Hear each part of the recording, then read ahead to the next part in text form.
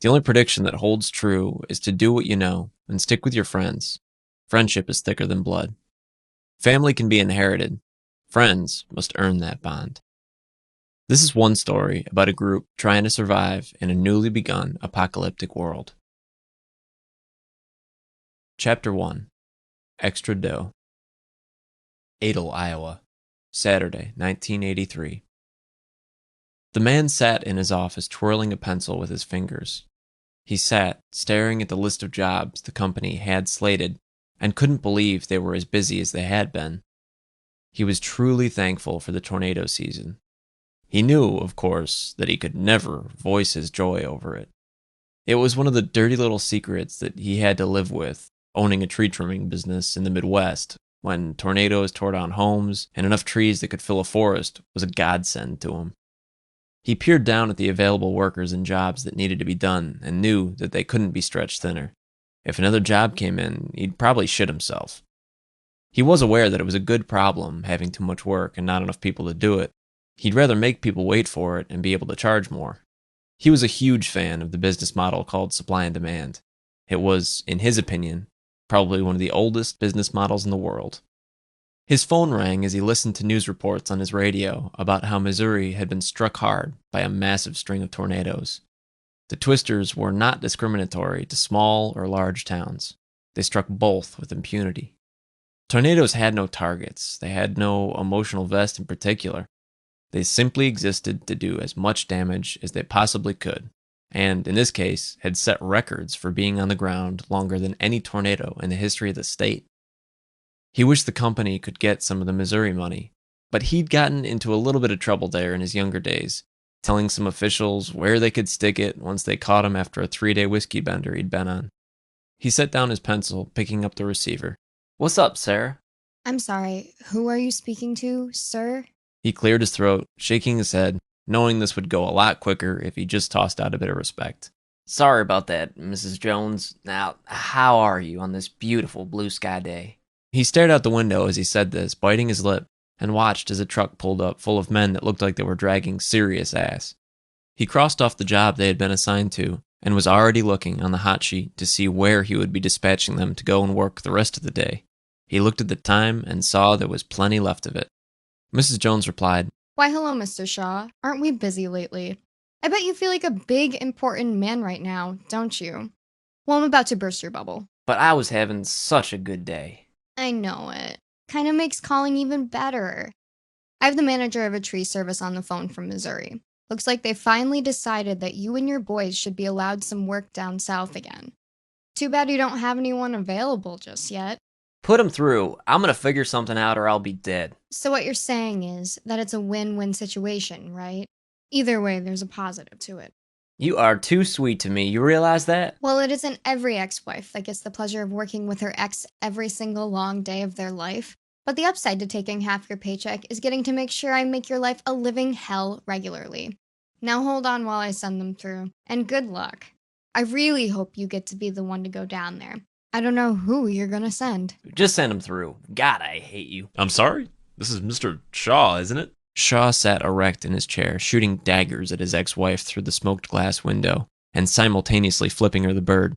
He cleared his throat, trying to figure out a way to not sound like an ass. Yes, I am sorry about that. I thought I was still talking to my secretary." I'm sorry, you tell your secretary that you hate them before talking to new clients? That seems awkward. "Well, yes, I'm sure it does seem weird. She's my ex-wife. She even took her own name back after divorcing me." No further explanation needed. I totally get it. I have 2 of them myself. They'll make your life a living hell. I wish she would just drive off a cliff, but God himself protects both of them on a daily basis, I think. Just makes me think all them hippies preaching God as a woman seem like they might know what they're talking about. Yeah, well, I can't say I disagree with logic like that, but that isn't why I'm calling you. You saw the shitstorm we went through down here, right? You been listening to your radio? Yeah, that's just too bad y'all got hit so hard. Tell you the truth, we've been keeping pretty busy ourselves up this way. Save your apologies. I know damn well you are loving this time of year. All of us that own tree businesses do. You sound just like a doctor telling a patient how sorry he is when you go tell him you ain't feeling good. Well, if you aren't feeling good, you'd not be there, and he'd not be making money off of you. Now, I got a job for you. You got enough men to do it, or are you too busy right now? Your name hasn't come across my desk just once, but over and over again. I know your boys are good workers. I'm not concerned with your past. Everyone does stupid shit when they are young. You just make sure and tell them that if they come down here and fuck up like you did that time, that I don't care if a forest drops in the damn state. We ain't going to let you back in with a chainsaw, no matter how bad it is. You think you can comprehend that and pass along the message? I'm taking a real jump here. They don't want y'all down here.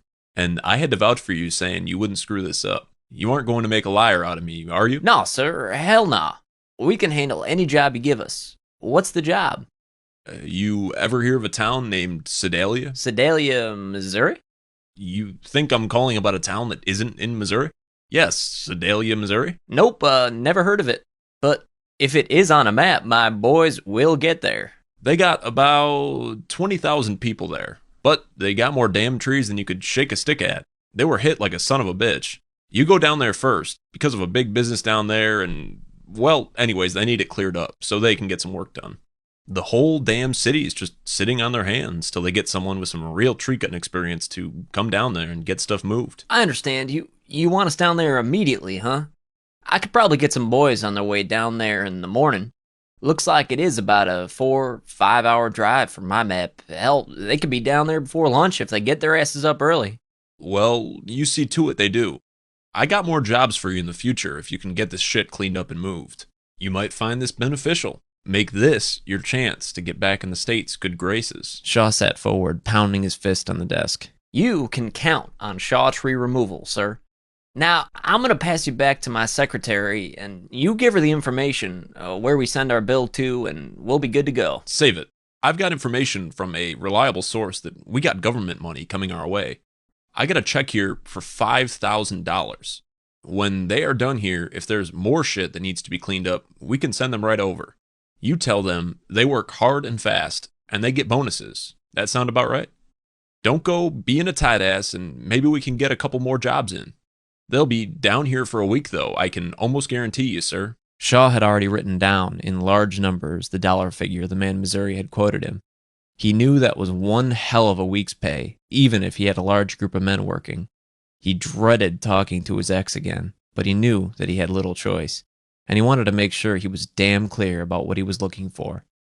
Shaw got up from his desk and opened the office door, leaning on the frame. Sarah, do you think there's a chance you could try and move some things around? Maybe we could swing a crew of 4 to be gone out of town for a week? She smiled and stroked a fingernail polish brush down her manicured nail, holding it out to admire the ruby red color. Oh, sugar, there's a lot of things I could do for you to make you happy. Unfortunately, you know how I kind of hate your guts with a passion. I just can't see myself doing anything nice for you. You know, the idea of being kind to you just makes me want to puke.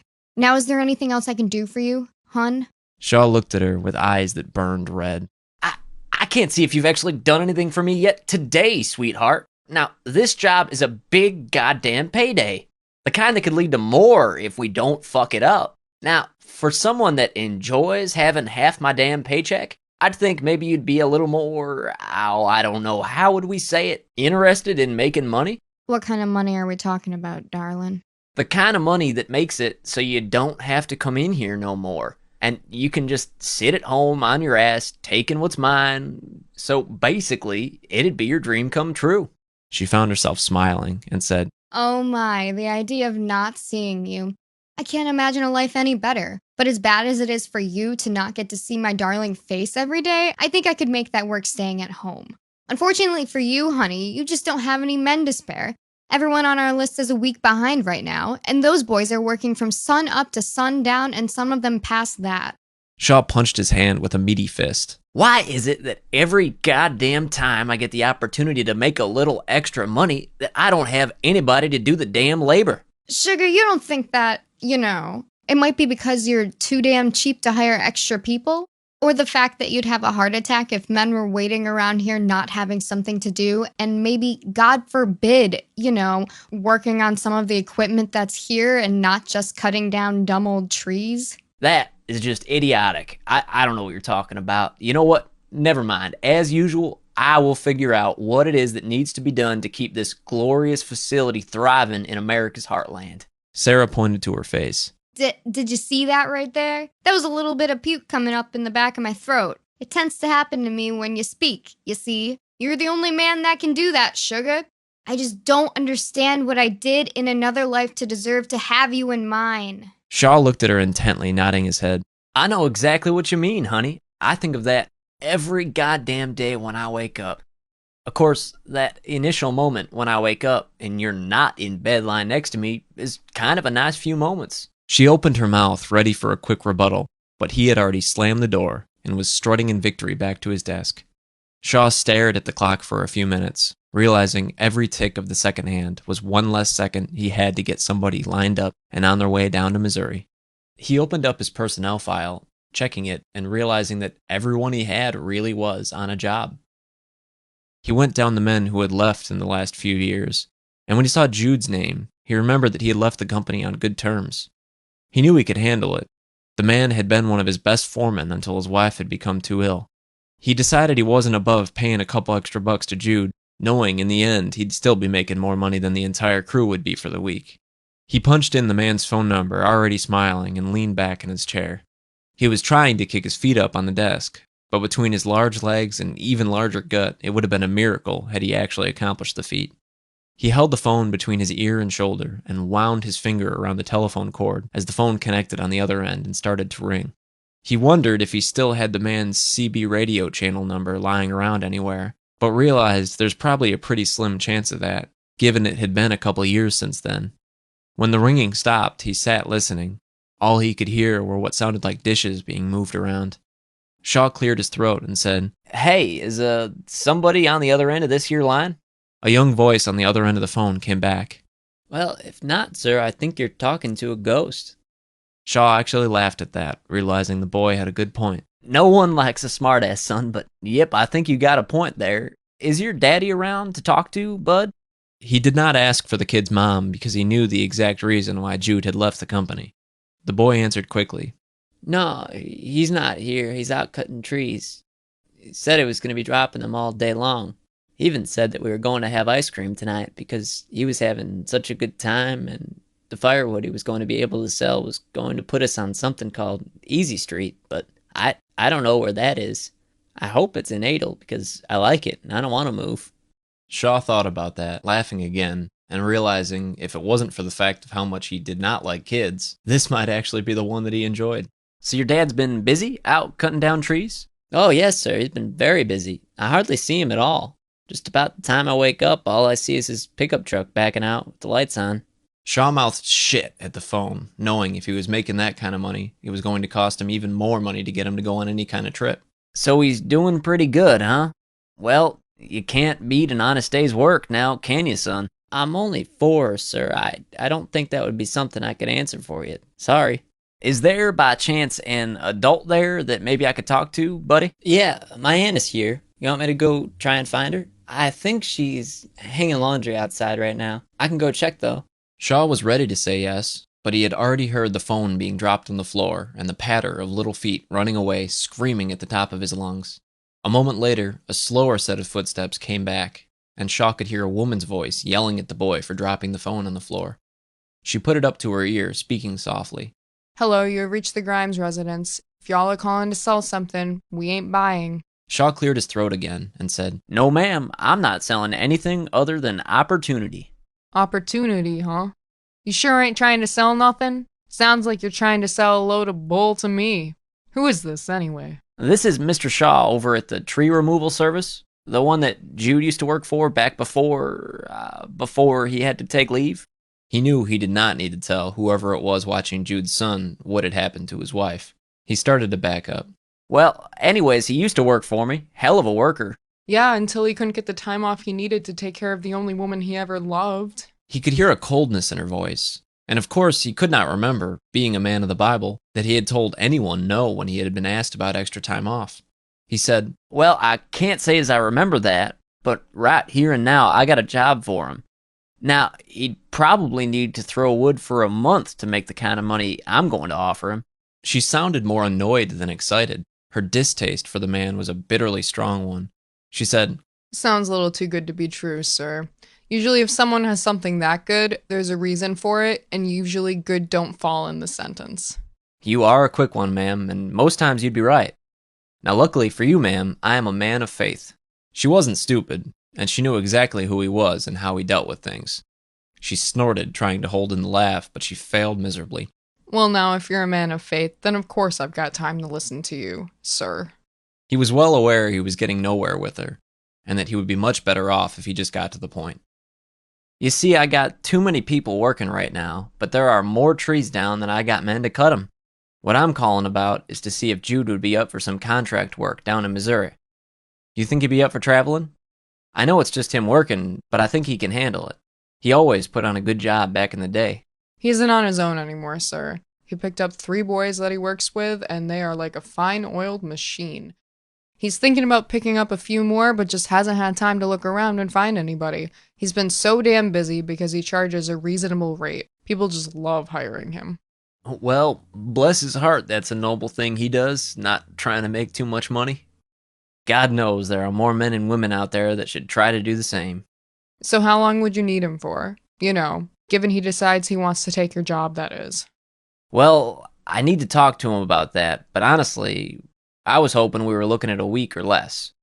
Emphasize to him on the less, and there'd be a $500 bonus on top of all that if he could handle it. She was writing down notes as she was talking to him, and she almost snapped the yellow pencil when the words $500 bonus came out. She knew that was a good week's pay before taxes were taken out. She said, Well, he'll be home in a few hours for a quick lunch with the boys. I can run it by him then. When is it that you're thinking about having him leave? Well, that's kind of the reason there'd be such a good bonus. Unfortunately, it would have to be a quick kind of job. He'd have to be ready immediately. The people in Missouri that are hiring me to get rid of the wood and the downed trees are not the most patient people in the world. He'd have to leave tomorrow morning bright and early before the sun came up. Well, I'll take your phone number and have him give you a call just as soon as I can. She hung up the phone, folding and shoving the piece of paper into her pocket, and Patrick pulled on her shirt. Who was that, Aunt Maria? He seemed kind of weird. She ignored Patrick's question, thinking of Jude and how tight things were. If Jude could earn an extra $500, it would be like a small fortune to him. Patrick, go and grab a jacket and some G.I. Joes. We need to go see your daddy on the job site. I have some really good news for him, so if you could hurry, I would appreciate it. Patrick just stared at her for a moment, not moving whatsoever. When she finished gathering her keys and purse, she saw him still standing there with a curious look on his face. She snapped off like a drill sergeant. Patrick, you get your little ass moving right now or I'll be leaving a handprint on it. Go, go, go! Patrick usually knew exactly how far he could push his Aunt Maria before she would go crazy on him, but he could easily see the look in her eyes and determine that she was not messing around today. He spun on his foot and ran out of the room. He got his Velcro tight on his He-Man shoes, and he sprinted to his bedroom and dug through his toy box until he found his favorite G.I. Joe action figures. He came out of the bedroom like a kid on a mission. Maria was already standing at the door when he came out. She was tapping her foot and holding a box of animal crackers in one hand, and smiling, holding out the miniature treats. Patrick saw the snack and made a beeline straight for his aunt. He ran straight past her, jumping as high as his little legs would take him, grabbing the box with one hand while yelling, "Thank you!" as he exploded out of the front screen door. Maria came out, closing the door behind her, not worrying about locking it, and jumped into the driver's seat. Patrick climbed through his aunt's open driver's side window and crawled to the passenger seat, where he sat up on his knees looking out of the window, chewing happily on animal crackers. She started her Thunderbird and was thankful that the summer was not here yet because she knew how the red leather seats would be like sitting in a bath of lava. She backed the car out and they drove over to Jude's job site to give him the good news. When they pulled up to the property, Jude had his back to them and was facing the tree he was taking down. He was currently in the process of taking down what was left of a very large branch. She could see the jagged piece that had remained after the storm. Maria waved to Chuck, who was Jude's right-hand man and his best friend. The only reason for that was because he had known Jude longer than she had. They had both enlisted together out of high school, neither of their families having any money to send them to college. They had both left Shaw's company at the same time, and Chuck had been Jude's first man hired under the new company. Chuck saw them pulling in and smiled, waving back. When the car came to a stop, Patrick swung his legs over the side of the car, gripping on for dear life with his hands. He lowered himself down in a very sloppy chin-up until he reached the gravel-covered ground below. He didn't wait for his aunt. He pumped his legs towards the men and the chainsaws, carrying a G.I. Joe in each one of his hands. He'd been out of the car before she could even blink, and Maria yelled for him to stop, but knew he was gone. Chuck set his saw down, walking forward to intercept the kid, to keep him from possibly interrupting his dad and getting hurt, or worse, earning a spanking. Chuck picked up the approaching, smiling boy, and before he could say anything, launched Patrick into the air, looking like a rocket. Of course, one with chunky legs and arms, flailing wildly as he shot up. The boy kicked and screamed as he flew into the air, giving his aunt a short heart attack as she watched the spectacle take place. When the tree branch came down, Pete pointed in the direction behind him, catching Jude's attention. He knew it wasn't often that Maria and Patrick came to the job site, and he could tell by the look on her face that it was probably pretty important. Jude turned around, seeing his son in Chuck's arms, and killed the chainsaw, setting it down. He removed his ear protection and placed his hands over his ears, trying to pop them. He wondered at times why he even wore the damn things. He knew he wouldn't hear anything once he was an old man. The saws were very deafening, but it made ends meet, and that was what he cared about over personal health. When Chuck saw it was safe, he patted Patrick on the back and put the boy down, and he immediately ran towards Jude. Jude bent down, gripping his son, smiling, and for the second time in a minute, Patrick was on a flight into the air. Maria came up yelling at Chuck and Jude. He's going to be sick, and if he pukes in the car and I have to clean it up, we won't be having a very pleasant conversation afterward. Jude walked up to Maria, holding up his hands, realizing he better walk on eggshells if he kept tossing them in the air. He said, "What's going on, Maria? Is everything okay?"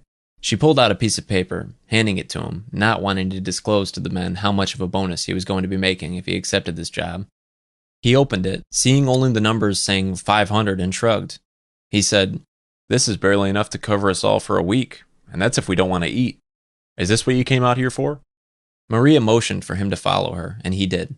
She knew she had possibly lied just a little to Mr. Shaw when she had mentioned how many jobs he had been racking up.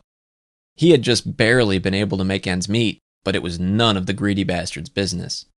She knew if he knew what kind of desperate financial trouble they were in, he would have lowballed him, and he would have made even less money on the contract. Jude leaned against her car, pulling himself up on the white Thunderbird and dangling his legs just barely off the ground, and asked, "So what is it?" She did not waste her time asking him if he remembered who Mr. Shaw was. She knew he did. She said, Your old boss called. He had a contract he wanted to offer you. It was for 1 week, and the 500 that you don't seem too excited about for some weird reason was just what the bonus would be. But the thing is, you have to be done with the job in 1 week or you don't get it. But if you do finish it, there's an extra $500 in your pocket. Hell, you could probably talk Shaw into doing it under the table on the bonus. Nothing better than tax-free dollars, right? At this news, Jude whistled. He knew 500 would go a long way towards paying off some backed-up bills. He said, "So it would be a week in Missouri? You think you could handle watching Patrick for that long?" I watch him every day, Jude. Do you really think it would be a big deal if I watched him at night, too? Hell, half the time you're out at night trying to find some way to make money. At least if you go do this, you might be set up for a little bit, which, as you know, will help everyone. So what am I supposed to do? When does this start? Hell, I don't think I've ever known Shaw to give up extra money before. He must be desperate. You would need to leave tomorrow. And as big of a hurry as he is in to get you down there, there's a damn good chance you could try and get a little extra money out of the job from him. Don't seem desperate. I told him how busy you've been, and if he doesn't know the truth, there's no reason letting him in on stuff he doesn't need to know anything about. Seems like a good chance you could really come out ahead. He nodded in agreement, thinking that some extra money would do nothing of harm. If she could handle Patrick, he could handle going out and getting work kicking some ass. He motioned to Chuck to keep working and not to quit. He yelled, "Hey guys, I gotta go make a call in town. I'll be back as soon as I can. Let's try and wrap up this job today." Chuck said, Wrap this up today? Man, what are you talking about? This is a 2-day job we got going here. You said so. We ain't gonna finish this in 1 day, man. Well, unless you plan on paying us double on this here job. "Hell no, I'm not going to pay you double, you crazy son of a—" Maria snapped, and Jude was already feeling the tongue lashing coming his way. She yelled, You watch your mouth. Patrick is sitting right there, and you know very well he picks up on just about everything you say. Jude looked at Patrick, who was in the field, and looked back to Maria. And how is he supposed to hear anything that I just said? Maria put her hands on her hips, and that was all he needed to see. He was well aware the argument had been lost at that very moment. He held up his hands and slid off the car. He walked over to the truck, climbing in, quickly turned it over, and headed into town. He found the first payphone that he could. He dropped in 2 dimes and dialed Shaw's number. The phone rang, and he waited impatiently for Shaw to answer. When the phone was answered, Sarah said, Hello. You've reached Mr. Shaw's office of Shaw Tree Trimming. How can I help you? Hey, Sarah, it's Jude. How are you doing today, sweetheart? Sarah smiled brightly. She loved the much younger Jude, or at least loved watching him walk away. Oh, Jude, honey, how are you doing today? What are you calling for? My sister-in-law, Maria, said she got a call from Shaw saying he might have a job for me to do. He said they might have some contract work, that you guys are a little over your head right now. Oh, he decided to send you boys down so we can still keep that big-ass check they're going to offer. Jude smiled, loving having an upper hand, especially when it was on some asshole like Shaw. He said, How big are we talking about, Sarah? Sarah smiled, knowing Jude's situation, and she could handle if she had to work for the prick a little longer, if it meant giving him the upper hand. Well, I couldn't tell you the exact figure because that just wouldn't be fair. But I could give you maybe an estimate as to what I think maybe it is. Jude laughed. Hey, I'll take what I can get, Sarah. I can handle that. What kind of estimate are we looking at? Well, Jude, you'll have to do the math on your own, honey. But let's just say you had $1,000 and you took that $1,000 times 5. Well, now that just might be the amount that he's looking at getting from the great state of Missouri for the job. Jude whistled. No shit. No shit, honey. Let me transfer you on over to Mr. Shaw so you can get your business on. And don't go letting him off easy, okay? Jude just smiled, knowing if he ever had an ex-wife on Earth, he would not want it to be her. In her defense, he knew Mr. Shaw had shared the sheets with more lovelies than anyone probably should. She punched the phone number to announce and transfer. Shaw picked it up on the second ring. What do you want now, Sarah? Oh, you don't want to take the phone call that's going to answer all of your problems, sugar? I can just tell Jude you changed your mind. He already said how busy he's been, honey, making money. You know, money. That thing you love more than anything. Anyway, I'll just let him know the job got filled and... Shaw screamed into the phone, cutting her off, slamming the receiver hard into his desk. You will do no such goddamn thing, or I'm gonna break my foot off in your ass, woman. Transfer him over, and do it now, goddammit. I'm going to kick your ass if you keep screwing with me today. Jude held the phone out from his ear, staring at it in confusion for a split second, realizing he'd already been transferred. He said, I sure as hell hope you aren't threatening to kick my ass, 'cause I'll beat the shit out of you, son. I don't care what kind of job offer you got on the plate. Don't go disrespecting me. Shaw yelled back, the frustration pouring out of him towards his ex-wife. God damn it, I wasn't talking to you. That evil bitch transferred you to me, damn it. That's the second time today she's done that. You know, I tell you what, she's trying to give me a goddamn heart attack. I ain't worth shit dead. This place only makes money 'cause I'm around to run it. She wants me dead. Dead, son. I say dead, damn it. You know what? I'm babbling. How the hell are you, Jude? How's that little boy of yours doing? Jude could see the man wasn't much different than he had been a few years ago.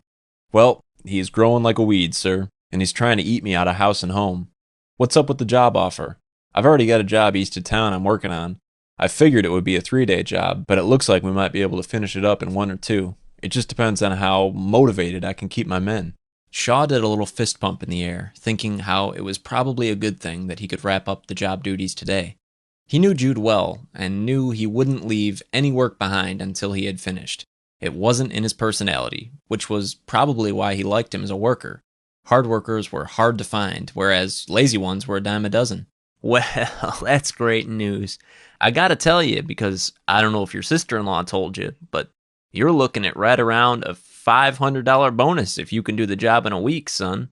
I got plenty of work up this way, and I don't have to drive 4 hours to get there. What are you offering? But I just told you, son, I have a $500 bonus if you get done in time. You tell me the last time you got a $500 bonus was. You don't need the money? Then you just say the word. Everyone needs money, Shaw, even bigwigs like you. I'm not trying to say I don't care about a bonus, because I do, but I get a day's pay as well, despite that $500 bonus you're dangling in front of me. there is a good damn chance that we will just about all but have spent it by the time we get there and back. I don't have the kind of money to go down there on my own dime while I'm waiting for you to reimburse me. Well, you didn't really expect me to send you down there all by yourself, did you? I mean, without anything, did you? Yep, I sure did. You know what, son? I'll make sure you aren't sent down there with empty pockets. I got you a company van, and I'll even fill up the first tank for you. You can top off all your chainsaw gas tanks and your carry tanks. I'll even have Sarah call and get the finest hotel we can manage for you in town. It's a small town, so I can't promise the Hilton, but it'll do. 2 men to a room. Maria already said this for you while you were working, so that's about the best I can do. You still haven't said shit about what I'm going to make, Shaw. If you think putting me up in a hotel room so I can break my back and knees for a week is worth it, then you're crazy. I need to have something that I need to fold when I put myself back in the car to drive home. I remember you being a lot more patient back in the day. Jude snapped right back. But back in the day, I had a wife and a newborn son. Now, all I have is a 4-year-old and a stack of bills and not enough hours in my damn day. Ever since my wife got cancer, things have been tough. Shaw said, trying to relate to him. Well, I can understand not having enough hours in the day, son. But take it from me, even if you're up to date on your bills, you still ain't never going to have enough time to do what you want. All I want to do is pay my bills and feed my son. I don't have high expectations in life, but giving my boy the life he deserves. Get to it. How much you paying otherwise? Shaw bit on his knuckles. How about $1,000? Each? Hell no, not each, you crazy? What man makes $1,000 a week in 1983? Christ, did one of them there logs fall and hit you on the head? That grand is for the lot of you. Jude laughed out loud at this. Are you kidding me? Hell, that wouldn't be more than $250 a man. You know what that is? Shaw was trying to use some muscle. He said, Yeah, that's what the offer is, son. You think you could do better elsewhere? Would I be asking you if you're crazy if not? Well, what dollar amount do you think is good enough for you and your boys to go down and do the work?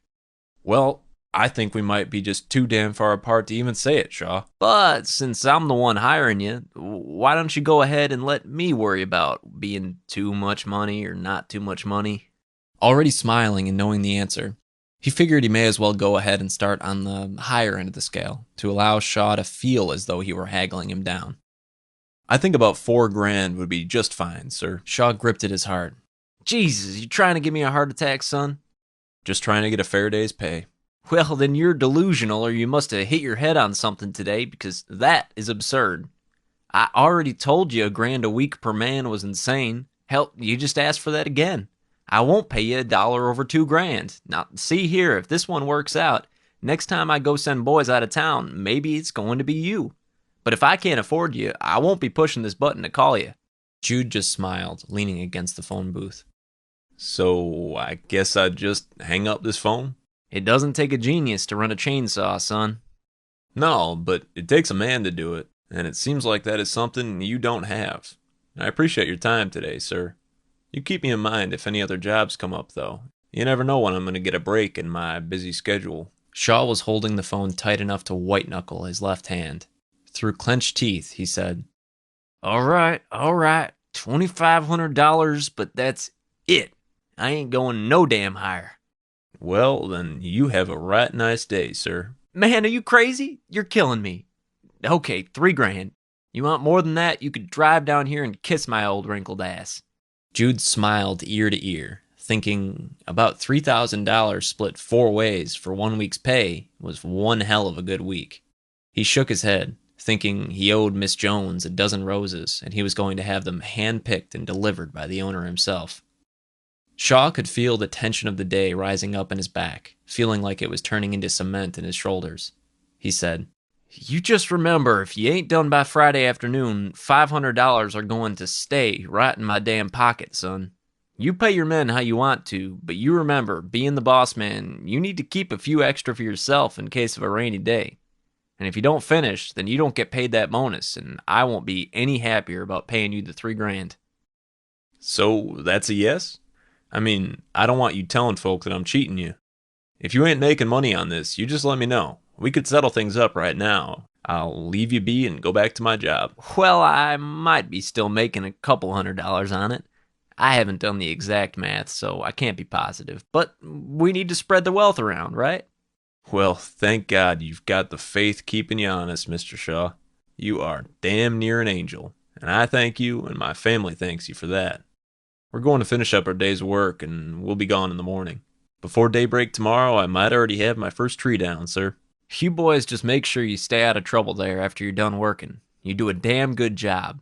It's not your reputation on the line, it's mine. If you fuck anything up, well, don't fuck it up.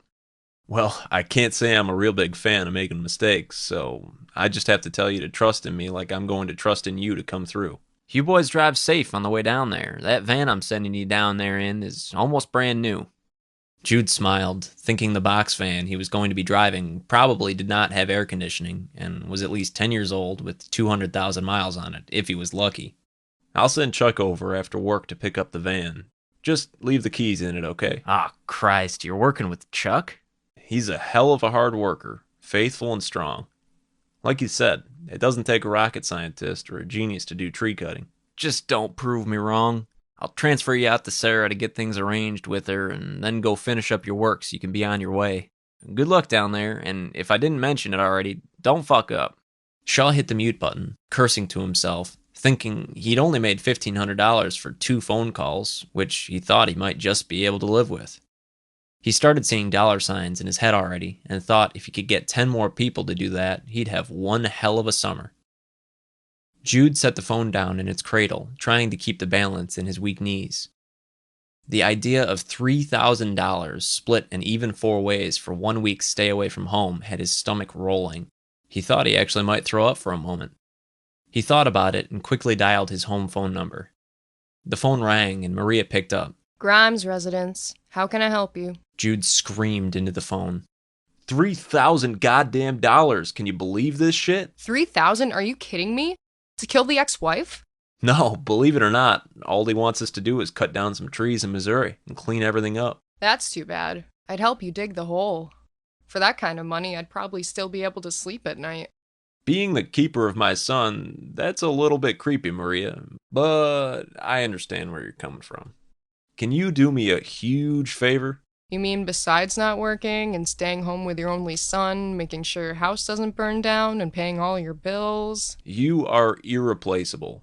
All I'm asking you to do is pack my bags for a week. All I need is jeans, shirts, you know the basics, and it might not be a bad idea if you pack me some toothpaste. That's the only thing you're going to think of for a whole week until you realize how good it is that you have me here to take care of you, right?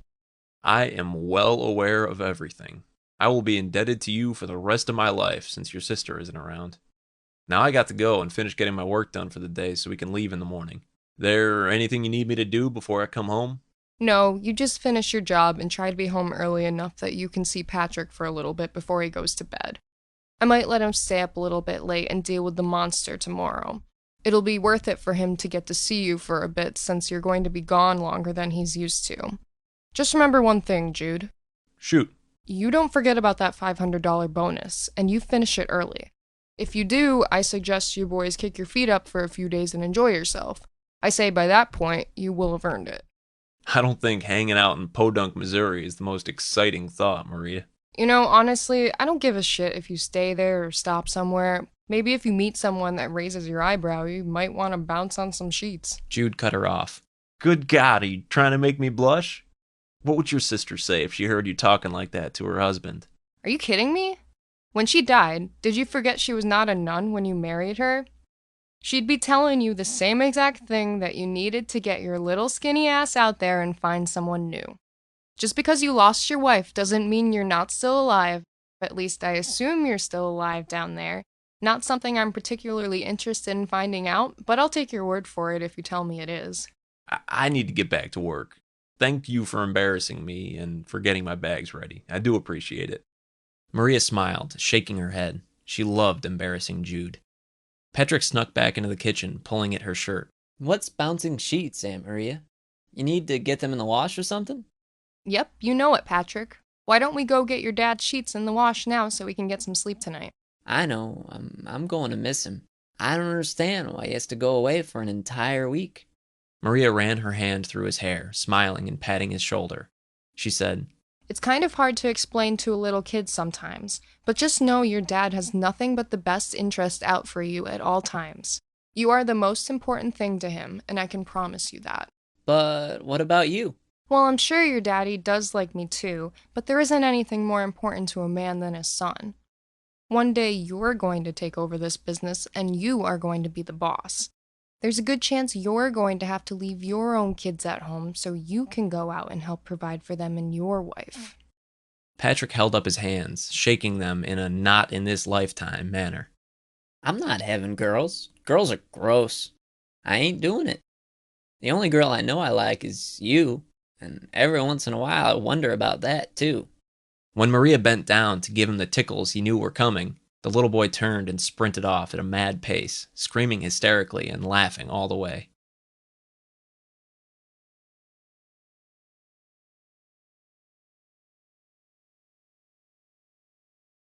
Chapter 2.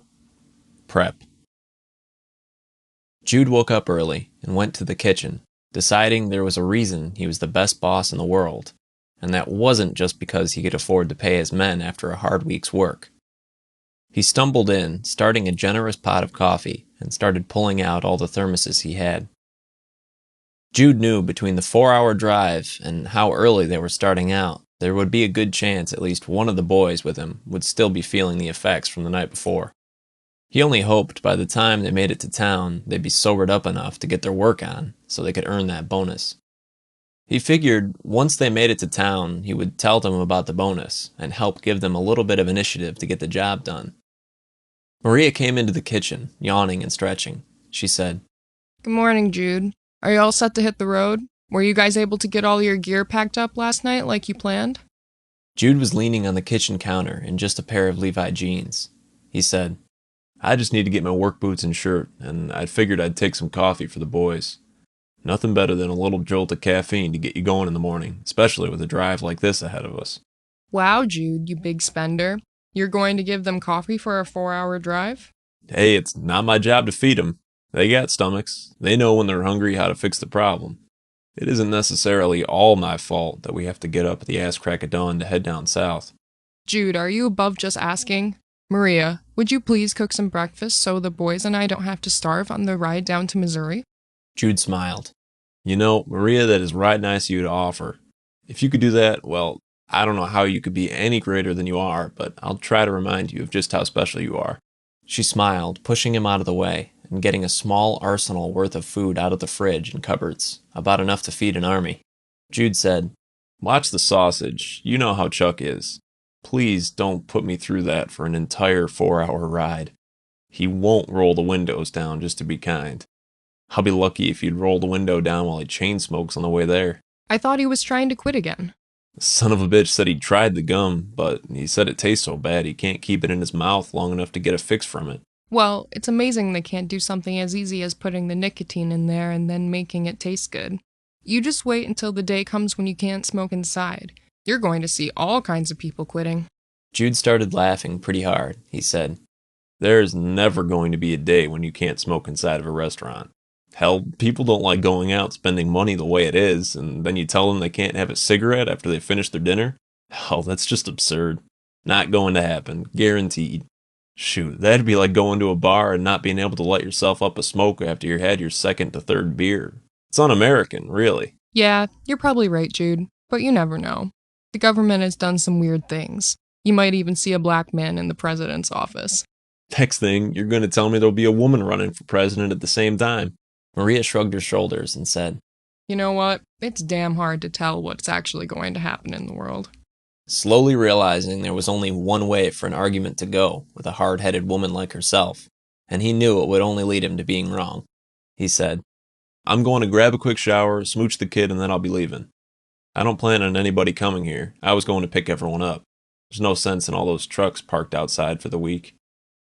Maria snapped her fingers. Darn it, you're telling me I don't get to see Chuck before he leaves for an entire week? Oh my god, I'm going to be heartbroken. Heartbroken, I say. Jude stuck his head back in for a second. He said, Oh, what's that? You want me to give Chuck a call? I'm sure he'll give you a sweet goodbye kiss. She laughed and said, No, that's okay, thanks. I'm sure whatever it was he had last night for supper is still in his beard. Let's just pretend I never said anything and I won't give you any more flack before you leave. Jude said, So who's kidding who now?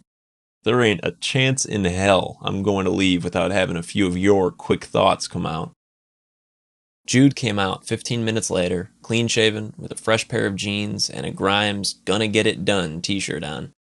He did a circle for her as she nodded approvingly. He said, Aw, you never know. Maybe I'll take you up on your advice to get something going on in the sheets down south.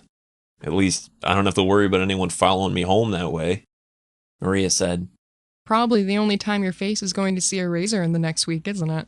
Jude held up his hands. He said, No way is that going to happen. I love my son. I love him more than life itself, but let me just say, he is plenty. Especially with no help. He stopped himself, looking at Maria, and he said, I'm sorry, Maria. You are like a mother to him. You know that, don't you?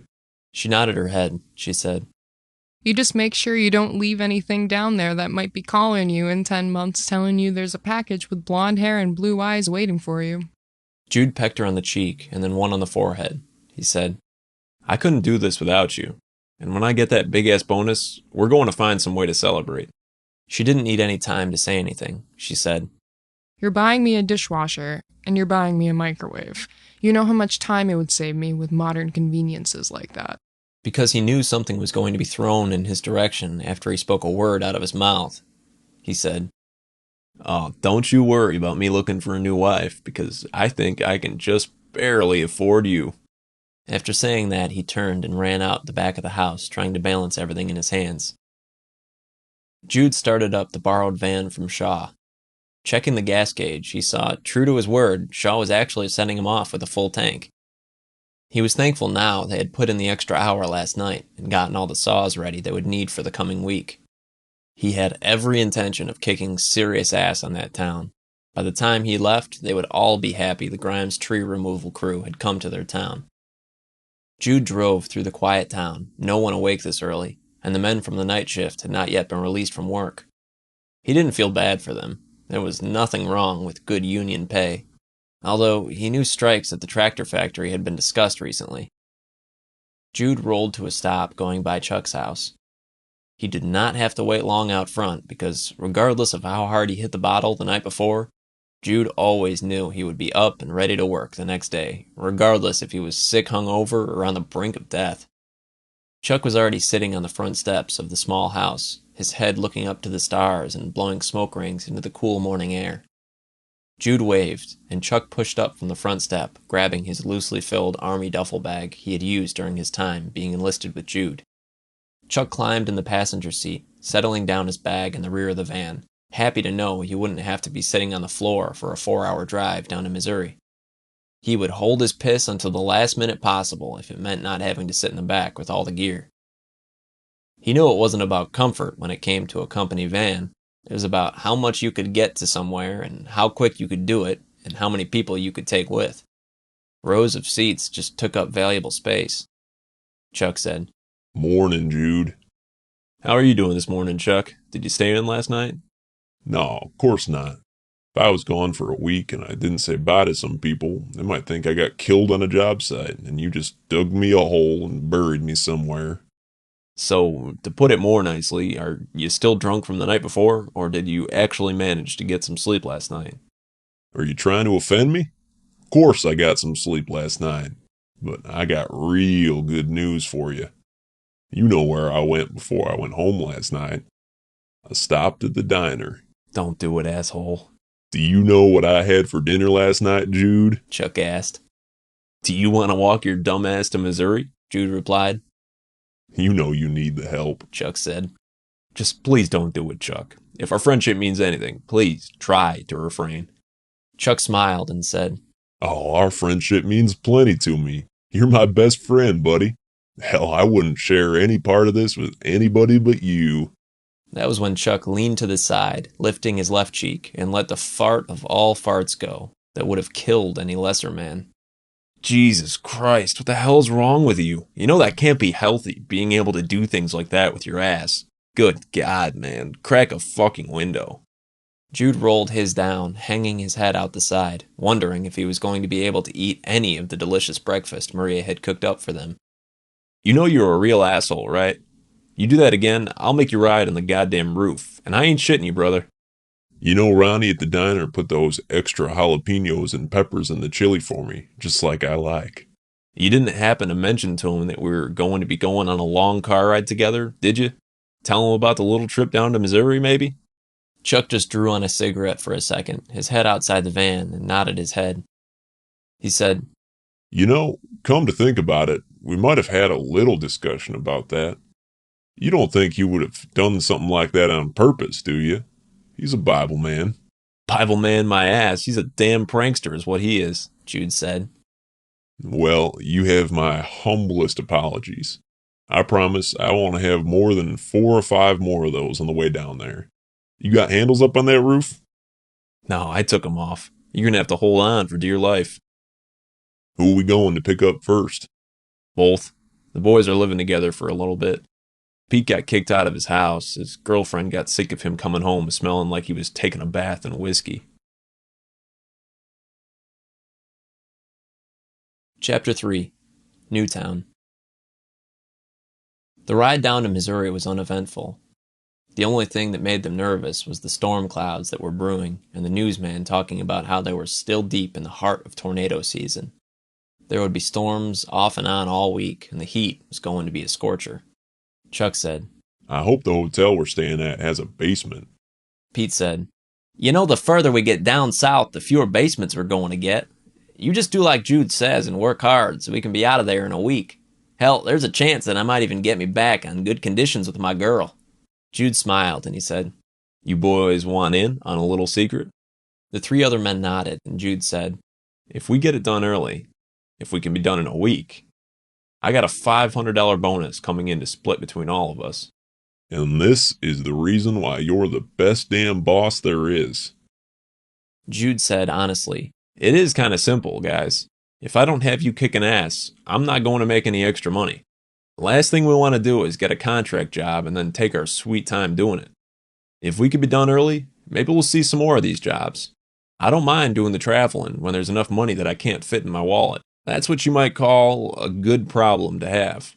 Shaw's able to pay us better for contract work than I am, so if he's getting this kind of money, we are going to be doing well.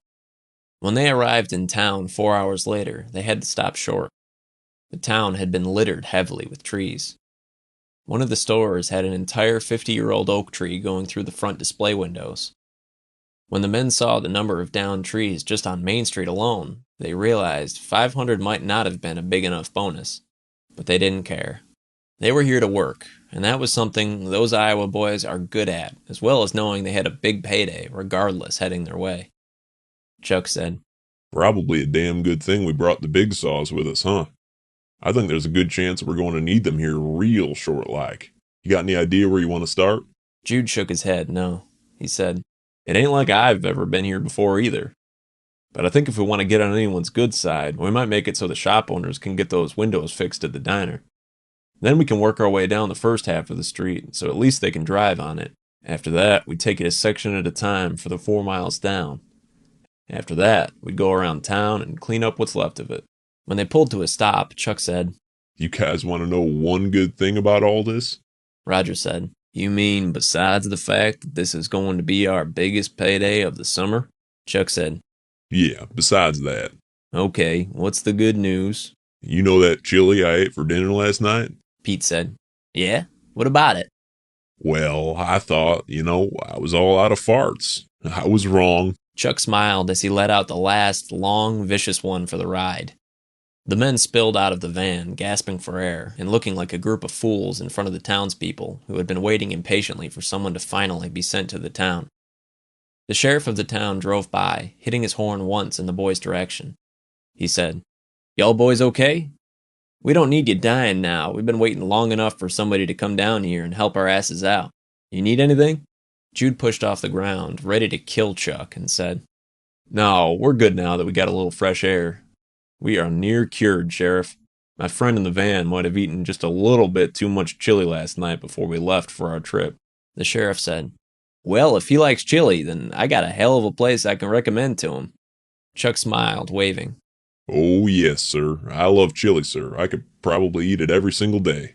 Pete said, Sheriff, you go giving him the name of the restaurant. There's no way we're going to be done in a week here. We won't live that long. The sheriff tipped his cowboy hat, saying, "Well, I'd best let you boys get working." With that, he put the car back in drive and pulled away slowly, checking out the town, driving his normal routine. Jude gave a short wave to the sheriff and stretched out his back. He didn't have to ask if the men were ready to make money, because he knew they always were. He walked to the back of the van, opening each of the doors outward. They worked like one as a team, and didn't need to be told what to do. They had been through this routine thousands of times. Pete was looking around the town and asked, "Are you sure we're going to get this done in a week?" Chuck patted him on the shoulder. He said, Of course we're going to get this done, because if I miss out on my bonus and future big paying jobs because of you, I will snap my foot off in your ass, son. You got any questions about that? Jude said, "You do realize things like that can get a business owner in trouble, right?" Chuck smiled proudly, giving Jude a thumbs up. He said, There ain't anything to worry about. You see, I don't have any business. You do. I'm not going to get in trouble. Say anything anyway. He's a good old boy, aren't you, Pete? He walked away, sliding on forearm armor to protect his arms, as well as putting the same material around his jeans, murmuring, "Dipshit." Chuck said, Now, you know I'm just kidding. Don't go getting all upset on the first day of the job. Jude handed out the saws, keeping one for himself. They stood around for a second, staring at the businesses, seeing the amount of work they really had in for themselves. Roger said, "Where we startin', boss man?"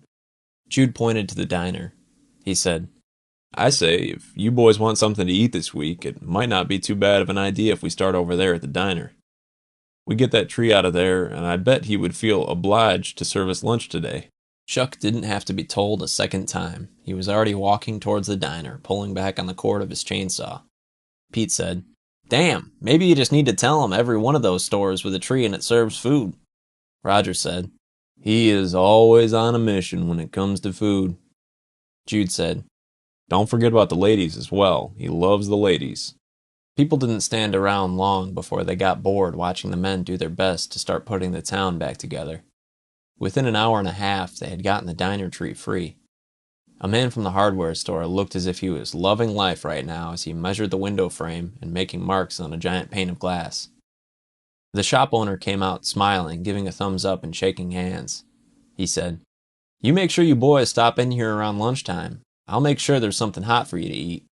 I've been waiting a few days to have someone come help, and it's hard to make any money when a tree is sitting through your store and covering your dining area." Jude shook his hand and patted the man on the shoulder and said, "We're happy to help." The men spent the rest of the week sweating, aching, and not taking any breaks from the job. They had something to do, and until they were confident that each and every last piece of wood was done, they weren't going to be able to say it was complete. Jude stared at all the wood, wishing there was some way he could take it home with him, knowing he could heat half the city with as much as they had cut. He also knew that it'd take another week to load it all. Chuck said exactly what he was thinking. You know, it's a damn shame we can't take any of those home with us, man. Jude knew there wasn't anything he could do about the spilled milk. He said, "Don't worry about it. We're going to make enough money. We don't have to worry about pushing the firewood as hard as we normally would. Hell, if we get lucky, maybe they'll hire us for another job." Pete walked over, rubbing his biceps, shaking his head. Pete said, "Man, you are one crazy son of a bitch if this is easy work. I sure as hell know that I've made easier money than this. But this ain't easy, man. This sucks." Jude just said, "What, would you rather work in some hot office without air conditioning?" "Hell no, I wouldn't want to work in an office. I'm not letting anyone stick me in a fucking cage." Roger just said, "Well, I bet if we get you in the drunk cage, that might be close enough to the same thing, huh?" Jude kicked over the last piece of wood and stripped off his shirt. He wiped the sweat and sawdust away from his neck and shoulders and said, "I tell you what, the first round, hell, the first hour is on me tonight. You guys did a hell of a job. I'm damn proud to call you guys my employees. Let's get the rest of this shit cleaned up, and then we could just plan on having a late dinner and get on the road early in the morning." Pete said, "Bullshit, it's Thursday night. Why don't we stay down here for a while and take the day off and relax? You do that Friday, I'll get you so damn shit-faced you won't know which way is up." Jude shook his head no and climbed in the van. When he went to turn it over, it wouldn't start. "Goddamn thing won't start. Sarah'll probably send a piece of shit down for me to get us home." Pete walked to the front, popping the hood, and leaned over, checking it out. He saw that nothing looked out of place and looked to the boys for help. He said, "I'll make you one hell of a deal." Jude said, "Yeah, what's that going to be?" "Well, right now it would seem that your luck is about ready to get good, but someone went and took a big old shit on top of your good luck. What if I said that me and Roger will work on the truck tonight if we could just stay until Saturday morning? God knows all of us could use one day off, and it wouldn't hurt us a damn bit to stay one extra day." Jude said, "You got any other choices for me that I can contemplate, Pete?" "Yeah, I got a couple options for you, Jude. One, you can call and tell Shaw that his van broke down after you finish the job. So you got options A, which we probably both know he won't give two shits about and will probably blame you for breaking it. And option B, well, no, you pretty much got no options, so it is option A."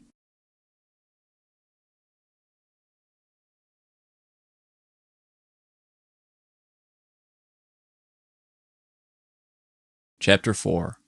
Bad News. The phone rang, startling the sleeping president, Sean Phelps, of Evans Chemicals Incorporated. He rolled over in bed, staring at the alarm clock on the nightstand, trying to make out the time and to blink away the sleepy confusion. He realized it was not sleep that was in his eyes, but a lack of glasses, and he was still piss drunk, which made it impossible to focus.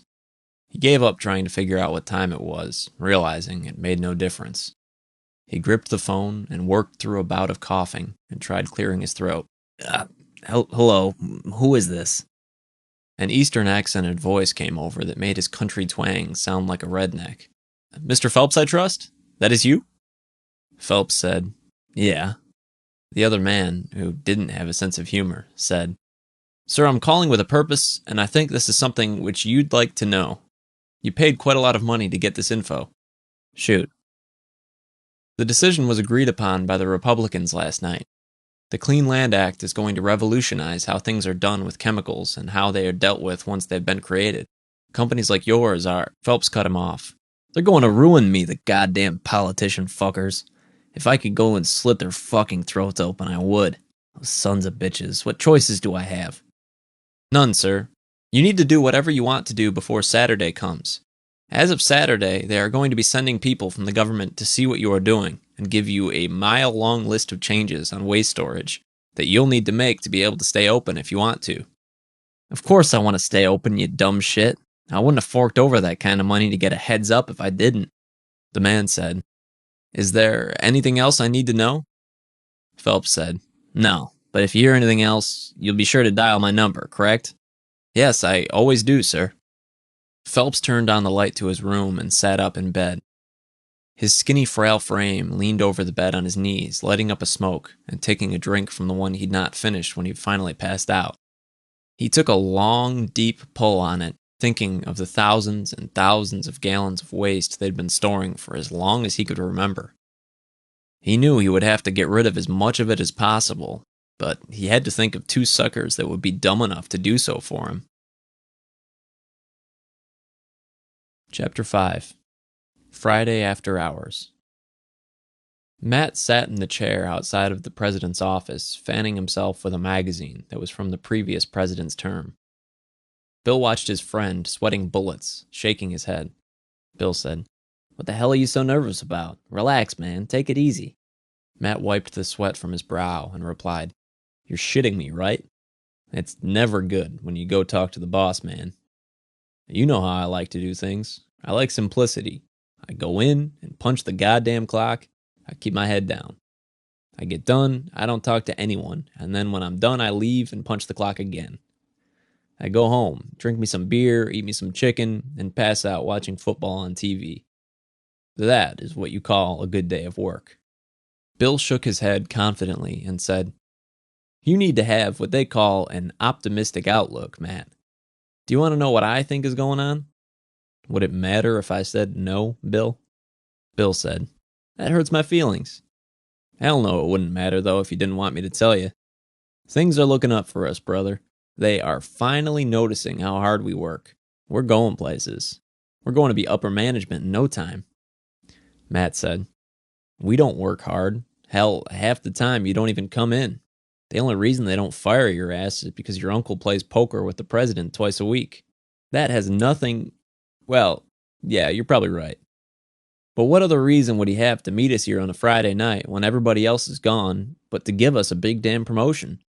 Matt stared blankly, wishing just a small dab of common sense would kick in once to his friend. He said, "You do realize most of the time when they fire somebody, they let you work your whole damn work week killing yourself and then fire your ass on a Friday. You had thought about that, correct?" Bill opened his mouth and then shut it, contemplating what his friend said, not liking the fact that he was agreeing with him. He knew damn well the amount of hours he truly put in here could probably be counted on one hand for a day's work. He also knew that he was upper management material because he could sit on his ass with the best of them, and he had no problems about firing people, giving them one last paycheck and telling them to have a good day, and thanks for your hard work, sorry, but we gotta let you go. Bill said, "Nah, I don't think they're going to let us go. Hell, the HR department already left for the day. They got to have us talk to them before they fire your ass so we can fill out unemployment shit." Matt just stared. "You did not make me feel a damn bit better." Bill said, "I got just the thing for you, brother. Call me a problem solver. I'll make you a deal." Matt said, "A deal?" Bill said, "You got it, Matt. You get fired, I buy you a beer. Now, I follow that beer up with another one, another, and another until you don't worry about not having a job no more, or until you pass out, whichever happens first." Matt said, "And if we get promoted?" Bill smiled. "Well, hell, we celebrate with beer, goddammit. It ain't every day two bums like us get a step up in the world. It would just go to show all those college graduates that two guys with a GED can do just goddamn fine in the world." Bill slapped Matt on the knee, jumping in his seat and then clapping his hands. He could already see the management title on his new office door he had been daydreaming about all day. It was the first thing he'd thought of when he got the memo from Mr. Phelps that he wanted to see them. The doorknob rattled to the Phelps office, and as confident as Bill was, his heart was still in the back of his throat. Phelps stuck his head out of his office. The tall man towered over the two sitting in their waiting room chairs. Phelps said, "Boys, why don't you all come in here and let's have us a little conversation." He disappeared back into his office, not waiting for the two men to stand, and left the door ajar for them. Matt looked over to Bill and said, "All right, genius, do we have any conversations when we are getting our dumbasses fired?" Bill pushed up from his seat, trying to stretch his shirt over his belly, and said, "How the hell would I know? I can't believe you go talking about us getting a promotion, and then he comes out talking about our conversation, and we go and get bad cashmere." Matt pushed up from his seat, also wondering if this would be his last few minutes working at Evans Incorporated or not. He looked at Bill for a second, shaking his head, and said, "It's called karma, not cashmere, you dipshit. Is it nice living in your world? Do the little voices that tell you about the dumb shit in your head make you feel better at night? It must be nice. I have always heard that ignorance is bliss, and I think that just might be one of the things you're most definitely blessed with." Bill pushed the door open for himself and Matt and said, "Best not to worry about shit that is out of our control. Let's get this over with." Matt whispered, "Either way, we're getting goddamn drunk tonight." Bill patted Matt on the shoulder and whispered, "Amen, brother, amen." They both walked in to see Phelps sitting at his desk, where, even seated, he still looked gigantic. It was just after 6 o'clock on a Friday, and he had a coffee cup with a large bottle of Jack Daniels sitting right next to it. Matt smiled, pointing at the bottle. "Are you celebrating tonight, sir?" Phelps shook his head no as he took the bottle, unscrewing the cap to it, and depositing a very healthy amount of the amber-colored liquid into his dirty coffee cup. He said with just a bit of slur in his voice, "Gentlemen, thank you for coming in on a Friday night. I'm sure you have better things you could be doing with your time." Neither man was quite sure how to take that, so they remained quiet for a moment longer. Bill couldn't help himself, letting there be quiet in the room, and said, "No problem at all, sir. We are always here for you, and this great—" Phelps cut him off, interrupting. "Cut the shit, Bill. It's been a long goddamn week, and I don't have the patience for it. Is there a reason you two are still standing? You're kind of creeping me out. Were you under the impression this was going to be a short talk? Sit down, now." The two men looked at each other nervously, taking a seat, and Matt, of course, followed Bill's lead. Matt said, Are we in trouble, sir? Did we do something wrong? Phelps picked up the coffee cup, swirling it around on the inside, appearing to contemplate something before deciding that tonight was not going to be a sipping night. He would surely pay for it tomorrow, but as of today, he could give two flying shits. He took the cup back, slamming all the whiskey with one large drink. From the look on his face, you would have thought he had just taken a drink of water. The burn did not affect him whatsoever. Bill, who did not mean to actually say something, said, Damn, sir, you did have a long week. Is there something we can do to help you?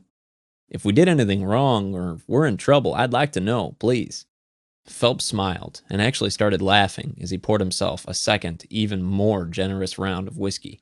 This whole goddamn country is in trouble, boys. We got too many bastards getting into politics, and all they're doing is fucking what ain't already broken up. They make it damn difficult for a hard-working man like myself to keep a business.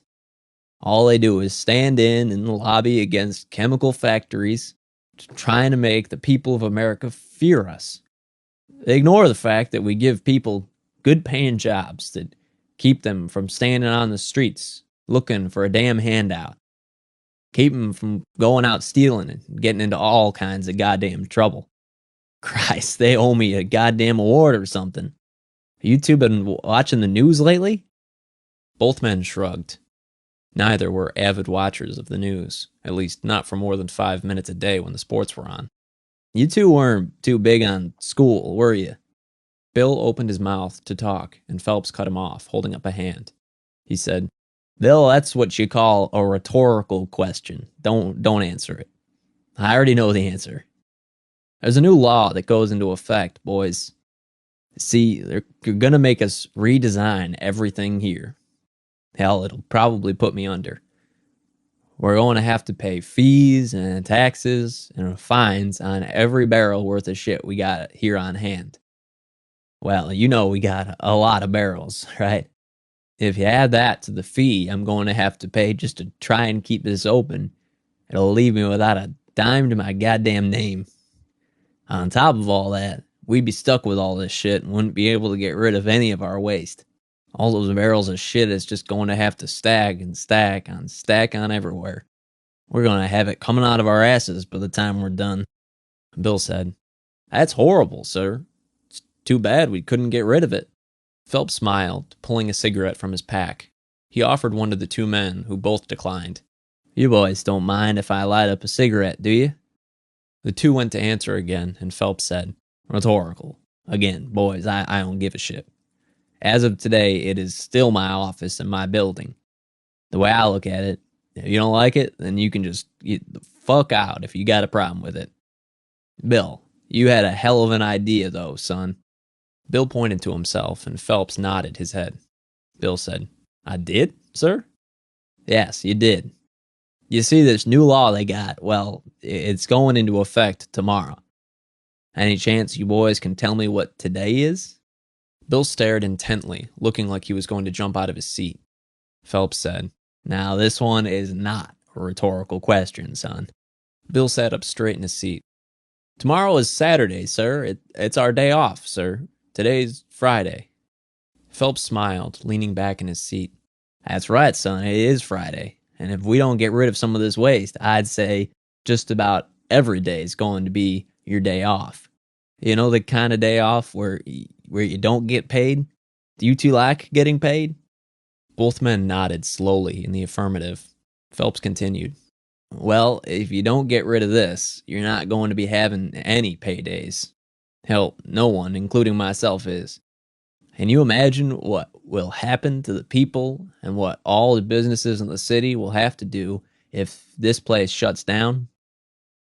Hell, probably 80% of adults work here in the city. All the other business in town will go to shit in a handbag in no time at all. What I need from you guys is to get rid of some of the waste. Simple as that. Let me tell you, it won't soon be forgotten if you can step up and do your part. You'd have a place here as long as y'all want it. Matt said, Then what you're saying, you are sure it's not illegal? Phelps held out a hand, tipping it from side to side. Son, sometimes we have to question the legality the government puts before us. Do you understand what that means? Matt said, It means maybe if I want to keep my job that maybe I don't need to ask so many questions. Is that about it, sir? Phelps smiled, lighting up the cigarette. He pulled out 2 additional stained brown mugs, setting them on the desk, and poured a decent shot worth of the whiskey into each of them. He slid them across the desk towards each of the 2 men and held his own up, saying, Salute. They looked at each other, realizing they probably didn't have a choice but to take the shot. Bill said, Where is it we are supposed to take the stuff to, sir? I'd like to know as little about where it goes as possible, so I have as much legal deniability as possible. Just make sure you take it a long way away from here, please. I don't want this shit coming back on us. You drive slowly, you take the limit on the speed, and you make goddamn sure that you do it when it's dark. Which, given the time of day, shouldn't be hard. Is there anything about that you can't comprehend? Both men shook their heads, no. Matt said, I got an idea where we can go, sir. Leave it up to me. Phelps leaned back in his chair, crossing his legs, wondering how much more he needed to know, and if he should ask any more questions, or if they could actually come through and deliver for him. He said, Let's make sure you 2 don't fuck this up.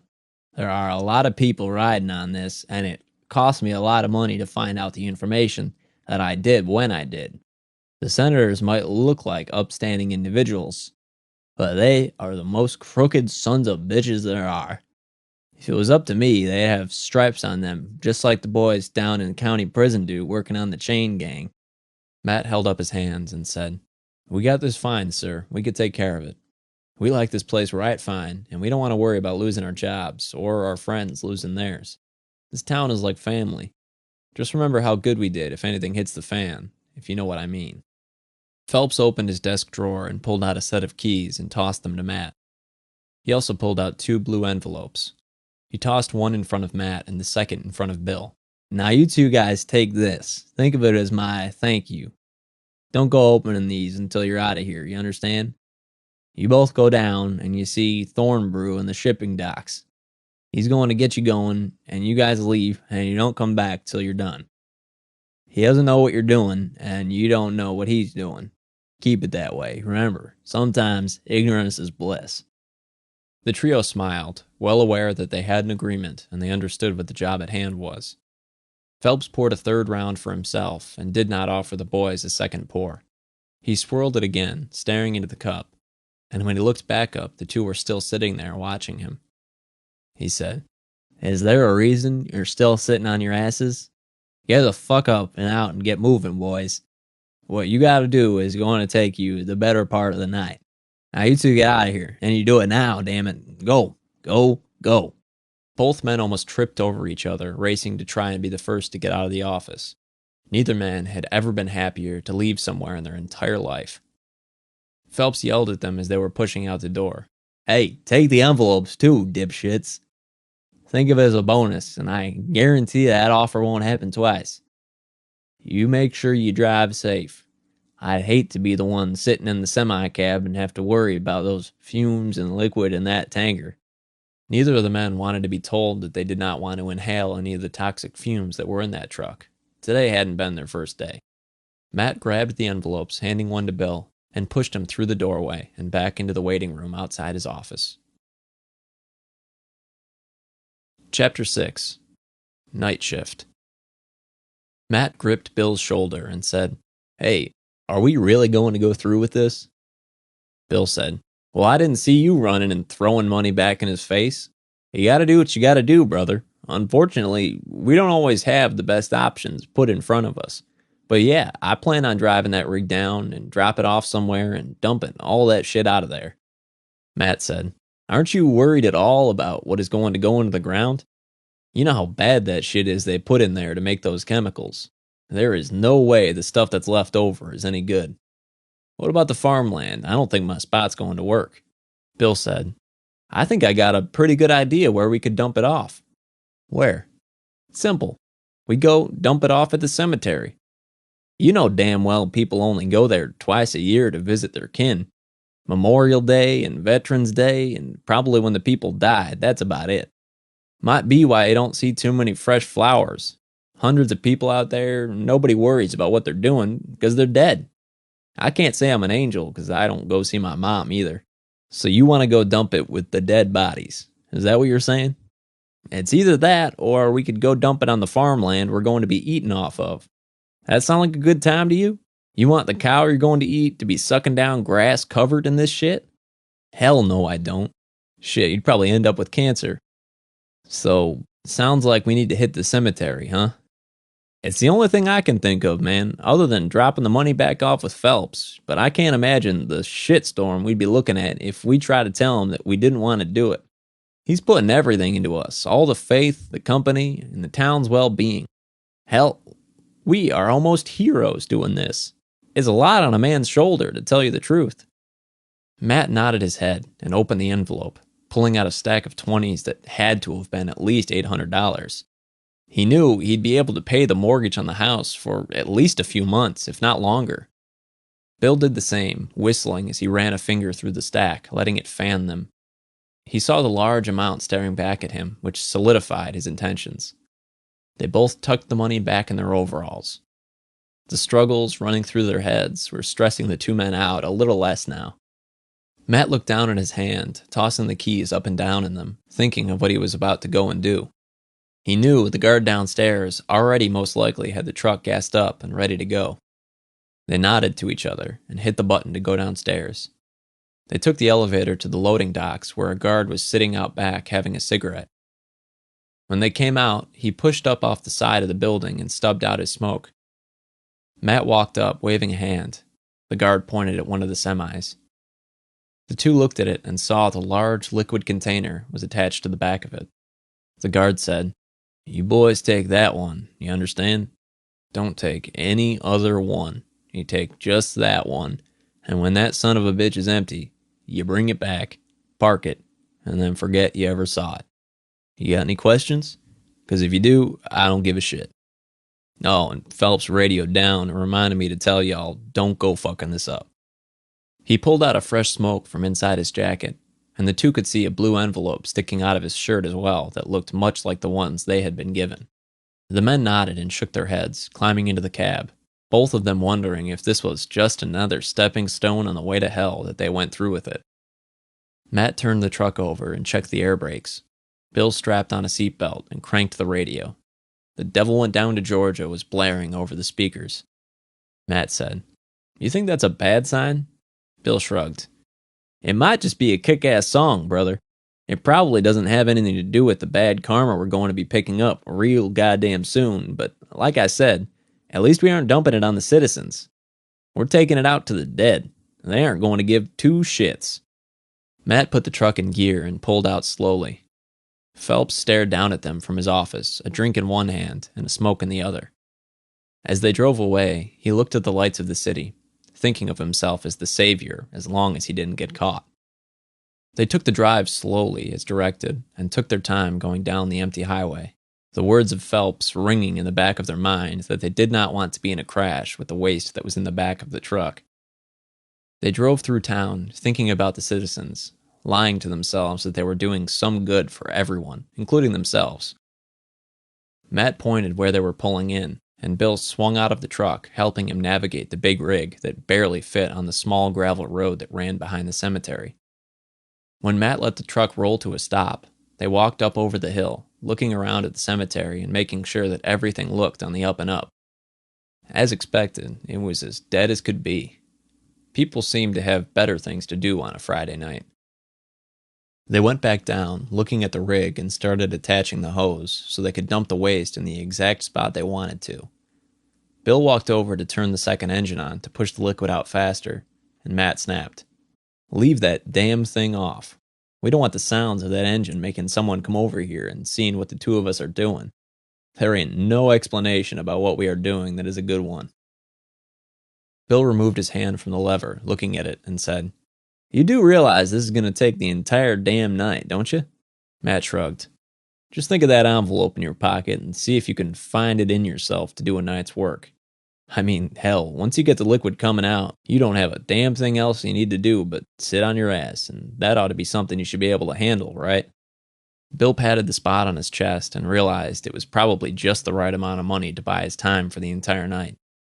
Matt thought about the bulge in his pocket and said, "Are you sure he gave us enough money to be doing this? Maybe it's not too late to back out. People go finding out what we did tonight, they might hang us up in a tree or run us out of town." Bill pulled the handle to release the waste, answering Matt's question. "Is there ever enough money, Matt?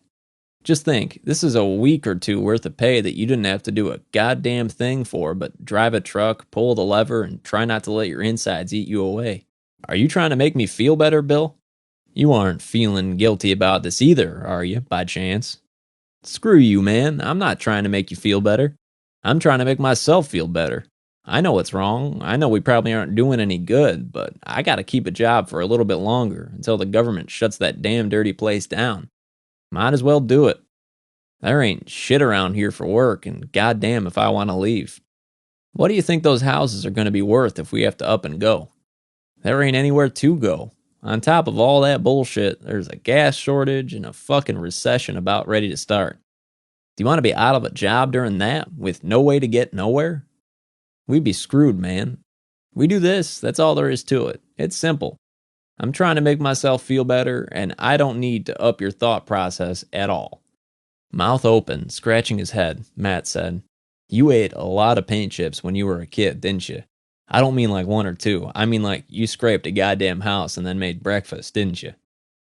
Bill said, "You just make sure that hose stays up on the cemetery grounds. By morning that should be soaked in, and we will be gone, and nobody will ever be the wiser." The two men walked away, trying to stay clear of the fumes from the chemicals. They both waited impatiently, not realizing the chemical was too thick to make its way quickly into the ground. The heat from the day, which had still not cooled, was already starting to make it evaporate and go up into the atmosphere. The storm clouds that were rolling in were now infected with the same chemicals they had been paid so well to get rid of for the Evans factory. The two men climbed on top of the hood, drinking a few beers in celebration that they hadn't gotten fired, as well that they had made what was to them a small fortune. Bill said, "You think we're going to go to hell over this? Nah, but if we do, there's a damn good chance Phelps and Thornburg will be down there with us." The ground nearest to the two men began to bulge. The grass that covered the soul's eternal resting spot was starting to rise and fall. Over the next few hours, hands slowly began to push their way out of the ground. When the truck was nearing empty, it was almost midnight. Bill slid off the truck and said, "Come on, let's go see how it looks up there. Make sure you go grab a couple of those masks. I don't want to be breathing in that shit, if you know what I mean." Matt nodded and said, "You wait here. I gotta drain the king off." Bill laughed, saying something about the Troll King, which earned him a finger pointed back at him as Matt walked away. Bill said, "Just make sure you grab my mask with whatever hand you don't take a piss with. I'll try my best to remember. Don't let any of those graves suck you in, my man. You know how hungry they get around midnight." Bill said, "Now damn it, that ain't even funny. You know how creepy it is being out here with just you at a cemetery this late? I don't want to be any longer than I need to be, so if you could take your delicate ass over there to urinate and get moving, we could get the fuck out of Dodge. It's beyond me how you can drink a 12-pack of beer and be yet to take a piss. There's something wrong with your plumbing, man." Bill grabbed himself, proclaiming, "Oh, there ain't no complaints on this down here, buddy." Matt walked off, laughing as hard as he could. "Yeah, and there ain't any complaints because there haven't been any customers. What the hell do you know?" Matt didn't answer. He just laughed as he walked away. Bill started to walk up the hill a little when a branch snapped. Bill screamed and shone his flashlight around. He didn't see anything. When he heard the noise a second time, he aimed the light and two black eyes stared back at him. He wasn't sure what it was eating, but there was a possum sitting in the grass, its head the only thing sticking up from the space. Bill clutched at his heart, rubbing it. "You are one lucky little bastard that I don't have my piece on me, or I'd blow your damn head off." A second crack went off, and he laughed as he said, "Oh, I ain't getting scared all damn night long. If it's another damn possum, I'm going to get me some rebar out of the back of the truck and crack these right upside the head. I ain't taking no shit from no animals. He turned around, yelling, trying to scare whatever it was away, thinking how much he hated country critters at times. When he shone the flashlight down at the ground, he saw no animals. What he did see was a muddied blue pair of suit pants. This was worse than the animal and scared the absolute shit out of him. He screamed, dropping the flashlight and tripping over the weeds, tangling his feet in them. Everything went black around him, and all he heard was the slow shuffle of feet and a groan. Bill said, "What the fuck are you doing out here in the middle of nowhere? Christ, you're lucky I didn't shoot you. You realize how dangerous it is walking around, scaring the shit out of people late at night? You must be shit-faced. Damn, man." There was no answer. Again, he called. Hello? Who was there? I didn't mean you no harm, I promise. You just scared the hell out of me. I got a buddy here with me, so you best just get on out of here. You ain't got no business being down here this time of night. He tried to push himself up, but fell back down. The slow shuffling and moans were making their way closer to him. Bill tried pushing up, but slipped back on his face into the wet reeds. He rolled on his back and only saw the dark of night staring back at him. The feet finally kicked into Bill's legs, and Bill made the mistake of kicking at the stranger's shins as hard as he possibly could. The kick did the opposite of what he was hoping for, and he kicked the stranger's legs out from beneath him. Bill screamed as the wet mud-covered stranger fell against his body, and the man's weight made him try to push to scramble away. He tried shoving the man off, but he was too big, bigger than Bill, and very stiff. Bill took a whiff and couldn't figure out what the hell he'd been in. It was a stench like he'd not smelled yet before. There were no signs of health from it at all. Bill grasped around, finally getting the flashlight. He brought it from the side, whipping the back end of it into the thing's face once and then a second time. Something fell on his face, showering it, and Bill shook at it rapidly, brushing them off. He flicked at whatever it was, picking something up, and realized they were teeth.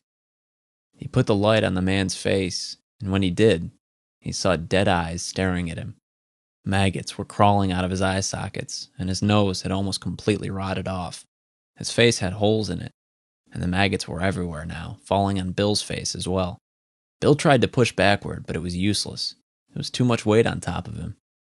He shivered at the idea of the man's teeth on top of him, but nowhere near as much as the thought that these maggots were crawling out of him. He didn't need to be a college graduate to know that there was something seriously fucked up about all this.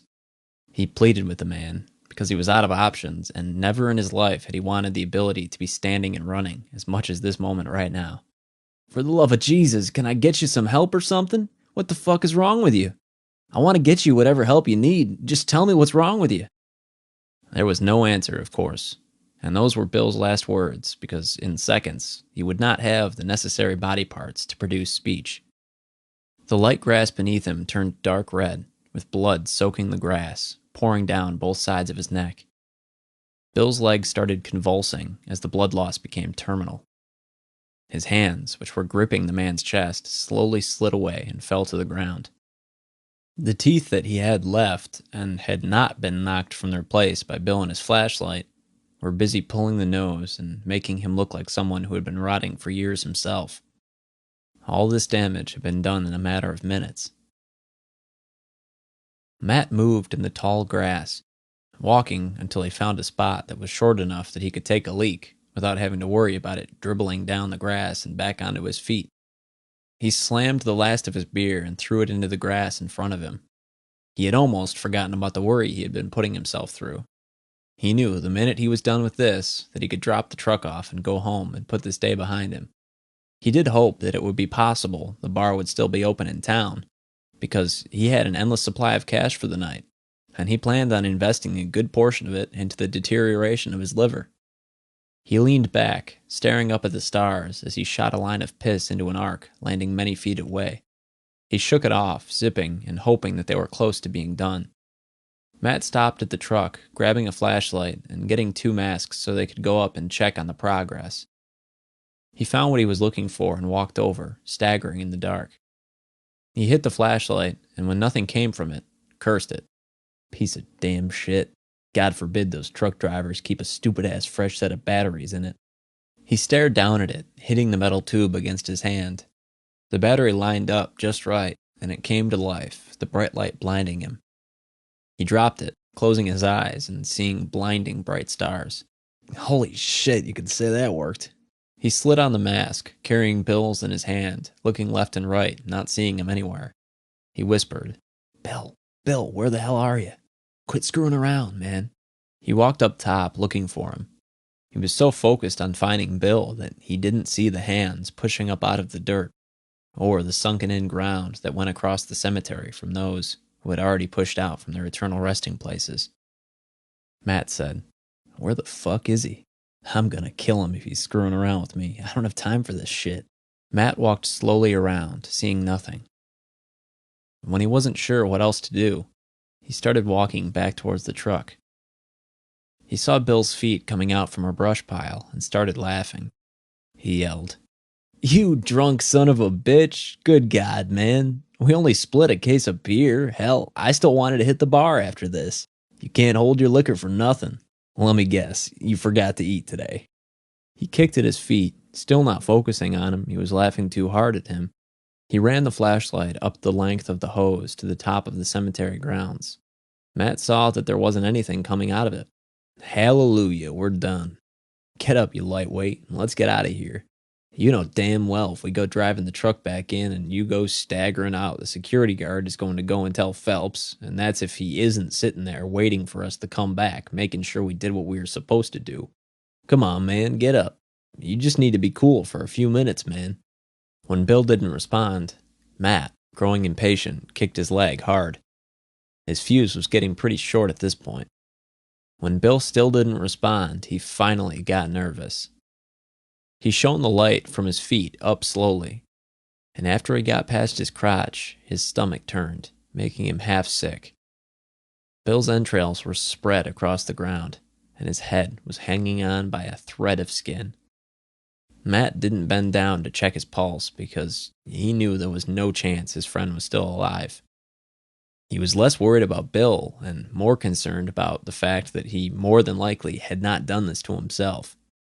He looked around, trying to figure out whatever it was that had done this, and when he couldn't find anything, started to try and think things out. He went back to the truck, reeling in the hose, the last bits of the remnants of the chemicals spilling out as the hose wound up. Matt went back to Bill, thinking that he was going to have to call the cops, and that there was a killer on the loose, or that there was quite possibly a wolf somewhere and it needed to be taken out. Matt was frantic and didn't know what he could do about it. He was losing his mind. When he ran back to Bill, he was not there. He followed the line of entrails and blood. The trail it was making was not something easily missed.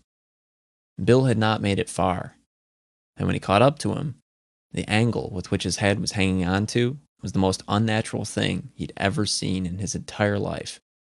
Bill, you okay? What the fuck's going on? Bill turned around slowly, the guts from his stomach hanging down by his feet. Matt backed away slowly, a pair of hands gripping his shoulders and stopping his path. A second, then third set gripped him, and the weight from them falling forward as he tried to escape sent them all down into a pile. Matt screamed for help, but there was none to be had, and no one that was going to come. Help me, please, somebody! He spun on the ground as he tried to push himself backward. What he saw was men and women of different rates of decay. Matt found it weird that they were dressed in suits and dresses. The fact that they were looking like they were more ready for church than a mass feeding on him as the meal was making the stress and weirdness of the moment even stranger. One of the men fell rolling off the pile, and he could see the man's suit was slit up the back. The instant thought of sitting around with the old guys at church in the morning, joking about needing new suits for church, and those that were forced to go by their wives, always saying, "Oh, don't worry about the new suit. When I pass, you could just slit it up the back." Matt gripped at one of the women, ripping her dress from her top down to her waist. He didn't want to see what was clearly in front of him, but he saw an incision, the kind that the mortician would have done once she'd been sent to the funeral home. You were dead? What the hell happened to you?" They, of course, didn't answer, and he continued pushing away from them. The mouths were wide open. Some of their mouths had been sewn shut, and those were having the hardest time opening their mouths. As they got them to finally tear through the mortician's yarn, Matt could see the lines hanging in their mouths. When he backed up far enough to be able to get up, he made the mistake of forgetting the very important fact that Bill was sitting behind him originally, and he ran directly into him. Matt tried pushing him away, but Bill was reaching out, gripping for him. Matt was trying his best not to get his feet caught in the entrails. Matt hated to do it, but survival was the only thing ringing through his head. He punched Bill in the head twice. The thin ligaments that were keeping it attached finally broke free. His large body toppled over to the ground, where he lay still and did not get back up again. His head rolled many feet away. Matt watched it, half expecting that it was still going to be moving, but when it did not, he felt a small sense of relief. Chapter 7. Good Times. It was a Friday night, and the bar was packed with the regulars.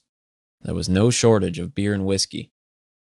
The few waitresses on shift were busy ducking and weaving in between the bar's patrons. There was a heavy cloud of smoke, and country music was blaring out of the neon jukebox, which could barely be heard over the men and women screaming in their own personal conversations. A blonde-haired waitress who knew how to get tips walked briskly to a table filled with Jude and the rest of his crew. All four men were wearing identical army green shirts with the tree-cutting name printed on the back. She said, You all ain't from around here, are you? What are you doing in this neck of the woods? You guys on a team or something? Or are you looking for trouble? Chuck leaned back in his chair, smiling from ear to ear, which was not the easiest thing to tell, given the thick beard he had. We are from Iowa, sweetheart. We are always up to trouble. We're kind of a team. We work together and are down here picking up a few extra bucks in between jobs at home. Why, are you looking for something special? Chuck raised his hat, winking his eyes up and down, and she just laughed, setting the fresh beers on the table. She said, Honey, if I was looking to hook up with someone at this bar, it sure as hell wouldn't be you. She looked at Jude and gave him a smile that they all believed was the one you needed to get from her if you wanted to get with her. Chuck said, Go fucking figure. Jude said, I hadn't even said anything to her yet. Does it matter if you say anything or not? The son of a bitch doesn't even have to try, and the ladies just seem to fall over him. And then once they get to know him and find out about his past, then the son of a bitch is as good as gold. It's just a shame that he's too dumb to take any of the offers up. The waitress leaned on the table, resting her elbows and giving all the men behind her a view not soon to be forgotten. She said, What is this backstory that just guarantees you all the lovely ladies? Jude said, I don't really want to get into it tonight. We're celebrating since we just got done cleaning up this town of all the wood, and we're going to head home tomorrow. Oh, he acts shy. He just hasn't started drinking any whiskey yet. Once you get him a little liquored up, he'll start talking to you, and then you'll find out about his sweet little boy Patrick that is at home with his aunt, and how Jude is doing these things to make ends meet and to give him a better life, blah, blah, blah, blah, blah, same old shit. Jude looked over at Chuck, taking a sip of his beer bottle and shaking his head. Do I need to break this bottle over your head? It can't possibly make you stupider, right? You know, it's fortunate for you that I'm not a gambler. I couldn't take the chance of it making you worse. Pete and Roger both cracked up, laughing. They enjoyed nothing more than the bickering between the two, and it made the time on the road even faster because of it. Pete said, I don't think you can make Chuck any worse. God wouldn't do that to us. He is too kind. Chuck just gets a little upset that these offers from beautiful ladies like yourself don't ever seem to fall in his lap, to put it nicely. The waitress smiled even wider at Jude and bent down, resting her elbows on the table, giving the men behind her an even better view of what they had been looking at all night. She said, So why is it that he's home with his aunt? Chuck started to open his mouth, but Jude hit him in the side with a quick elbow. This instantly gave Chuck reason to reconsider the words that were about to come out of his mouth. Jude said, My son Patrick is at home with his aunt. His mom got sick, and we lost her a few years ago. Chuck could see the lady's eyes melting and her lip quivering just a little bit, and could also tell that if Jude desired it, that they would have a long and probably loud night together. The biggest reason Chuck hated the idea of this was because Jude was his roommate, and he did not like sleeping in a large van that smelled heavily of gasoline and oil. She put her hand to her chest, shaking her head, and said, You poor, poor baby. When Jude held up his hands to let her know he was okay, she grabbed his right hand, clutching it to her breasts, still shaking her head and making the other 3 men at the table wish with everything in their heart that they were Jude. Jude said, It's okay. It's been 2 years since she passed, and I'm not over her and still love her very much, but it has gotten a little easier with time. Her sister has made things much smoother by helping us out. She's been living with us ever since we lost her. She squeezed his hand even tighter into her chest. The men just stared with mouths open. Chuck held his chest, gripping a soft pack of smokes, and shook one free, lighting it up, murmuring something about how life just isn't fair. Pete said, What is it that you're complaining about? Roger cut in before Chuck could reply and said, I think he's complaining that he hasn't lost his virginity yet. Everyone, including the waitress, burst out in laughter. Chuck grabbed his beer and gave a quick salute, which, as he brought his hand down, gave a wave of the finger to the group. You would only be so lucky to see my list. I'm going to make my way around the bar. There are plenty of people that I can get abused by, beside you assholes. Roger said, Don't leave unhappy. Chuck smiled, adjusting his collar, settling his sights on a brunette on the other side of the bar shooting pool. Don't you worry about me. I'm going to be just fine. I won't be leaving unhappy tonight. Don't you all worry about me. Roger was laughing so hard it was nearly impossible to make out the words, but he tried to say, We aren't worried about you. We're worried about her. Jude said, You make sure by the grace of God, if by some miracle you get laid tonight, that you have your ass back at the hotel at the crack of dawn. We have a 4-hour ride ahead of us, and I don't think you want to have to worry about walking that entire way, do you? You don't have to worry about me, because there is no way in hell you're going to leave in my van, asshole. Jude laughed, pulling his hand back out of the cleavage, and said, I'm sorry, but I'm pretty sure it's Shaw's van. Yeah, but I have to pay for the gas, and we can't always get gas with the shortage. So you should be damn happy that I had that extra cash on me when it was there, and we had to refill on the way down. Jude said, I don't think you remember how everyone split that gas, and I think you had to borrow from me. You probably don't remember that, do you? Well, I guess your memory's shit. You just don't realize it. You poor man. You have fun with the waitress here. You might want to make sure he wraps it up, honey. God knows where he has been. Jude shook his head and held up his hands. The waitress cozied up next to him, hugging him and kissing his cheek, and licked his ear. She said, Oh, I'm not worried about you, sweetheart. I think you're going to be a real good time. Jude reached a hand behind her, patting what everyone wished they had their hands on. He said, What time are you getting off tonight, beautiful? You finish out your bill and get your boys a new waitress, and we can leave right now. Pete dropped his beer, crashing it on the floor, breaking the bottle. Jude looked at him and said, I'll pay you back my share in the morning? Pete said, I don't know, it depends. Are you going to give me any of these details? The waitress, Kendra, stroked a finger from Pete's Adam's apple to his chin, smiling, and said, He can tell you anything that he wants to, sweetheart. There ain't nothing I am ashamed about what I'm going to be doing to this here man. Roger stared jealously at Jude and said, I really hate you sometimes. I don't mean that in a nice way like, oh, I hate you. I mean, I fucking hate you. Your life is only what some people dream of. Pete leaned over and said, Dude, he lost his wife. Why don't you take it a little easy on him? I don't know, maybe because he's about to have his brains utterly fucked out. Jude went to open his mouth, but the waitress put a red fingernail across his lips. She smiled, nodding, and said, Oh, I'm going to fuck his brains out, all right. You boys have a good night now. Jude just stared at her, wondering if Patrick would like this town. He pushed up from the table, handing the van keys to Pete, but not letting go of them. He said, Have you had too much to drink, Pete?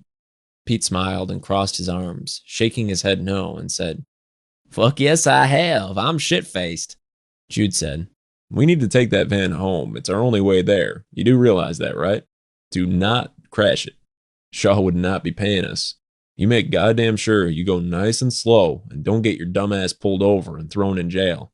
If I have to spend a week's worth of pay to bail your ass out, I'm going to take it out of your pay when we get back, after giving you the longest, painful ass kicking you've ever had.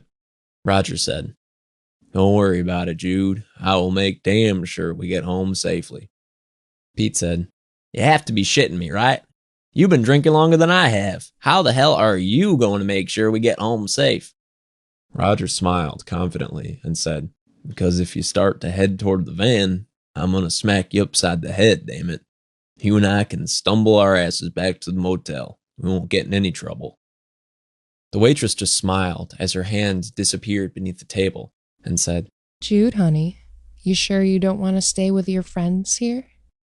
Jude jumped a foot. He could tell it was going to be one hell of a night to remember. He shook his head no, almost looking like a crazy man, and said, "Don't worry about me. I think I'm going to be in very, very good hands tonight." The waitress leaned in again, driving him insane, licking his ear, biting on it, and said, Oh, sugar, you're going to have a good night and a good morning. Come on, let's get out of here. Jude smiled to his friends. He left. Looking over, he saw Chuck in the corner, and it was not hard to tell he was definitely being shot down. Jude waved to him as he left, and Chuck returned the wave with the middle finger, shaking his head in disgust. Pete said, "Are you sure we can't just drive this bad boy? It's less than a mile back to the hotel. Let's just walk. I'm pretty sure Jude was not kidding when he said he would make us pay him back if he had to bail us out again. We can meet him in the hotel. We can meet him in the morning, and we can all walk back. We can meet him in the morning, and we can all walk back. It won't take more than half an hour. Otherwise, maybe we just get up early and we can have it back before he knows it." Pete tilted his head a little, watching Roger's mouth move, and said, "You know, there's about 4 or 5 of you right now. It might not be the worst idea in the world if we just walk back. It's a nice night out at least, and I never get along with the police." Roger laughed, agreeing that he too was shit-faced, and neither of them needed to drive. Chuck walked over, asking them what the plan was. Roger said, "Tell you the truth, Chuck, I don't really have too many plans. I'm pretty confident that I should go to the bathroom and puke for at least 5 minutes, and then it would be probably a good idea if we started our walk home." Chuck said, What you're trying to tell me is that you're giving up on getting laid tonight? Roger and Pete both nodded. Roger said, "I never thought I had a chance in the first place, man. Besides, it's going to be a long-ass ride home tomorrow, and there's a good chance that we can't rely on Jude to get a good night's sleep and drive us home." Yes, I am pretty confident that I hate him just a little. I love his kid, but God, I hate him. I hope he catches something that he needs a shot for and makes it really painful when he needs to piss. Pete said, "Isn't that the kind of lady that you usually end up with?" Chuck stared around the bar for a moment and said, You guys go ahead. I've had my fill of assholes for the night. He picked up his beer, leaving yet again from his friend's table. He stumbled past 2 men dressed alike and both carrying thermoses. He staggered into them and said, Excuse me, fellas. I think I overdid it tonight. The men made sure he was standing upright, and the taller of the 2 patted him on the shoulder and said, "Are you going to be able to get wherever it is that you're heading to, man?" Chuck nodded his head drunkenly. Yep, I won't have any issues, sir, seeing how the fact that I don't have any idea where it is I'm going once I get out of here. The man said, "You need a ride?" Nah, you boys look like you got better shit to do than give me a ride. My roommate is shacking up with some hot little thing anyways, and he's going to be busy for at least, well, I don't know how long. I just know if it was me, I'd take a couple rounds on that ride, if you know what I mean. So I figure if I take my sweet time stumbling home, that maybe I can miss the marathon and just pass out when I get back to the motel on the other side of town. The 2 men laughed, nodding their heads, pretty sure they knew what waitress he was talking about, and shook their heads, thinking how they'd probably take a few rounds under themselves if the opportunity, which would never come up, did. The older man said, Well, hey, you just don't go getting thrown in the drunk tank, you hear? Chuck gave them a thumbs up, setting his beer down and exiting the bar, knowing he was past when he should have said he had enough for the night. The 2 men smiled, thinking about it, and headed to the bar, both of them setting an empty thermos on the bar counter. The bartender walked up, nodding to the 2 men. He said, "Hey, Isaac, Christian, how you doing tonight? What can I get you? You got time for a cold one tonight?" Isaac sat at the bar, shaking his head. No, not tonight, Denny. I see storm clouds rolling through, and we haven't even so much as broken dirt yet tonight. I had to work late, and well, let's just say I'm not too excited about this. Then he leaned on the bar, lighting up a smoke. He said, "Yeah, that is damn inconsiderate of people, going and dying on a weekday and then needing to get buried, huh?" Christian said, "Yeah, couldn't they have made it past Friday? Hell, this is the best day of the week to get shit-faced, go to church on Saturday night, clear my sins, and start the entire thing over again."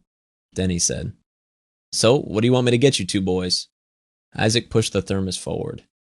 I don't know about Christian, but if you could put a quarter of Jack and finish the rest of it off as coffee, that'd get me through the night. Christian said, "Yeah, Denny, that'll work for me. Can you do the same?" Denny took both thermoses, putting them under the bar and out of sight from no one in particular, and filled the boys off with whiskey. He said, "Seems a damn shame you can only get a bit shit-faced." Isaac said, Nah, it's okay. We'll be wasted. It's just that we won't have the opportunity of sitting on these lovely, comfortable bar stools. Maybe we can get done early and make it back? Denny screwed on the caps, pushing them back across. "No way, man. We're going to close in less than 2 hours. You know the sheriff would have my ass if I tried to stay open past 2. Don't you worry, though. You go dig the stiff's hole, and we will still be open on Saturday for you to come in and spend your hard-earned money." The two men both set down a couple dollar bills, nodding, and headed out to their truck, and started their drive out to the cemetery. Isaac poured 2 cups of the very Irish coffee and handed one of them to Christian, who tested it with his lips, uncaring if he burned himself, because he knew it was the only way he'd be getting a taste of whiskey on his lips. Christian said, "You think we can plan on beating the rain?" Plans are just a good way of God reminding you how little you can control. You know, half the time you sound like that little damn green feller from Star Wars. Why don't you just say no? You don't have to sound all smart and shit for me. Christ, how long have we known each other? The force is strong with you, it is. The two men cracked up at this, both sipping on their scalding hot coffee, and pulled into the cemetery that was just a short mile away from town. As they drove, they saw a man waving his arms wildly, running towards town. The two men stared at each other, not quite sure what in the world could be wrong with him, but neither of them were overly ready to stop and let the crazy into their lives. When they pulled up, they headed around to the back of the cemetery, stopping quickly, not expecting to see a long semi-truck out there. Christian hit his high beams, both men leaning forward in their seats, reading the giant red and yellow lettering on the back of the truck that said Evans Chemicals on the back of it. Well, what the hell is that thing doing out here? Hell if I know, but would you look at the damn thing? It has a hose connected to it. There's a good chance they're dumping something where they don't think no one is going to complain about it. Did you get your CB radio fixed yet? What, do you think I'm stupid? Isaac just stared at him, knowing the answer in the back of his head. Christian hit the steering wheel and said, "Well, hell, it isn't my fault. I didn't have any damn time. If I'm not at work, then I'm digging holes for all these damn people. The wife has me running around all the damn place like my head's chopped off." Well, why can't we just use the one in their truck? I don't see anybody around watching it right now anyway. The two men polished off their cups, both thinking there was a strong chance they were going to have their night even more interrupted, and later because of this incident. Isaac put his flashlight around the grounds, looking around quickly. He went up to the truck, seeing the keys weren't in it, and hit the power for the CB radio. He hit the channel he knew the sheriff kept on and hit the transmit button. Hey, Sheriff Gareth, are you there, sir? He clicked the receiver off and waited a minute. A few minutes later, a groggy voice came back and said, "This is Sheriff Gareth. What seems to be the problem?" Well, I got some bad news to report, sir. We're out of the cemetery just on the outside of town. Well, Evans Chemicals got themselves a truck out here and a hose attached to it. It looks a lot like to me that they're doing a bit of dumping out here tonight. I thought you might want to know about it. Gareth cursed, clicking the receiver back on, realizing he too would have a shit night if this was how his shift was going to start off. He said, "Oh, hell, I'll be out there. That is all I need is the damn government down here inspecting why I got people dumping shit out in the middle of nowhere. You boys stay put and make sure no one leaves. You understand me?" Yeah, I copy that, sir. We got a hole to start digging up here anyways. Old man Shellman kicked a bucket earlier this week. and they're putting them in the ground on Saturday morning. We're parked behind their truck, so they aren't going anywhere until we move the pickup. Gareth said, "Well, see to it that you don't touch anything you don't need to. You just go about your work and we'll be good to go. Y'all got that?" Yep, I'll make sure Christian doesn't do anything stupid either. Gareth turned the car over and headed towards the cemetery. Christian and Isaac grabbed their shovels and headed up the hill. They stopped dead in their tracks when they saw the graveyard. There was nothing but holes as far as the eye can see. The ground had been disrupted. To put it lightly, there were thousands of stones staring back at them all with dirt pushed up on the sides. Well, would you look at that? What the fuck happened out here? Hell if I know. Looks to me like someone came and dug them up. There ain't any chance in hell of that, but it looks like that is definitely what happened, though. Isaac leaned on his shovel, just staring at the grounds in front of him. You think we ought to call the sheriff back and let him know what he's coming toward out here? Christian said. Don't know what good it's going to do, given he's already on the way out here. Not like he's going to be able to do shit until he gets out here, right? Isaac just shook his head, staring at the cemetery, and said, Well, someone out there is going to have their ass thrown in the slammer and have the key thrown away for all this mess. You can't go fucking with the dead around here and get away with it. What do you think was running through their mind when they did this? No, Isaac, I'd have to say that there's a damn good chance that whoever it was that did this wasn't doing all that much thinking. What do you think was going on out here? Hell if I know, but I don't think we got enough of that special coffee from Denny to deal with that. Hell, we never have enough. You want to start digging, or should we wait? Guess we best get digging. Who knows if we're going to get paid if we don't do the work. That cheap ass probably care it all if these things got all dug up. Christian and Isaac started to head to plot number 562 when they saw a figure in the distance. Christian pointed to him and said, Hey, you see that, Isaac? He turned his head, following Christian's finger outstretched in that direction, and squinted, trying to make sense of the figure he was looking at in the dark. Well, do you think that's the son of a bitch who went and caused all this trouble?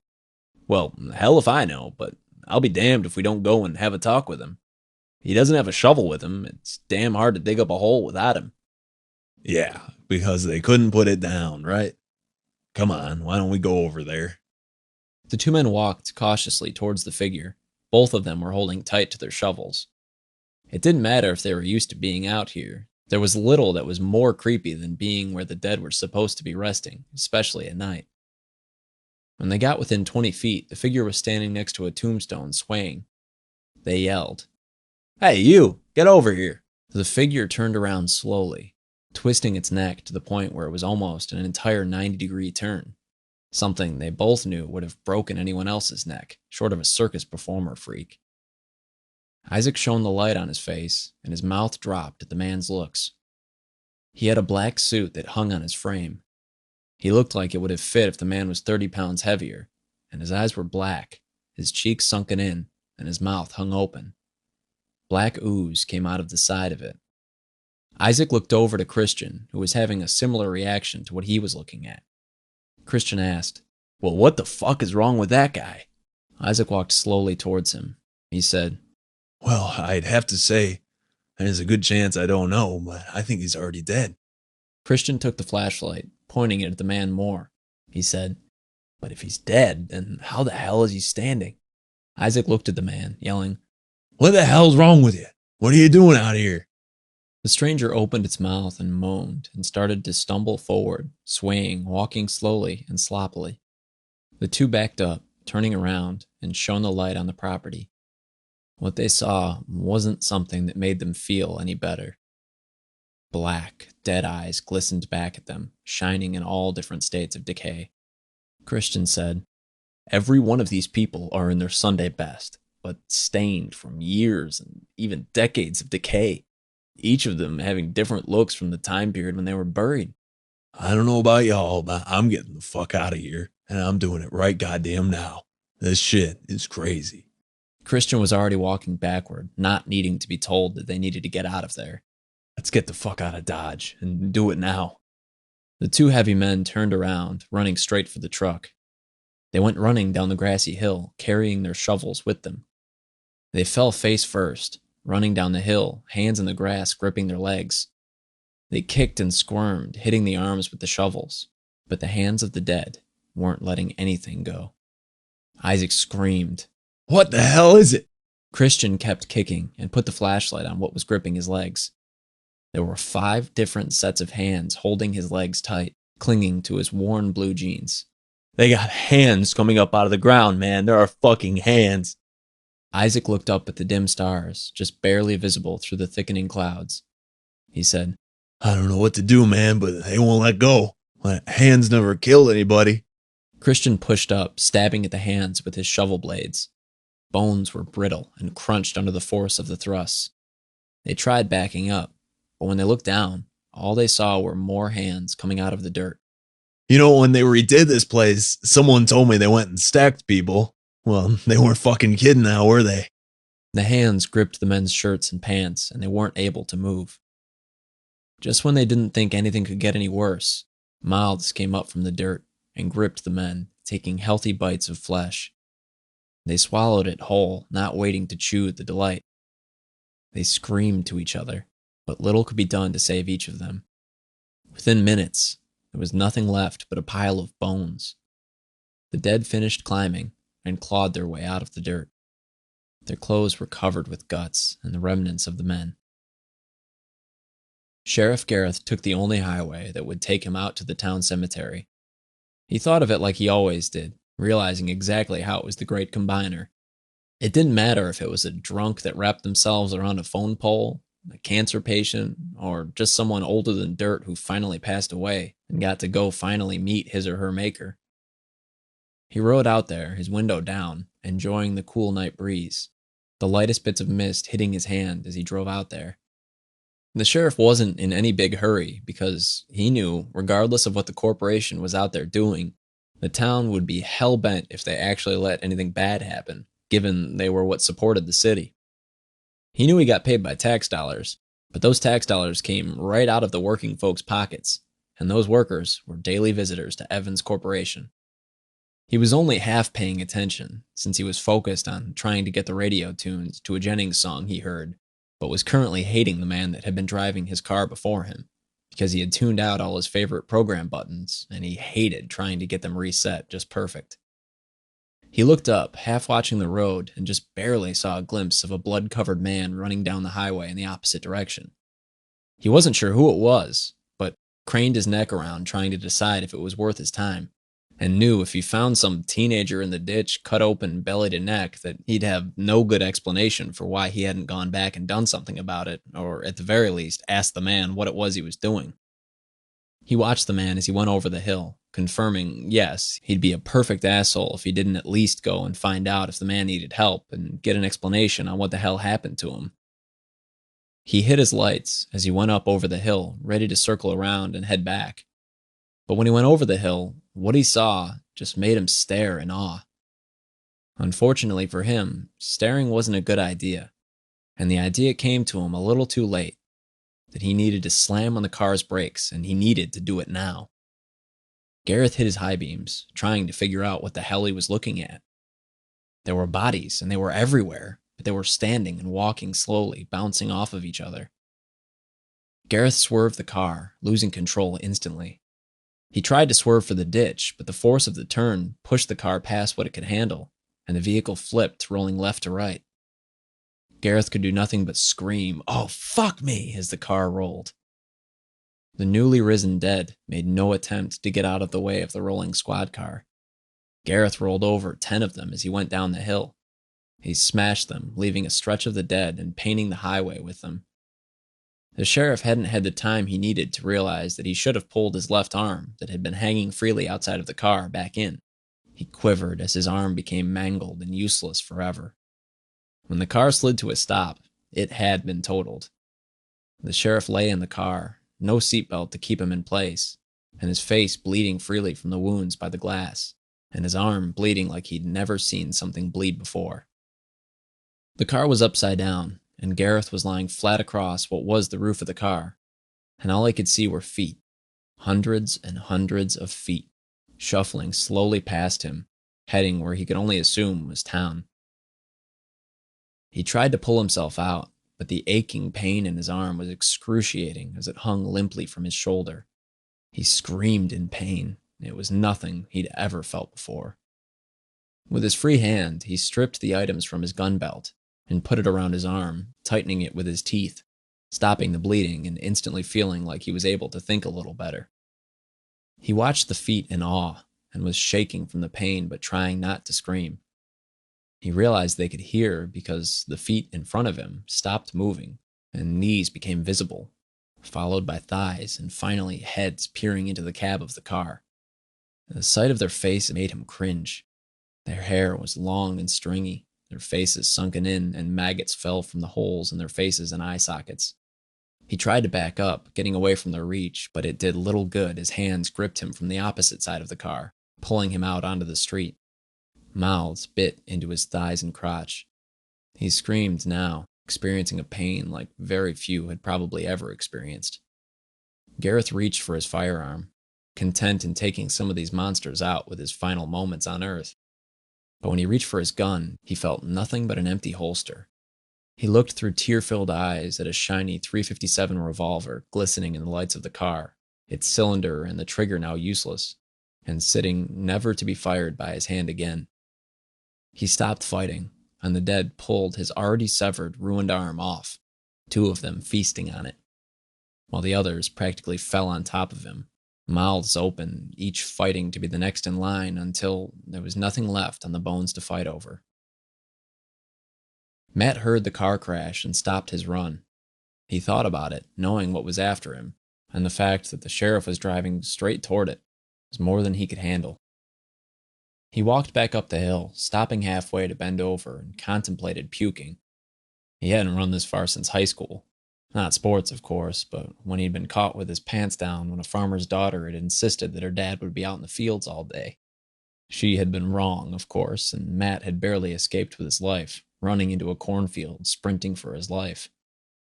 When he got to the top of the hill, he realized the number of people that he had guessed would be in the cemetery had been drastically underestimated. He watched what looked like a sea of the undead.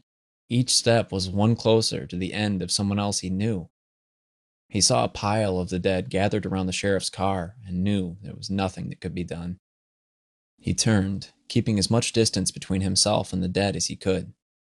He knew that the shufflers would never catch up with him, but he wondered at the same time if the shufflers would ever tire of their pursuit. Matt didn't know and didn't want to be chased forever to find out. The first thing which ran through his mind was the idea that he would get back to the factory where his truck was parked and take the money from Phelps and drive through the night until he was somewhere far, far away from the town. He couldn't imagine running into one of those things in the middle of the night. He only hoped that people would be safe. He'd thought about that meeting over and over again and wished that he had just pushed that envelope back across the table, telling Phelps to stick that bonus up his bony ass. Chapter 8. New Arrivals. Half an hour later, outside of Denny's Tap. Pete and Roger sat outside the bar, watching all the regulars walking to their cars. The women they prayed might look over their shoulders at them disappeared down streets or into cars driving away. The men watched the lights of the cars disappear into the distance. Pete looked at the van, as did Roger. Roger said, "You know, if we drive that after telling Jude we were shit-faced, he's going to royally kick our asses. I think we only got one choice here, buddy." Pete said, "Yeah? What is that, Roger?" "We need to walk, brother. I hate to say it. Hell, it's almost like exercise. God knows I don't need any of that." He patted his gut, which jiggled a bit at the slap. "We only got a mile or two, and hell, I want to say that over half of it is downhill." Pete pushed up, patting his chest for a pack of smokes, and was let down when there was nothing to be felt. He'd smoked the entire pack while sitting at the bar. "You realize this town is flat, don't you, Roger?" Roger nodded, and Pete continued. "Then there aren't any hills in the town to walk down, you dipshit. Tell you what, you give me 1 or 5 smokes to get me back to the damn motel, and we will call it good." Roger handed him the first, and the two staggered to their feet, starting a very slow but determined walk back to the motel. Neither man was 100% sure when they were going to get back to the motel, but figured with a town this size it wouldn't take all that long, and eventually they'd find their way back home. They headed there, staggering up and down streets. The luck of the Irish must have been on their side because, with each passing street, the fact that they hadn't run into the dead, which were slowly filling the town, was a miracle. Chuck walked slowly, not in any hurry to get back to the motel. He made a turn heading north, figuring if Jude wasn't done by the time he got there, that maybe Pete and Roger might allow him to crash on their floor. He couldn't imagine what it would be like if he had to sleep outside for the night. The thought of 1,000,000 mosquito bites to wake up to wasn't something that made him overly excited. He turned a street and stopped, not walking a step further. He didn't know why there were hundreds of people moaning in the street and walking very slowly his way, and he didn't care. He turned around, looking over his shoulder. The people were following him, and he checked his pants, wishing that he had taken his pistol out of the van. He knew it didn't make much difference to him, considering the fact that he knew if he got picked up out of state and shit-faced, that he'd be going to jail for sure. Right now, he would happily like to talk to a police officer if they could possibly explain what the group that looked like a cult, roaming the streets, was doing out. He threw out his smoke and turned around, running for the hotel. If Jude was still knocking boots, he didn't give two shits. He never stopped until he put enough distance between himself and the crazies in the street to where he felt confident they wouldn't be on his tail. Kendra kissed Jude's neck, slowly rubbing his sides and grinding herself on him. Jude looked up at the ceiling fan, thinking of his wife. He knew he couldn't go through with it. He decided it was better if he let her know before she went much further. Honey, I'm sorry, but I thought I could do this, but I'm sorry, I just can't. She kissed his ear and bit on his lobe. She ran her hand down between his legs, checking what she knew was ready for her. She said, Well, it kind of seems like maybe you are able to do it. So is it that you don't want to do it anymore? Call me stupid or maybe old-fashioned, but I can't do this. I don't do one-night stands. My sister-in-law told me to go and to bounce in the sheets, as she poetically put it. Well, I wanted to at least try, but there wasn't anything which I could do about it. She pushed up off the bed, looking around the room. This was not a situation which she had to deal with before. She winked at Jude and said, Well, let's just call you old-fashioned, honey. There ain't anything wrong with you having a moral compass that y'all follow. Just wish I had not gotten all hot and bothered before you made your mind up about what you thought you could handle. Well, honey, if it was something I thought I could do, let me just say that I would want it to be you for sure. I just don't think I'm ready. It's only been a couple of years, and, well, I'm still dealing with some shit. It's hard to explain. There isn't any reason to explain anything, sugar, but I'll tell you what, all that fooling around left me just a bit parched. You got anything up here that I can wet my whistle with by chance? I got a beer, but it's piss warm. Sorry. She pushed off the bed, looking around the room for her clothes. Well, I'll tell you what, I'm gonna head over to the ice machine outside and we can put it on ice. We give it a while and it'll be ice cold and tickled the entire way down. You think anyone will mind if I go out there in my unmentionables? No, I don't think anyone would mind seeing you. God knows, if any of my men see you, they're going to have one hell of a heart attack. The ice machines are just around the corner. Leave it unlocked, I need to use the bathroom. She looked at the case of beer sitting on the table and said, You know, if we get enough of those beers in me, I just want to warn you that you might not have the option of staying a perfect gentleman. Jude smiled, thinking worse things in life could happen.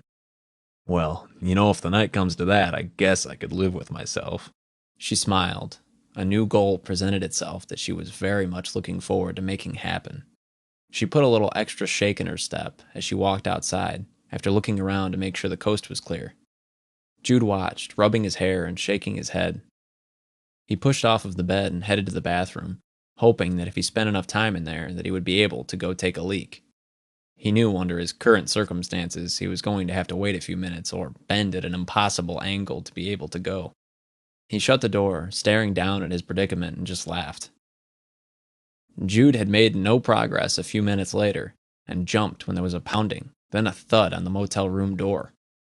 He rearranged himself, thinking that she had locked herself out and was probably freaked out. Jude tucked himself back into his pants and yelled out the door. Hold on a second, darling, I'm coming. I told you not to lock yourself out, though. He didn't check the peephole. It was late enough that he knew it was either her or Chuck wanting very much to have a place to crash. He swung the door open, and the smile on his face melted into one of concern and panic instantly. Kendra was standing at the door, no ice bucket in her hand, and the previously perfect body was now mangled. He looked at her, unable to speak. She had blood gurgling from her mouth, a large bite wound on her neck, her breast, and her side. Kendra stood in a pool of her own blood, unaware or uncaring that it was coming out of her so quickly. He wasn't sure what to do for her, and after a second her knees buckled, and she collapsed, falling down fast. Jude picked her up, uncaring about the bloody state which she was currently in. He carried her over and laid her down gently on the bed.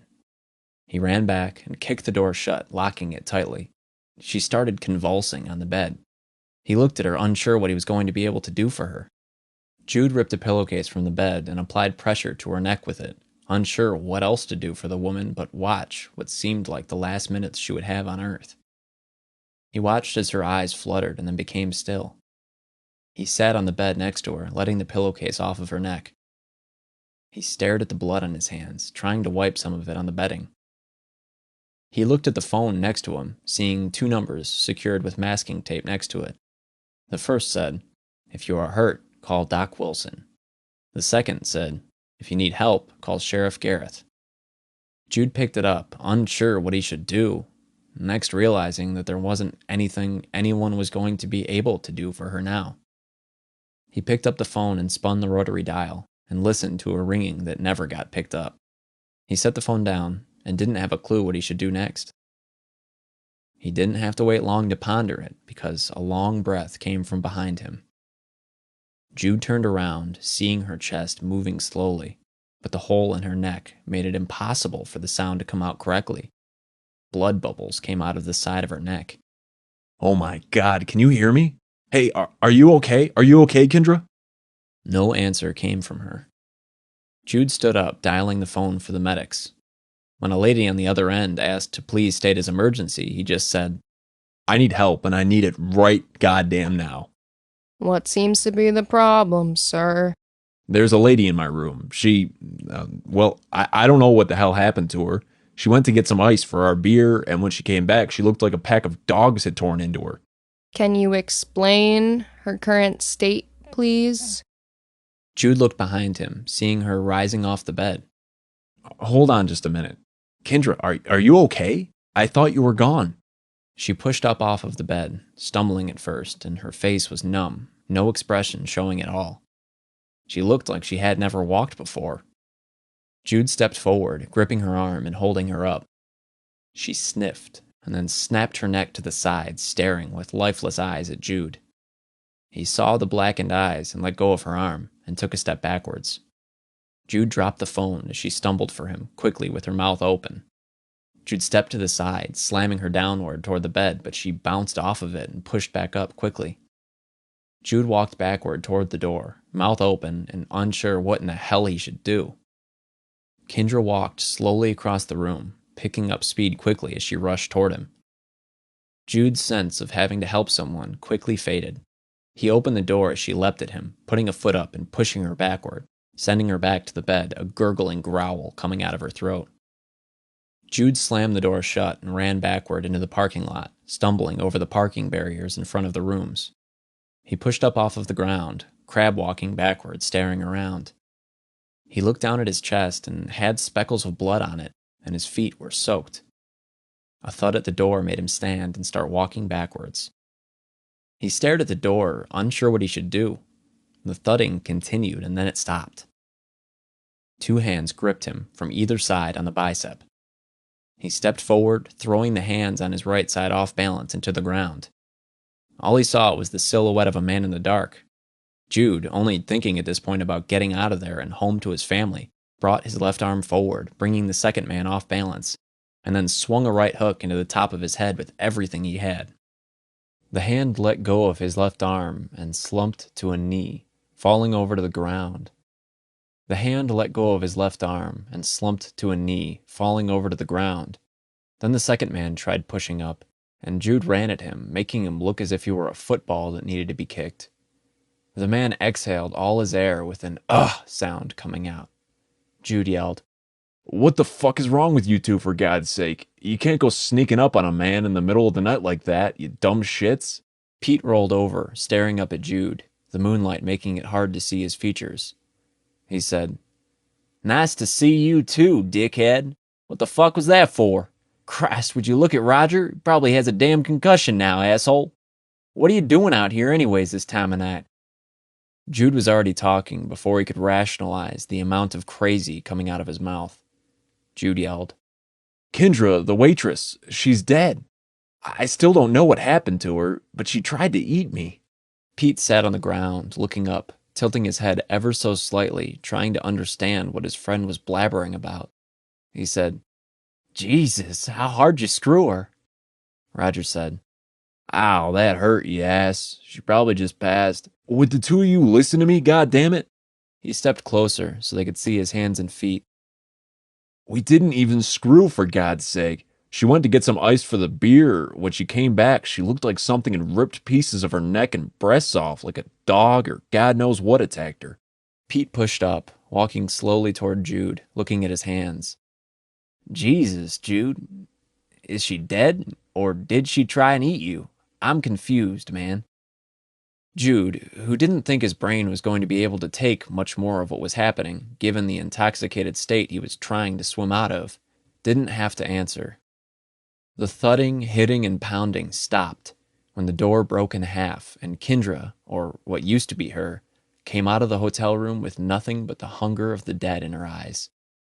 At first, Pete and Roger only focused on her naked body for moments as the blood came into view. Jude picked up Roger by the back of his shirt, and the two stumbled backward. Pete pushed up, and the three ran. Chuck was coming around the corner when the three of them were running, and they slammed into him, falling to the ground. Chuck screamed, What the fuck is going on tonight? There's goddamn weirdos in the street moaning and shit. I got you dumbasses falling all over me, and on top of all that, I didn't get one damn girl who hit on me at the bar. They are practically indebted to me for... Jude and the other two men just stared, trying to push back up off the ground, and finding it hard to be mad at him, when he had no idea what was actually going on. Kendra came around the corner, gaining speed. Chuck saw her and screamed like a girl. What the hell happened to her, Jude? You were supposed to screw her, not murder her. Jesus. What were the two of you... Jude could only think of one word, having time to finally process what he was seeing, thinking of her getting bit, dying, and coming back to life. Jude screamed, Zombie. Chuck, she's a damn zombie. He waited to hear a rebuttal, a reason why she wasn't.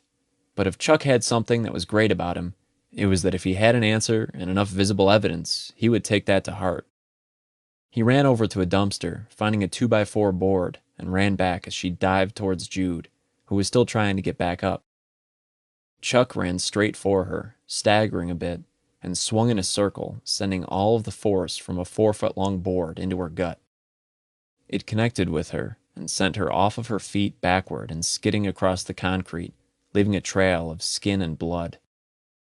Chuck walked up, helping Jude and the others to their feet, unsure what was really going on there. Roger said, Damn, nice hit there, Chuck. Thank you so much, brother. Chuck looked at his handiwork, but unfortunately, it had done little but what seemed to possibly piss her off even more. She pushed back to her feet. The pain of the hit had already disappeared, and she was back up and ready to go. When she came at Chuck a second time, he brought the board up over his head and brought it down with everything he had to send it into her skull and split it open. She fell to the ground, and the men stood nearby and just watched for a second. Chuck, not caring one way or another, walked up one more time, bringing the giant wood down once more, and did a finishing blow. Her head completely split, and the brains spilled out of her skull. I don't think she was gonna get back up, man.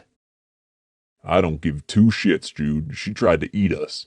We need to get the hell out of this town. There is something strange going on, Chuck said. Pete pushed up, rubbing at his ribs, giving Jude a look. Yeah, you got that right. I need to call Maria and let her know what's happening. What if this is not just here? Roger said. You can call her from the road, dude. We need to go. I get what you're saying, but something must have made her this way, and we have yet to find out who or what that was. Jude didn't care, and he said, well, then we need to keep our eyes out. No, we need something to break their heads in, and we need some guns to shoot as well. What if shooting them in the head doesn't work? Pete said. Of course it'll work. It's common knowledge how you kill a zombie, stupid. I just don't know where the hell we're going to find a bunch of guns in Podunk, Missouri. Well, let's at least get back to the van. I think with all this, I got good and sobered up real quick. Well, that's good, because I feel like shit still, and I'm gonna have one hell of a hangover come Saturday morning. Let's hope we see Saturday, Chuck. Come on, we need to get going. We need to get out of here. You think you might want to go and grab your boots and stuff there, Jude? Jude looked down at himself. He'd forgotten he'd been half naked when he ran out of the motel room, only wearing a pair of Levi's and nothing else. He nodded. Yeah, boots might not be too stupid of an idea, huh? I think we ought to try driving by the sheriff's office on the way out and let him know if he hasn't already figured out what's going on. They headed back to the room to gather their things, which weren't much. They heard what sounded like an army marching. Chuck walked out, peering into the dark. He yelled to Jude. Hey, Jude, I think there are more of those things out there. Well, how many of them do you think there are? Chuck didn't have a chance to answer, because when he saw the horde walking toward him, he was incapable of speech. He did a sign of the cross and ran to Roger and Pete's room, not knocking, and yelling. Get your shit and get to Jude's room. There are hundreds of those things walking into the motel courtyard. We got about a minute till they're here. Come on over to our room. I think we ought to stick together, if you know what I mean. The two men came to the door, seeing the mob coming toward them, and realized instantly how unimportant a bag of clothes was to them. They dropped their stuff where they stood, and they sprinted out of the room and to Jude's, slamming the remains of the door shut. Chuck cringed when the door slammed and peered out of the window, guaranteeing the thought that there was a good chance these things could hear somehow, because they started their walk toward the noise of the door shutting. Chuck watched as the sea of them made their way in. They never stopped filling the courtyard, and within a few minutes, they had the space crammed with bodies. Chuck walked past Jude, who was pulling on a pair of cowboy boots, and went to the bathroom, staring at the tiny window that was useless. He thought about how little Pete was, and that maybe they could push him out of it, but didn't see him volunteering too much for being pushed out of a window into the unknowing night to be alone. He stood on the toilet, pulling the window down until he had broken the chains keeping it up off.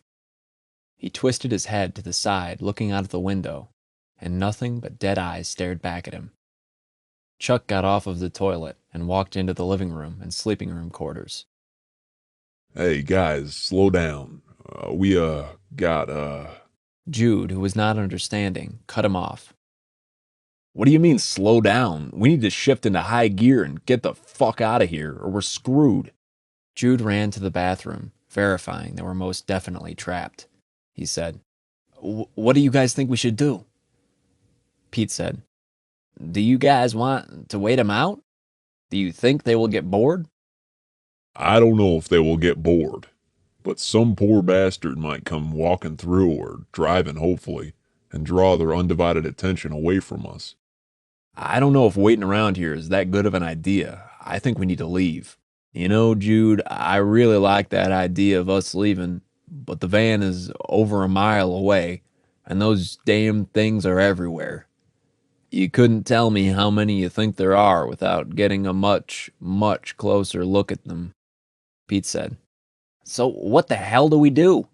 Eventually, they are going to figure out that if enough of those dumbasses push against the window, it is going to break. We all know after that it's just a matter of time before enough of them pile together and they could fall through the window. I think we all know at that point what is going to happen. Chuck, who was not shy about facing the reality of the horrible circumstances they were under, said, Yes, they break the window, we are fucked. It's about that simple. Jude stared around at the room for a moment, weighing the small group's options quietly to himself in his head. He walked over, ripping the sheets off of the bed that were stained with the waitress's blood, and tossed them all on the floor. He bent down next to the bed, examining the rails, and saw there were not even so much as wheels on the bottom of the bed as small spikes that they sat on, keeping the frame in the air. The other three men stared, trying to figure out what he was doing and if he had lost his mind. Rogers said, "Jude, what the hell are you doing, man? We need to figure out a plan. We need to get the hell out of here. Have you lost your mind?" Jude laughed as he stared at the bed. He looked up and he said, I would say all in all, for being in the middle of some small town fucking zombie apocalypse, I think I'm doing better than most. I don't have a lot to compare this to, given, I've never had anything like this happen before. Yes, I will give you that one. What is it that you want to do with the bed, though? Jude lifted it up off the ground and pointed to the spikes. I think if we put this up against the window, we could hammer the bed frame into the drywall, and hopefully, if we put Chuck's bed frame on the opposite side of it, we can make a makeshift fence and keep those things from breaking through once they figure out the window. Chuck, who had no plan, decided that Jude's was better than nothing. He walked over, helping Jude put it up against the wall, and Jude held it while Chuck hammered at it with his 2x4 until it was into the wood studs tight. By the time they were done with the first bed, Pete and Roger had already gotten the second bed stripped of the mattress, and they placed it where it needed to be so that Chuck could continue hitting it into place.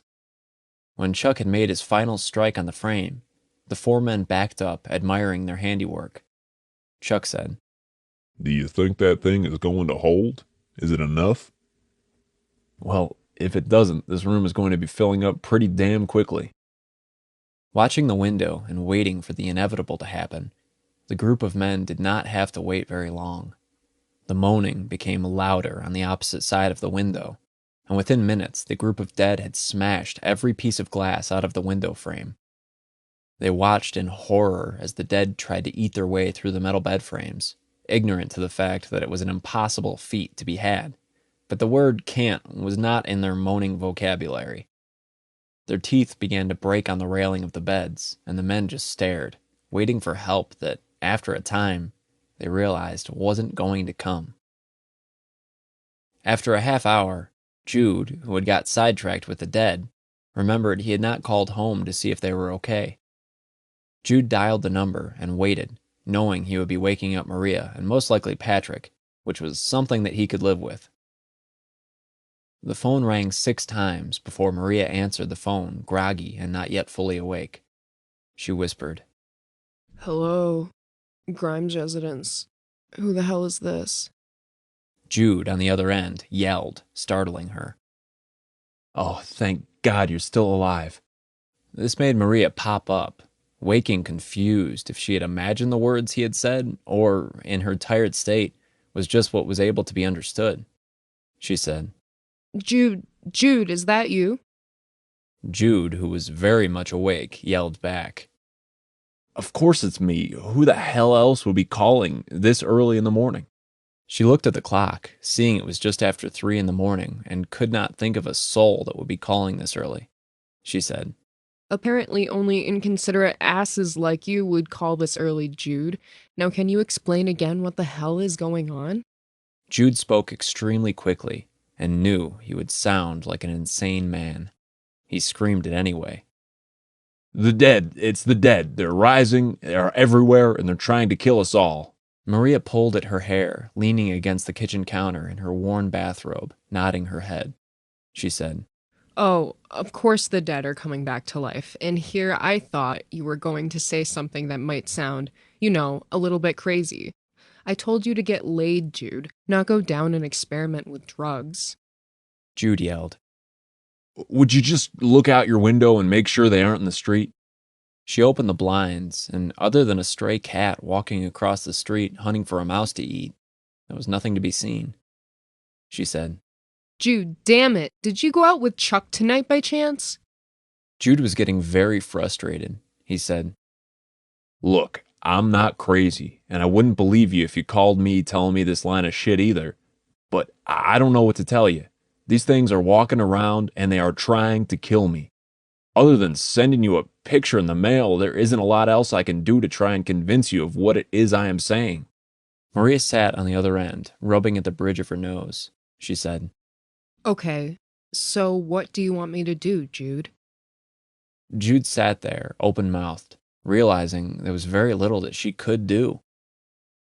I'm not calling for help. I'm just calling to warn y'all, okay? In the morning, I want the two of you to get your butts out of bed early and head on over to the grocery store. I want you to buy like you are shopping for an army, and make sure you get plenty of stuff we could just boil with water. You get plenty of canned goods, too. If I'm wrong, then don't worry about it. I'll make it right with the manager somehow and return it all. You got me? I don't know if we'll be able to head out in the morning, Jude. It's supposed to rain cats and dogs tomorrow. Jude yelled into the phone something that wasn't in his normal nature when speaking to Maria, who was well aware of this fact. He said, Oh, for God's sakes, woman, would you just do what I say and trust me that I'm not completely batshit fucking crazy, please? I need to go. I got a lot of shit to figure out, like how to stay alive and get the hell out of this fucking hotel room. Tell Patrick that I love him very, very much. Call me, please, when you get out of that town. Christ, I'm going to be up all night worrying damn sick over your crazy ass. You best not be joking, Jude, or you're going to be getting a foot in your ass, sir. Maria, I wish it was a joke. I really, really do. Take care of Patrick, and if you aren't sure about things, you two stay put down in the basement. The key to the lock for my gun locker is in my dress cowboy boots in the closet. There is plenty of ammo down there. Jude, you got me worried as hell now, damn you. I'll talk to you soon, Maria. Just stay put after you get the food and supplies. Jude hung up the phone, staring at the three men as he continued. I think she thought we or I was crazy. I hope she listens to me, though. Any of you guys got any ideas by chance? Pete was staring at one of them gnawing and biting on the bars. He looked at their pasty-colored face, and when one of the very large dead turned around, he saw the suit was slit up the back. Look at the guy's suit. You see that? Chuck walked up, seeing what it was that Pete was pointing out. Yeah, it's a shit suit. What about it? Pete, who was putting this all together, said, Nah, I don't think you see what I'm seeing. I think he has a perfectly good suit, or at least he did at one point.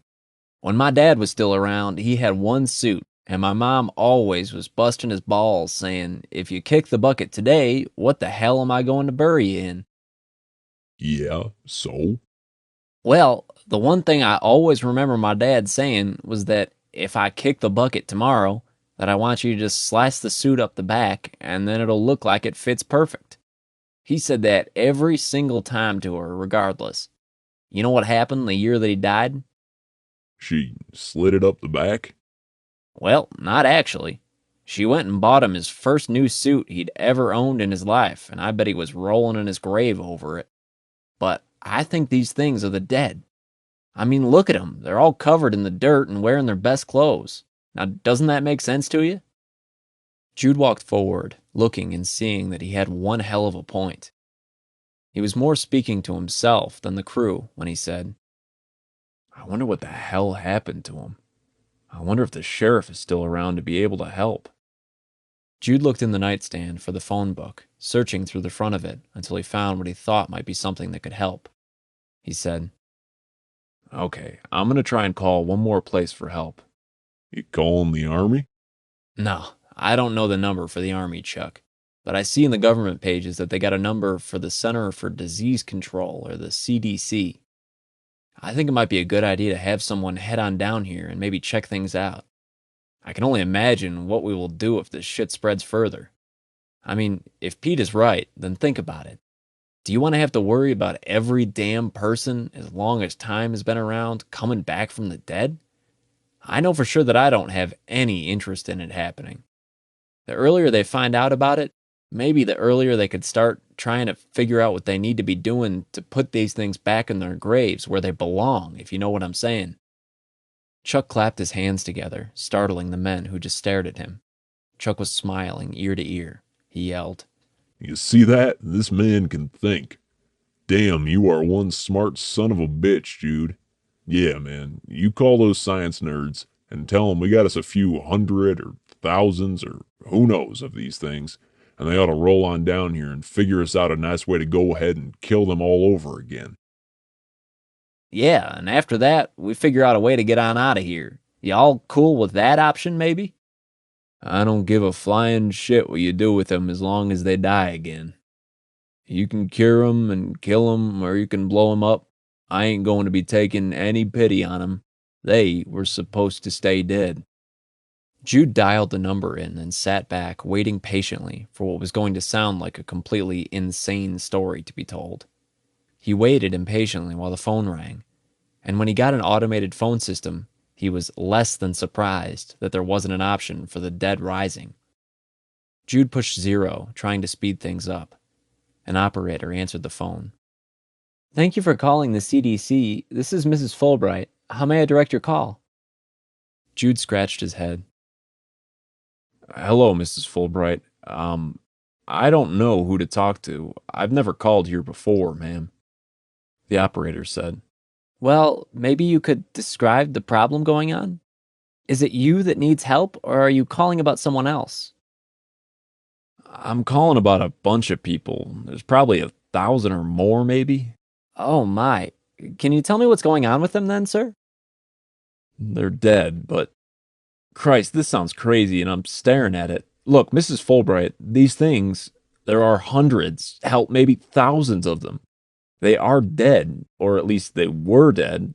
Now they came back, so I don't know what they are at this point. Silence on the other end. She was looking around at the other operators screening calls and flicked on her light to get help to come over to her. She said, Hey, Larry, I got a freaking wacko on the other end. I don't know who to even transfer him to. He said, Drunk's always calling it that. What's his issue? He says there are dead people walking around. That they came back from the dead, I guess. Do you want to talk to him? Hell no, I don't. Transfer him up to Diesel. Let her figure out what to do with him. There isn't anything I'm going to be able to do other than tell him he's crazy. Send him over there. Hell, if I were you, I'd just say his important information. We could deal with the repercussions later from her. Fulbright laughed and said, You do realize where she's going to stick her foot the next time you see her, right? Larry shrugged. Sometimes that's the price you have to pay. Larry walked off, and Fulbright called up to Diesel's office. She picked up, answering, and said, This is Diesel's. How may I help you? Hello, ma'am. This is one of the operators downstairs for screening calls. I've got one here that needs to speak to you. He says there is an outbreak of some sort. You sure he isn't just a crazy, is he? I got more work to do than you can possibly imagine. She sat in her seat, looking at Larry, and shrugged, thinking about it. She said, Sounds pretty legit to me, ma'am. Transferring. Fulbright hit the hold and went back to Jude. Sir, are you still there? I'm going to transfer you over to Mrs. Diesel. She's in charge of sending out help and fact-finders to locations. Jude was pacing around, stretching the phone cord to its limits. Yes, I am still here, unless they eat through the damn phone lines. Okay, just give me a minute, sir. She hit the transfer button, ringing it through to Diesel's phone again, this time cold dropping him on her. Diesel picked up, saying, This is Karen Diesel. How may I help you? I'm sorry, what is your last name? She laughed. This wasn't the first time she had this issue. She said, You know Diesel Cars? Yeah. That's how you pronounce it, but for the ease of everything, you can just call me Karen. How would that be? I can handle Karen. My name's Jude Grimes. This will sound, well, it'll sound goddamn crazy. I am aware of that, and I promise I'm not crazy. Karen, who had heard this before, also wrote down on her pad of paper, loony. She said, Okay, Jude, what seems to be the problem? The dead are alive. They are everywhere, they are flooding the streets, and they are trying to eat us. Karen leaned back in her chair, thinking of the director who had probably been the asshole that had told the operator to transfer him to her. She wasn't even sure what to say at this point. She just set the pencil down, tapping her fingers for a moment and thinking. She said, The dead are alive. Could you give me just a little bit more detail, sir? This might be the first time I think in my career I've heard that. Congratulations, sir. It isn't often that I hear something new. I know I sound crazy, But if you could see what I did, you wouldn't be so quick to think that I am crazy. I know how it sounds. We were out drinking, and I came back to my motel with a friend. She went out to get some ice, and when she came back in, she had been ripped to shreds. Her neck and her breasts and her sides looking like chunks had been ripped out. Karen sat forward in her seat. He now had her full attention. She'd heard crazy people before, and as much as she wished this to be one of those circumstances, it wasn't. She said, I'm sorry, what happened to her? The bitten woman? she died, and then less than a few minutes later, she started breathing again, and she came back. How is she now? What do you mean she came back? Lady, I don't know how to explain this shit to you. I'm not a doctor. I don't know what to say. She died, she came back, and she came after me. What do you mean she came after you? She was trying to kill or eat me, or both, I guess. She was faster than the other ones, though. I don't have that many answers for you, but I assure you there is a hell of a good chance the army wouldn't be a bad idea to call in. She wasn't easy to take down, either. You killed her? Karen, it took 4 of us to take her down. We don't have any weapons on us currently. We had to use a 2x4 to take her down, and until we broke her head open, she didn't stop coming. She didn't seem to feel pain. Karen was taking notes more seriously at this point. She said, I'm going to send a team of 2 down there to gather information. If what you say is true, sir, they will most certainly call in the army and they will blow these things to hell. Is there anything in the town going on right now? well, we don't know about the rest of the town. There wasn't any time between when we took her out and when the horde of them showed up, and we had to barricade ourselves up in the motel room. We're doing everything we can to keep them out, but they are going to bust through eventually. Daylight is starting to show up, and we aren't going to stick around to wait for help. Me and my boys are going to find a way out and get our ride and get the hell out of here. The smartest thing you can do is try and hide. If it's that bad, we will send reinforcements as soon as possible. Hiding in the middle of a fire ain't too damn smart, lady. The fire is going to get you eventually, and if enough of these things want to fight their way in here, it isn't going to do a damn bit of good hiding. We are going to get out of here, but we thought you might want to know about the hell that might be coming.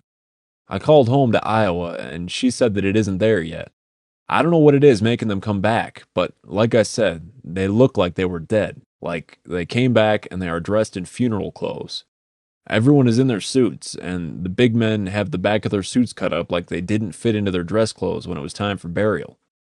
So they're dead rising, and if they bite the normal, they die and then come back. You know, the sad thing is you sound completely normal. You sure you aren't just completely insane? It'd make this whole thing a lot easier for me to figure out. I wish I was kidding, but unfortunately for you, I'm not. And this is really happening right now. The longer you wait, the worse it's probably going to get. I don't know, because we won't be here to find out. You need anything else from me, Karen? Because if not, I got to get going. No, unfortunately, I just need to find 2 people to go and check this out. I appreciate you taking the time to get me the information. Good luck to you, Jude. Where can I find you if we need anything else from you, sir? I live in Adele, Iowa, but I'll be between here and there if we don't have enough gas to make it back. Well, good luck, Jude. I'm gonna get right on top of things now. Thanks for believing me. Tell them to be careful. All right, goodbye, Jude. Karen hung up the phone, opening up the book on her desk and checking out Missouri and who she had closest to there. She scrolled down the different offices and saw 2 names less than an hour away from them. She called the number, and on the other end, a sleepy voice answered. Hello? Karen said, Hello, good morning. Is this Joanne Sanford? Speaking. Who is this, please? I'm the director for overnights at the CDC. I'm actually just finishing up my shift. You need to report to Sedalia. Do you know where that's located? I will after a cup of coffee and I look at a map. Is someone there sick? In a manner of speaking, yes. It might sound crazy, but this is part of your job. A man called in saying the dead are rising there. So far, he's the only one who called to make any reports, but the sun's just coming up, and I suspect if what he says is true, there's going to be a lot more calls coming through. I need you to call the other agent at your office, and for the 2 of you to head down there. I need you to do it now, though. There isn't any time to waste if this is true. Joanne pushed out of bed, putting her long blonde hair into a ponytail and trying to shake the sleep from her. So, dead people are walking around this town. Is there anything else I need to know, ma'am? Yes. He said if you get bit that you will die. Once you die, you come back as one of them, but you're a bit faster than those that have been dead and in graves. This was a serious call, right? I mean, you don't think maybe he'd be better off with a straitjacket and a padded room? Well, he'd be safer there if this was true. I want to report as soon as you have the chance to roll through town. If I were you, I would take it easy. Don't just go flying into town. Scope things out before you head in. Yes, ma'am. Well, I'd best get going if this is an urgent matter, right? I need to try and round up Kayla. This is our off weekend, so I'm hoping that she's home. Will you let me know if she isn't available, and I'll see if there's anything I can do on my end and try to help you out. Will do. Talk to you soon. Joanne hung up the phone and pulled on a pair of Levi's she had laid on the floor and buttoned them. She dialed her partner, Kayla Young's phone number from memory and waited while it rang. She looked at the clock, seeing it was barely 4 in the morning and could just see the glimpses of sun cutting through the dark sky. Jesus, could she seriously have called any earlier? God. When the phone answered, a tired, groggy voice answered. Hello? Who is this? Joanne said. Kayla, is that you? I don't know yet. I'm still asleep. Kayla said. Well, you need to wake up, and now. There's either some sort of crazy outbreak happening, or there's either a complete lunatic about an hour away. The head of the CDC shift called me personally, saying that the two of us are in charge of going and checking it out. Isn't that awesome? I don't know, Joanne. Does that mean I have to get out of bed right now and go get it? Because if that answer is yes, then no. No, that is not very awesome, rad, or cool at all. I am going back to bed. Can you call me after you eat lunch and try and fill me in on how things are going? Oh, sure, I'll just call her back and let the director know you are too busy to come and check out the end of America as we know it. I'm sure whatever you have going on is way more important than life as we know it. I'll talk to you later, okay? Oh my God, you're so dramatic. Do you think I'm stupid and I would really have you call her and tell her I'm too busy to do this? Christ, do you know what would happen if you did that? She might send a man to do a woman's job, and then we would be completely screwed if this was the end of the world shit. Besides, this sounds totally ignorant. If the world was going to come to an end, it sure as hell wouldn't be in nowhere, Missouri. Is there anything else there we even need to worry about? Other than a chemical plant, I can't think of anything, and I'm pretty sure it's always voodoo that starts up those zombies in the movies. We're good to go. If you're okay to get out of bed, I'll swing over by your place in 20 minutes. I'm gonna brew some coffee for us for the ride there, and then we can be on our way. The quicker we get back there, the quicker we still have a chance of being able to enjoy our weekend, right? Oh, honey, I try to enjoy every day. Well, then it works out for me, okay? I'll be there in a bit. Sounds like a plan. See you in about 20. The two women both hung up their phones and ran to the bathroom to get the quickest shower that they could and get dressed to head out on what they both assumed was some crazy man's hoax. Chapter 9. Escape. Jude set the phone down, looking at the other 3 men all staring at him, eyes filled with hope. Jude said, You know, I can't say for sure, but I think she actually believed me. She said we should stay here, but I have to say, I think we need to get out of this place. Chuck said. You know, that is genius, Jude. It really is. But unfortunately, there seems to be something you're overlooking here, Jude. Am I, Chuck? Pete, who was starting to lose it, yelled. Yeah, these things are trying to bust through the door. If we open it, they're going to flood this damn place in waves and rip us to pieces. I don't want to open that damn door. If that lady said wait, then we wait. If you can't come up with a better plan than that, we don't go nowhere. Well, I don't know how much better off we're going to be, but I was thinking these things are on both sides of our room, right? Well, what about if we went to the next room over? It ain't like there's probably all that much between these walls. You've done construction. It's just some drywall and studs in between. We can bust through with one of the bed rails left over from our makeshift wall. Those things are already trying to get themselves in here, so what is it going to matter if we make a racket in here? Chuck walked to the edge of the room, peering outside, just barely able to see anything with all the dead trying to fight their way in. He said, I don't think going through the rooms is going to work, buddy. I can see those things for as far as the eye can see. Jude paced around the room for a few minutes. The men watched, waiting for him to come up with an idea, something they all knew, given enough time, that they were sure he would. He pulled a chair out from the desk and sat down, putting his head on his arms for a minute. He looked up with tired eyes toward the heavens, but only saw the plastered ceiling.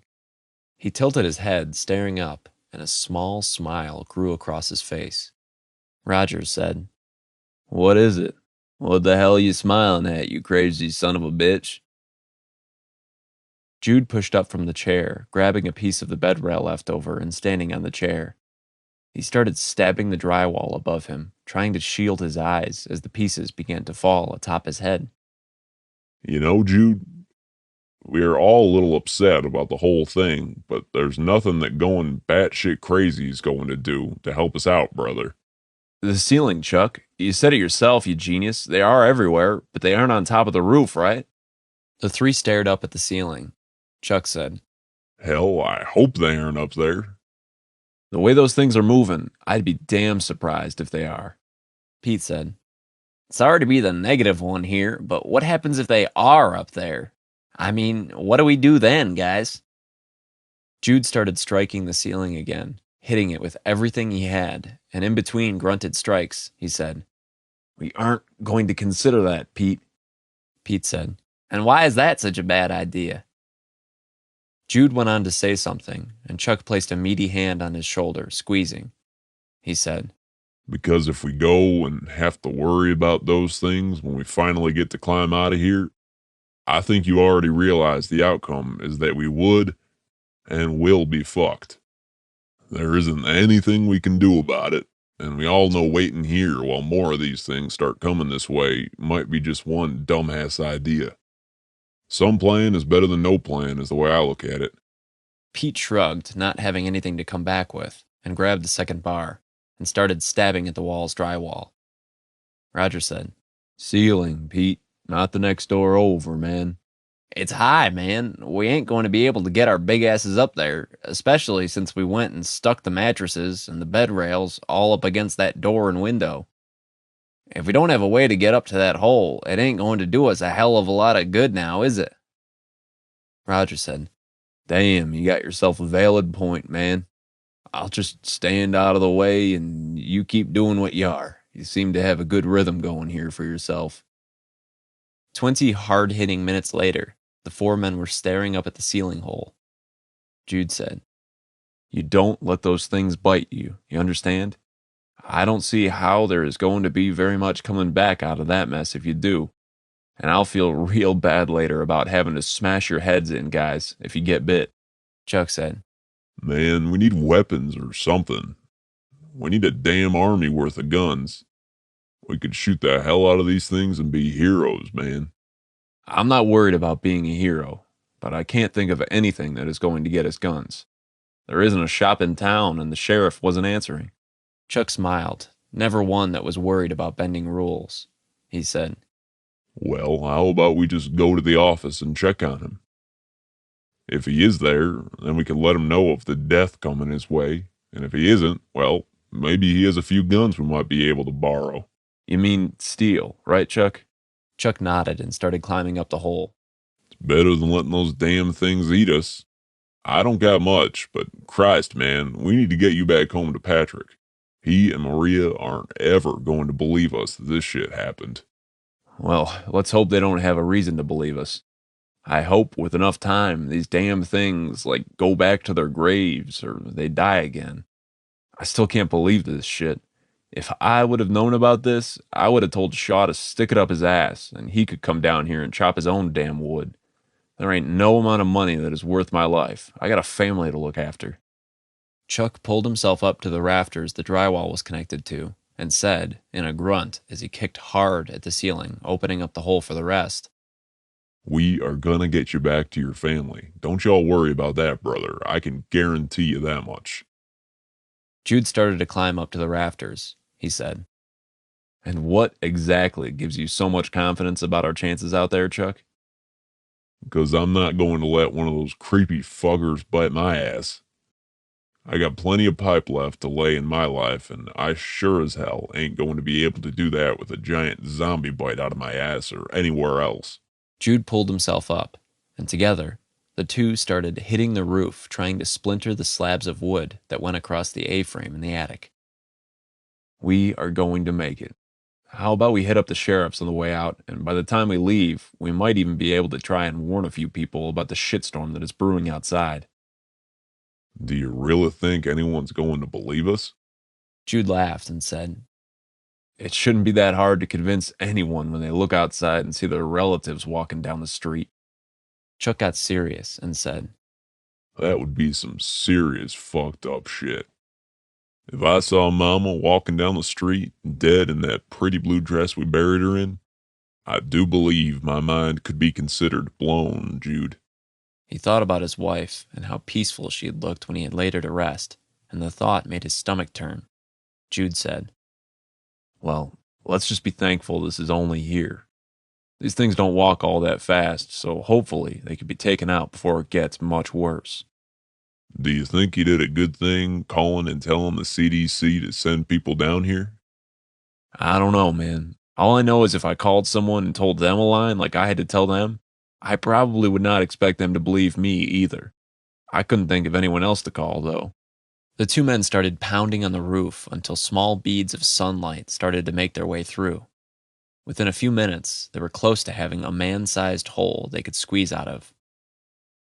Well, at least there is one good thing about all this. What the hell good has happened? Well, that's simple, stupid. There ain't no zombies on the roof. That's the best goddamn news I've heard all day, man. Jude could not disagree with sound logic like that. He continued striking the ceiling as if he hated it, until he had cleared enough out of the way that there was plenty of room for all of them to be able to squeeze through. Jude yelled down to Roger and Pete, who were waiting anxiously. Unless you boys want to stay down there, I suggest you get up your drywall ladder and let's get moving. The two men had no interest in staying, and were up the hole and climbing out of the roof before Chuck and Jude could say anything else. The four men stood on top of the motel's roof, gazing at the field of dead in the street. Chuck said, Man, I wish I would have brought more bullets down for my piece. I say we hit the sheriff's office first. I have nothing against your shooting ability, Chuck, but I do believe 4 of us with a gun versus 1 of us with a gun is a hell of a lot better odds. Pete and Roger nodded their heads, and the 4 men headed to the opposite end of the motel, trying to find a place where they would be able to make a break for it. The men saw the courtyard of the motel as they ran across it, and realized there would be no escaping through it, as it was filled with the dead. There were many of them, though, who were preoccupied with the warm meals that had not been as innovative as the men had in fortifying their rooms. Jude noticed men and women walking around in nightwear, and realized after seeing multiple bite wounds that this definitely was an infectious disease or virus. He was unsure what to call it. The only thing he could think of that sounded fitting was hell. Jude yelled, Not that any of y'all need me to tell you this, but you make goddamn sure you don't get bit by those sons of bitches. You see those people down there in their pajamas? They weren't in a coffin any time recently. Chuck said, breathing heavily as they made their way across the roof. Yes, you are right. I sure as hell don't need anyone to tell me not to get bit by those things. They made it to the opposite end of the motel courtyard and found an old truck parked close enough so that they could jump without having to worry about breaking their necks or twisting an ankle. Jude went first, landing on the roof of the truck cab, trying to be as quiet as possible. The rest of the 3 might as well have been trying to impersonate the 3 Stooges. Chuck was the worst one in the group. He tried to mimic what Jude had done, but when he hit the roof, his feet went out from beneath him, and he landed on his ass hard, cracking the windshield and smashing in the hood.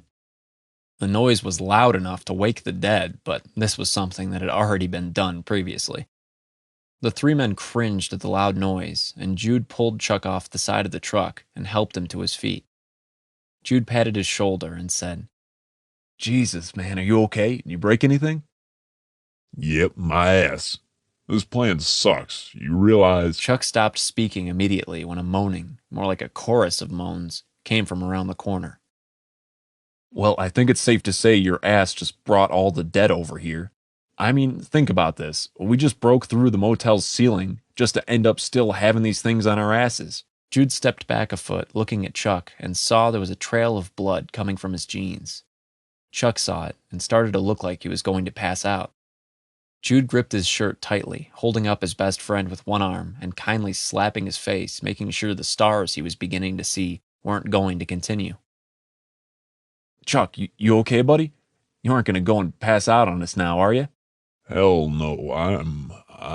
Jude slapped him hard across the face, wanting to guarantee that he wasn't going to pass out with a horde of zombies coming. Chuck's eyes popped open, shocked by the hit.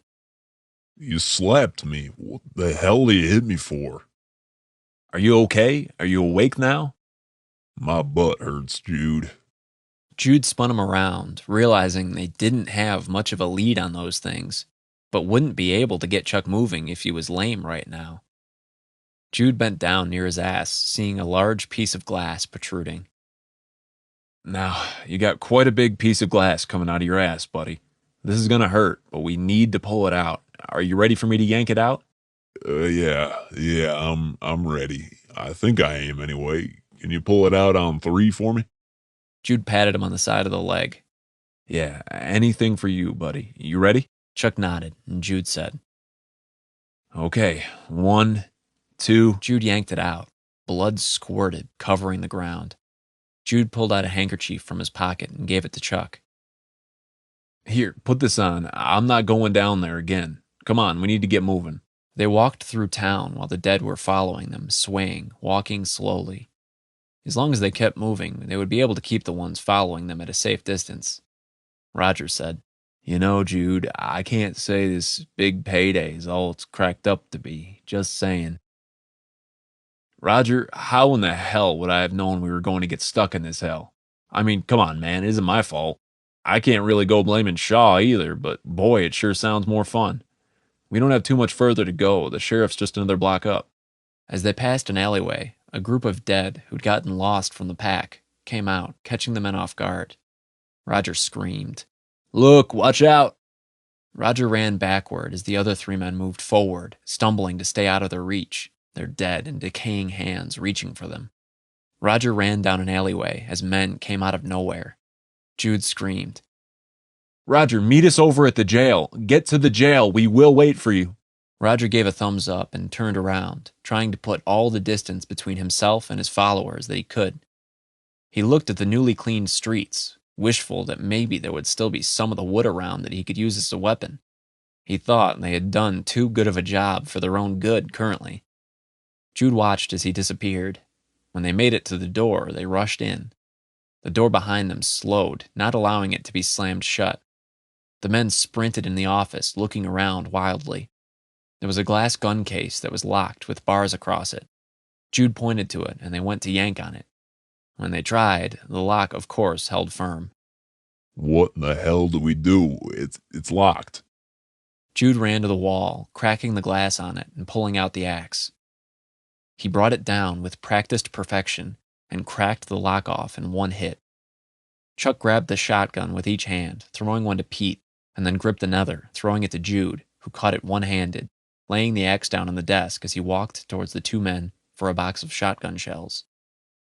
The men loaded shells until they were locked and loaded, and when the first of the dead came through the office doorway, Chuck put the bead of the shotgun on the dead man's chest.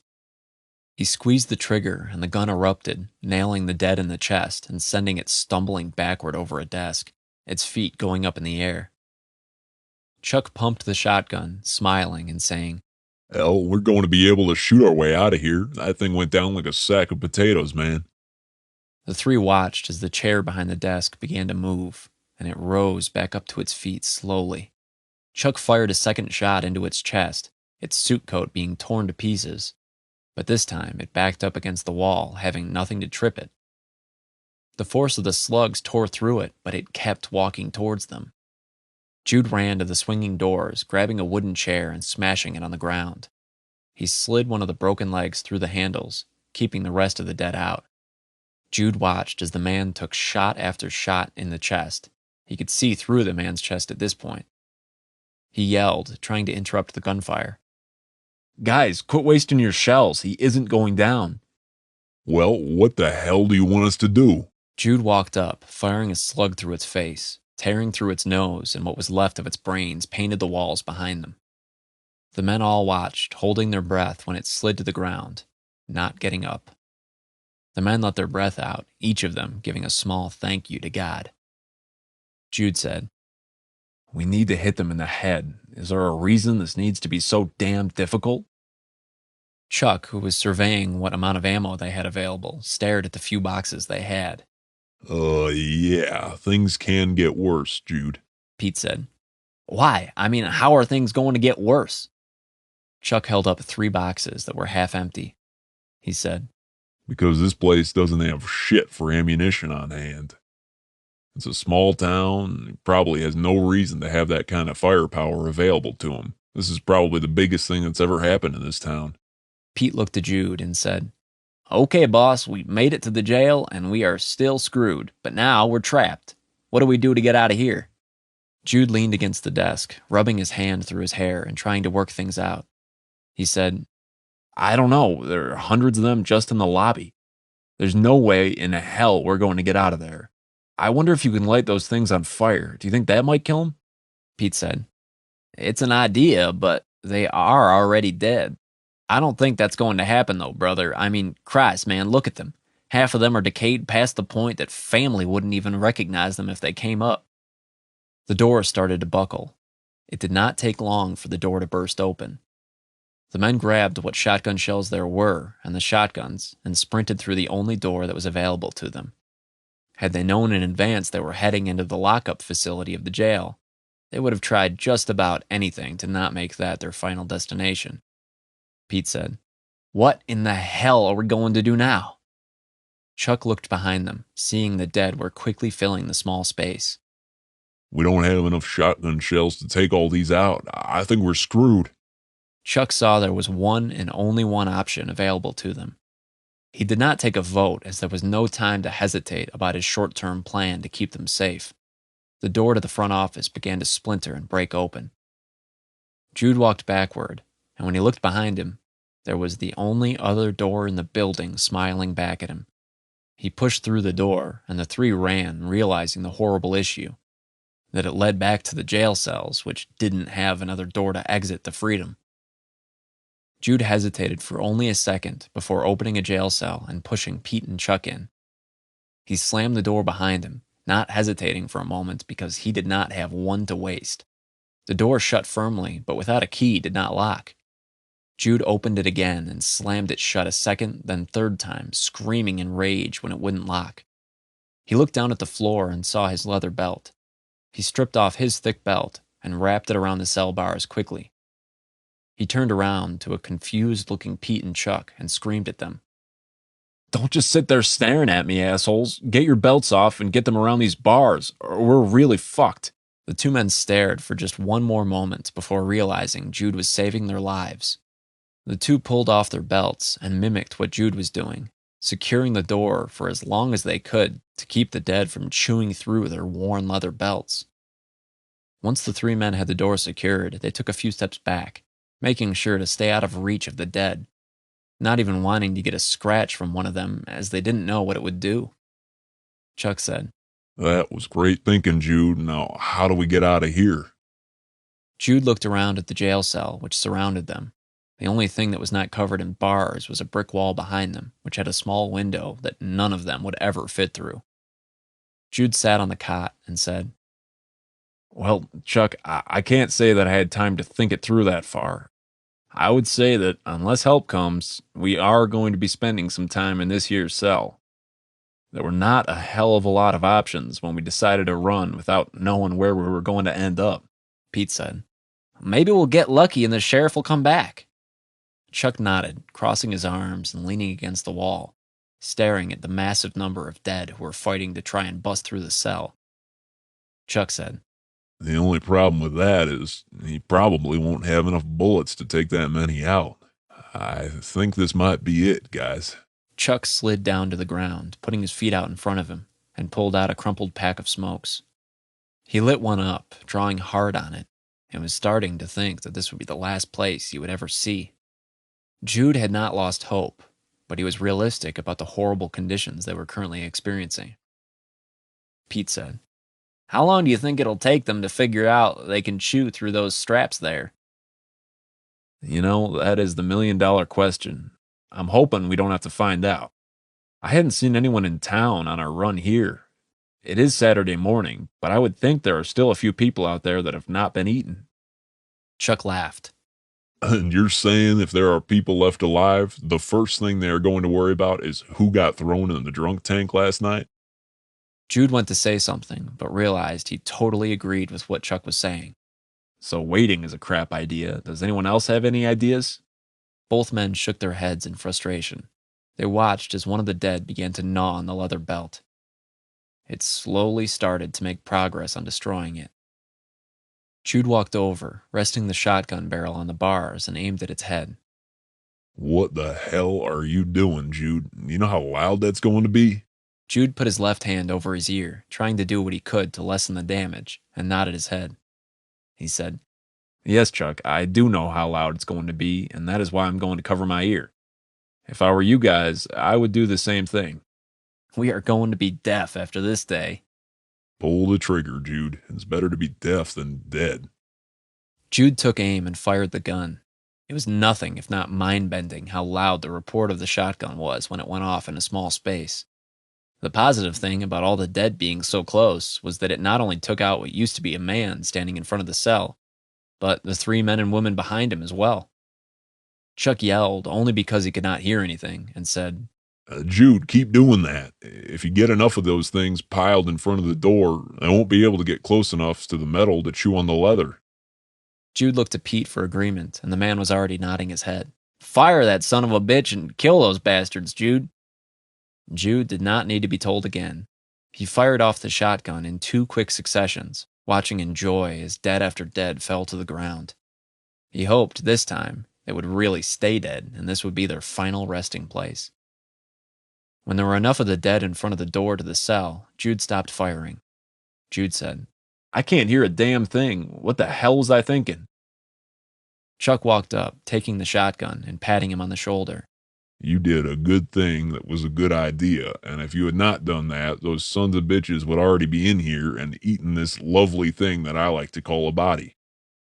I don't know if I would go quite that far, Chuck, but I am glad to say we are still alive, and it looks like we're going to stay that way if we could just stay in the cell for a little bit longer. It doesn't look like anyone's going to come anytime soon to free us. I would say we have a better than good chance of staying in this shithole for quite a while. Pete got up off the floor and adopted the cot. He fully stretched out, and Chuck said, What exactly do you think you're doing, Pete? He smiled, crossing his legs and closing his eyes on the thin, warm mattress. I ain't going nowhere for a long time. I think I just gotta say that if I'm going to be stuck in hell, then I might as well be comfortable as well. Besides, if I didn't take this here cot, I know damn well you were going to take it. Chuck crossed his arms, shaking his head, a look of being disrespected. He said, I don't know what in the hell you're... Oh, God damn it, you are skinny. Get your little ass over. There's plenty of room for the 2 of us to sit in that cot. Sorry, Jude. We need someone manning the shotgun and those deadheads trying to eat through our damn belts. Besides, if I go and stay standing without my belt, y'all are going to see a side of me that none of you want to see. Lord is my savior. I'm telling the truth on that one, brother. Jude held up his hands, motioning for him to keep it. God knows that isn't anything I want to see, Chuck.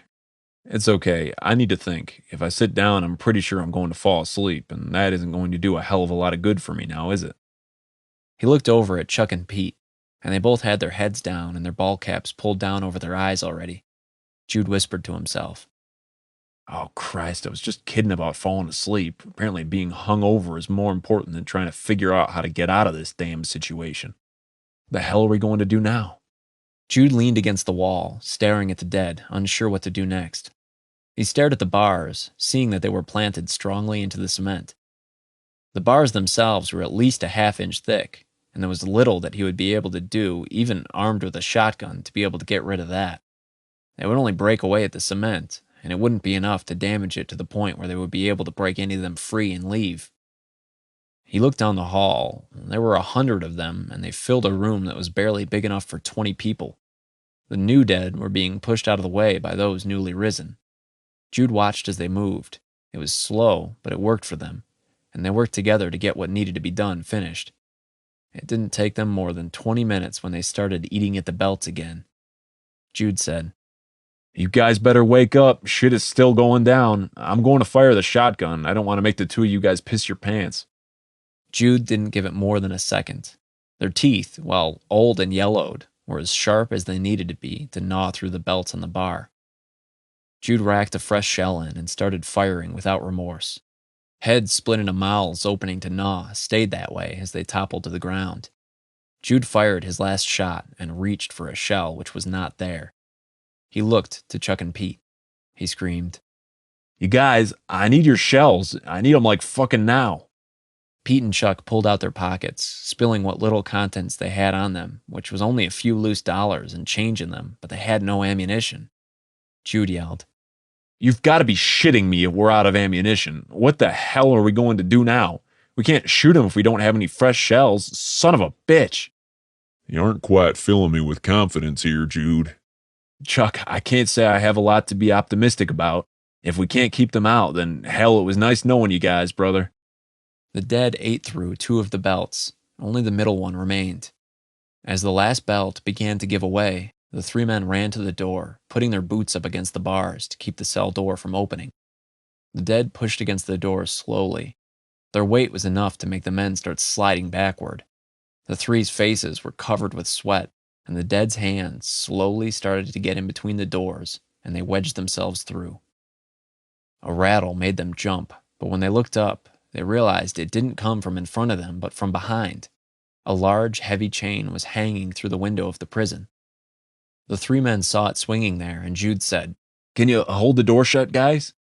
They both nodded yes, but their expression did not fill him with very much confidence, and he slid backward, jumping up and pulling himself up on the bars, looking out. He saw Roger attaching a chain to the front of a garbage truck. Jude screamed, Roger, you're alive! Chuck and Pete both craned their necks, just barely keeping the dead from getting in. Chuck yelled, No shit, he's alive? Jude gave him a thumbs up and said, What do you need me to do? Roger finished attaching the heavy chain to the front of the truck and yelled back, Give me a second, Jude. Let me get this damn thing hooked up on here. Jude watched as he connected it, and when he came back, Roger yelled up to him, Slide that chain back through so I can connect it. Jude did as told, and Roger grabbed the long chain, bringing it down and sliding a heavy bolt through it. He said, Give me a second and we'll get you all out of there. He jumped into the truck and backed it up until the chain got tight. The engine revved louder, and the slow crack started to be heard. Jude took a few steps back, waiting for the concrete to break, watching intently for the chain that was around the bars to give way. He heard a snap, and the chain fell to the floor. Jude ran up, looking, and saw Roger sitting there in the truck, hitting the steering wheel as if he hated the thing. Jude yelled, What the hell are you going to do now? Roger got out, looking at the chain, and said, Get back, I got one more idea.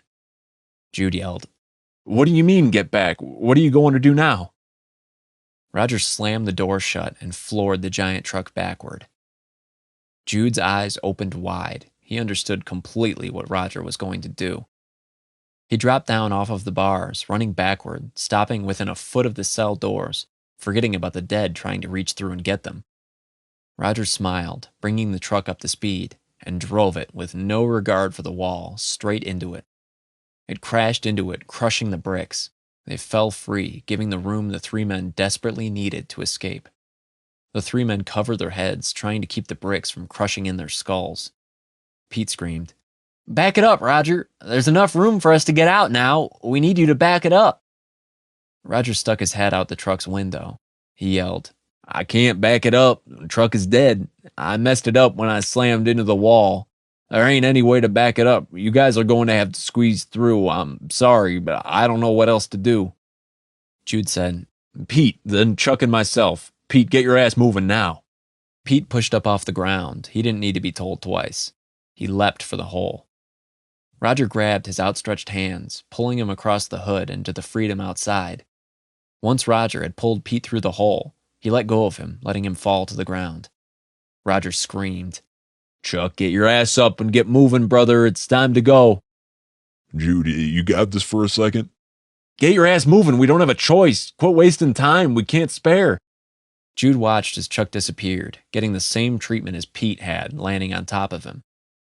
Jude looked back to see the final belt breaking, and the force of the dead pushed him fully back as they flooded the cell. Jude sprinted, launching himself through the hole head first, only leaving himself seconds to spare. Jude rolled off of the top of the hood and gave Roger the biggest hug he had ever had. Holy shit, Roger. I can't believe you're alive. You just saved our asses, brother. What happened to you when we split up? Roger shrugged and said, "There ain't nothing to it, man. Once I realized I was on my own, the only thing I cared about was keeping enough distance between me and them.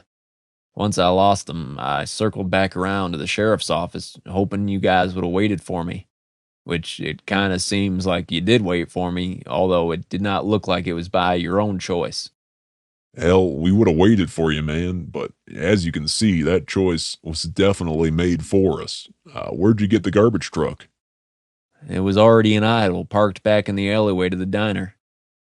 You do realize that usually garbage trucks have garbage men that accompany them, right? Roger nodded and looked a little bit green when he said, "Yeah, I know that they have garbage men, smartass.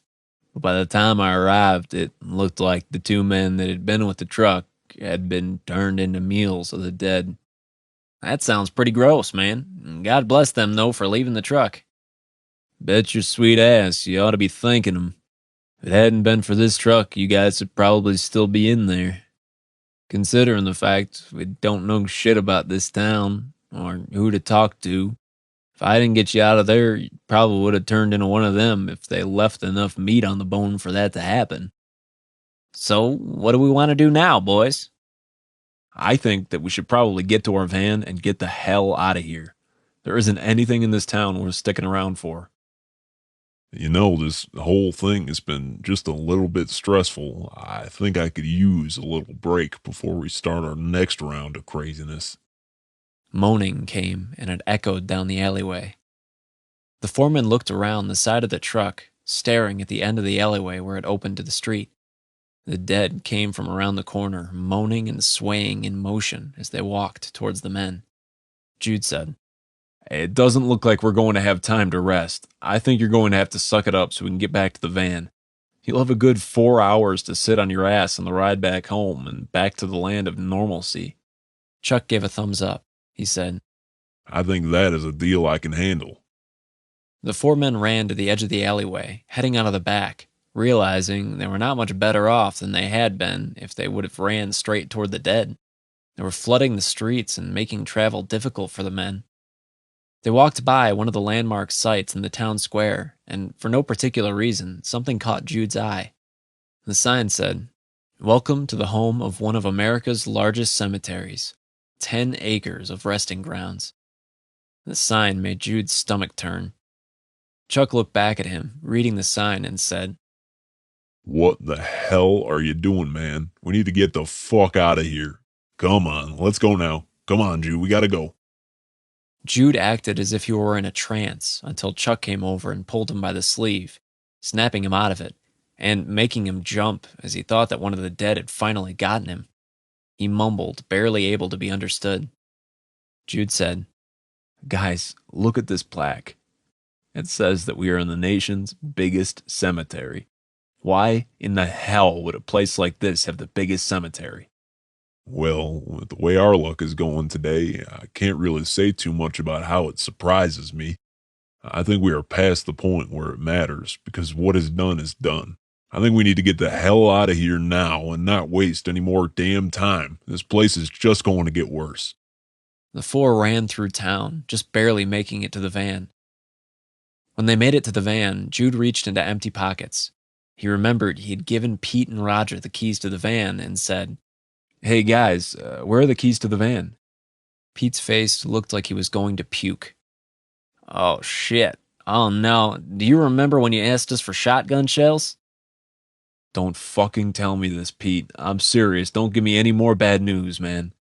Pete shrugged and said, "Sorry, Jude, but all I got is bad news. It isn't like I did it on purpose. In all honesty, I do believe at that exact moment I did not think we would be getting out of that jail cell again. It isn't like I left them there on purpose. I didn't think they would ever serve a function to you in what little time I thought we had left on this sweet earth." Jude stared for a moment, not taking very long to come to the realization if the van was not going to run, the condition of the van was even less important to him. He brought back an elbow and sent it into the driver's side window. Jude shattered the glass and then screamed in pain from the hit. God damn it, that hurt. They sure as hell don't make it look like that in the movies, do they? Chuck pointed at the window and said, That was badass, man. That was some Chuck Norris shit. You're the man. Hotwire the damn thing and let's get out of here. Why in God's name would I know how to hotwire something? I've owned all my cars. I don't have the slightest clue how you would steal a car. Do you know how to hotwire a car, Chuck? Well, hell no, I don't. I'm an honest, law-abiding individual. As long as you don't, of course, count drinking and driving as a crime. So what are we going to do now that we can open the windows on this thing? What'd you break the window for then? It doesn't take a genius to realize this van is quite possibly our only way to freedom. Chuck went to speak, but Pete cut him off. Pete jumped a little at the prospect in front of them, thinking about their salvation as a real possibility, and said, "Jude, this entire thing is full of chainsaws, axes, machetes, and all kinds of shit you can crush their heads in with. Think about it, man. We can make short work out of those things. We're practically home free." Not speaking, Jude climbed into the van, carefully avoiding the broken glass on his seat. Jude jumped into the rear and opened the back two doors. He held on to one chainsaw for himself and started to distribute the rest, just like it was another day on the job. The men took a few minutes preparing themselves, placing forearm and lower leg guards in place, which typically would protect them from the worst of accidents happening from the saws. But in today's case, they were only worried about trying to stop bites from the dead and protecting their skin.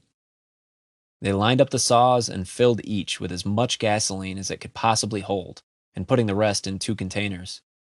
Each of the men also took a machete and an axe, clipping the machetes to their pants and wearing the axe across their back as a last-ditch resort. It was a weapon which they hoped they would not have to resort to. The men started to walk out of town. The visibility was difficult because of a light rain that started to fall as far as they could see. Had they known what they were in for, they would have tried to stick it out in town for a little while longer until the rain had passed. Jude didn't feel like he had much time to waste, as he was not confident the dead would all stay resting across America. The main place in America he was worried about, of course, was his home sweet home of Adele. Rogers said, Hey, do you realize how long it's going to take to walk where we drove in 4 hours, right? "We aren't going to walk that far. We're going to steal a car the first chance we get." I think Jude had the right idea, getting out of town while we still can. God knows how many more of those things there are in town, and they sure as hell didn't look like they're letting up when they were coming after us, did they? Well, it isn't like I wanted to stay in town either. It just seems like it's a hell of a long way to walk. And no offense, but the way the 4 of us look after a hard night of drinking and getting chased by zombies all morning doesn't quite scream friendly when it comes to hitchhiking. If somebody was dumb enough to pick us up, it might not be the one I actually want to catch a ride with, if you know what I mean. All I'm doing is making the best guess I can, man. I'm up for many options, but it just doesn't seem like we have a hell of a lot of good ones at our feet. The rain grew heavier and heavier until the point that they were not able to see even a foot in front of them. It was coming down in waves, and the rain had a distinct smell to it that the men could not place, but they knew it did not smell natural. Chuck screamed over the rain. He said, What the hell is wrong with the water down here? It smells like somebody took a shit in it. That's a damn good question, but I got one thing I know for sure. I'll even let you in on my secret. I'm not letting even a drop of that damn water in my mouth, because there's no way in hell something that smells that bad should be going in something this pretty. I think he's got a right good idea right there. No water in your mouth, no disease in your mouth. You never know. It might be what made those dead come back. If that is what might have done it, but I sure as hell don't want to drink any of it. But we are probably just being dumb. I'm sure it's okay. Pete laughed at the men and took a large mouthful of the water in, straining his head into the air, filling it with a mouthful of water and drinking it happily, and cringing at the taste. He was too hot and hung over to truly care anymore about anything else for the day. Jude said, "What the hell are you doing drinking that water? I don't know why you'd trust anything after the day we've had, man. Spit that shit out now." It was already too late. It had made its path down his throat. Pete said, "I'm hungover, man. I need my damn water. I can't help it. I'm not going to make it much further if I don't get hydrated." Chuck said, You will walk plenty far. Hell, I can't imagine how long a dead guy can walk when things like sleep, food, never being thirsty, and probably a whole bunch of other shit people don't care about don't have to deal with no more. Pete drank until he was content, ignoring his friends, and continuing walking and keeping up the pace with the other three. They walked for a half hour and the rain had started to let up. They had yet to see another human going across their path to ask for a ride. They figured there would be plenty of people headed out of town, but they were starting to wonder, since they had been cut off from communication for the better part of the night, if a warning had already gone out to the citizens of the state.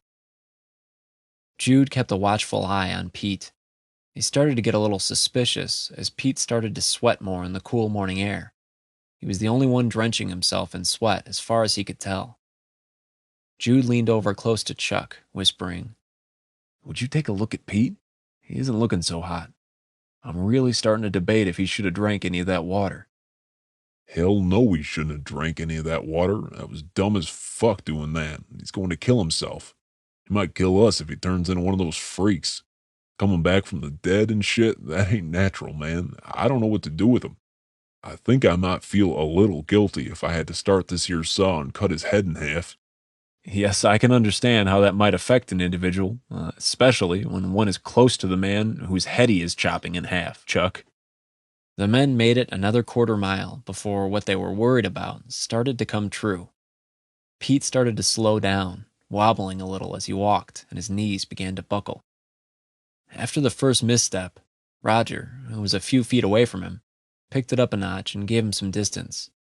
Jude and Chuck had not seen this going down, and Roger asked loud enough for the rest to hear, "Hey, are you feeling okay there, Pete?" Pete waved him off as if to indicate he was perfectly fine, of course.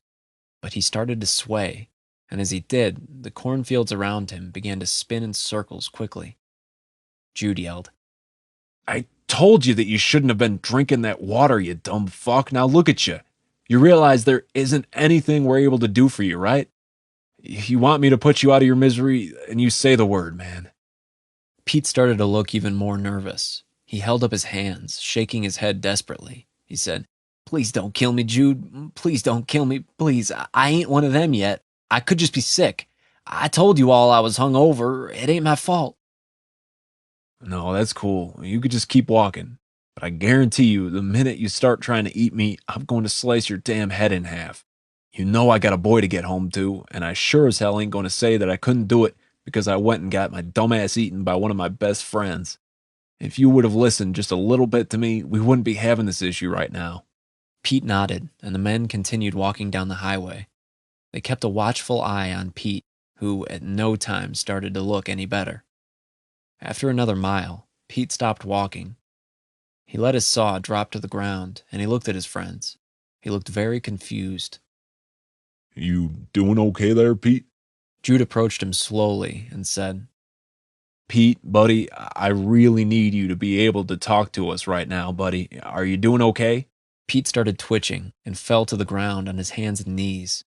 He started having massive convulsions, and a green foam started to pour out of his mouth. He fell to the ground flat, shaking violently. The three others took a step back, realizing this was probably going to be it for Pete. They watched him, having no idea what was going to happen next, of course, and then Pete lay still. Jude bent down next to him and picked up his chainsaw. He backed up slowly and motioned to the others that they should continue walking. Roger said, "We can't just leave him out here in the middle of nowhere, Jude." "The fuck we can't, Roger. How about you tell me how you want to get him somewhere? Because we don't have a car, we don't have a stretcher, and he's got green shit coming out of his mouth. From the look of him, he looks like he's quit breathing, too." That green foamy shit is pretty damn creepy, man. I think we need to get our asses moving and get out of here. The more distance between us and this town, the better for everyone. "Yeah, I gotta agree with Chuck on this one. We need to get the hell out of here. We had a long ways to go. Pete had every reason he could have listened to us and not ended up like this. Simple as that, guys. Roger took one last look at his good friend, and then the three of them started their walk. As they made it 100 yards away from him, they heard noises coming from behind them. Jude turned around first to see Pete up on his feet and in a crouching position. He looked around, still appearing confused, and when he eyed the three men, he took off in what resembled a run. He looks like he had rigor mortis already going through his body. Pete didn't look like he was able to bend one of his knees fully, which made him run looking extremely awkward. Chuck walked forward, saying, I got this. Let me get old Betsy here fired up, and I will help take care and put him out of his misery. Chuck pulled on the faithful chainsaw and then began to curse as he had flooded it and the saw would not start. Jude gauged the distance between himself and Pete, realizing by the time he got his own going that it would be too late. He slid the axe off that he had hanging around his neck and waist and swung it as if it were a baseball bat. When Pete got within the striking distance, he used the back end of the axe head and connected directly with Pete's chin. The force of the blow snapped his head at an impossible angle and sent Pete back off of his feet, landing flat on the ground. Pete did not scream or moan, but made some other awkward growling sound. It was impossible to believe, but he did not look like he was in any amount of pain. He tried pushing back up to his feet, but Jude kicked him in the chest, knocking him back flat, and in one violent strike, brought the blade down with all the force he could muster, striking Pete through his skull. The blade disappeared into his skull, leaving only the handle protruding out of it. The blood came out, at first slowly, then quickly began to exit the wound. Pete convulsed one last time before his body stopped moving. That might have been one of the most awful things I've ever had to do. Roger, with only one thing on his mind, said, Honestly, I'm just glad we did not have to take him with us, trying to carry him. Can you imagine if he would have just come back or whatever the hell just happened, and we had not gotten any amount of warning beforehand? Yes, we would have been totally screwed if that was the case. Jude didn't need to say anything. He knew both the men were correct. He placed a boot on Pete's head and wedged the axe handle back and forth until it finally came loose and dislodged itself from Pete's skull. Jude wiped the blade on Pete's shirt and secured it back behind him. They did not have an opportunity to begin walking again, as they heard the sound of a motor coming very quickly toward them. The fact that the three of them were standing in the middle of the highway made them very nervous. A van labeled CDC on the front hood came flying over the top of the hill, headed on a collision path straight toward them. The men were frozen in place, and the look on the driver's face was one of fear and shock at the three of them standing there over Pete's dead body. She slammed on the brakes with both feet, making the van slide wildly. It went into a fishtail, and when she tried to correct the van, she turned the wheel too hard to one direction. The van's left side came up off the ground and left a shower of sparks behind it as it skidded to a stop. The three men ran quickly to the van, each of them thankful that they had not been plowed over by it. Jude was screaming as he ran. Are you okay? Are you okay? Kayla looked at him through the shattered windshield. She was unsure what her eyes were telling her, as all she could see was a man with two chainsaws running at the van, covered in blood and screaming at her. She looked in the distance, seeing two more men, each of them carrying a single saw, and a corpse lying on the ground further back with an axe protruding from its skull. Jude knelt down next to the windshield and yelled, Are you able to move? Did you break anything? She did not respond, and Jude removed the axe from his shoulder and put the blunt end through the windshield, making both women scream. Joanne yelled, Please, don't kill us. We're here to help. Please don't do anything stupid. Jude pushed the axe in just a bit further, turning it and started yanking on it wildly until it broke the protective windshield free, and he was able to pull it off of the frame. Jude said as calmly as possible, I'm not trying to kill you. I'm trying to free you. Christ, if I left you here for too long, it'd only be a matter of time before one of the dead came around and ate the two of you. Kayla said. Wait, what do you mean, one of the dead? The dead are in the ground or cremated. Joanne, can you tell me what in the hell this crazy son of a bitch is talking about? Joanne said, Why don't we get out of this van first, and then maybe we can have a talk while we head to wherever these guys' car is located at? We are on foot. Like I said, we got out of town. Those things are everywhere, and we just barely got out with what we got on our backs. Kayla pushed out, taking Jude's hand, and he dragged her out of the van. She started screaming immediately. She cursed and pushed herself up, only to fall directly back down, and screamed loudly in pain again. Chuck, always one to point out the obvious, said, Her goddamn bone is sticking out of her fucking leg, man.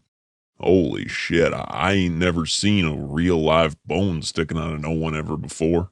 She needs a damn doctor and shit, man. Kayla just stared in confusion at him. She said, Oh my God, is he dense or what? Roger bent down next to her, kneeling and seeing what exactly the problem was.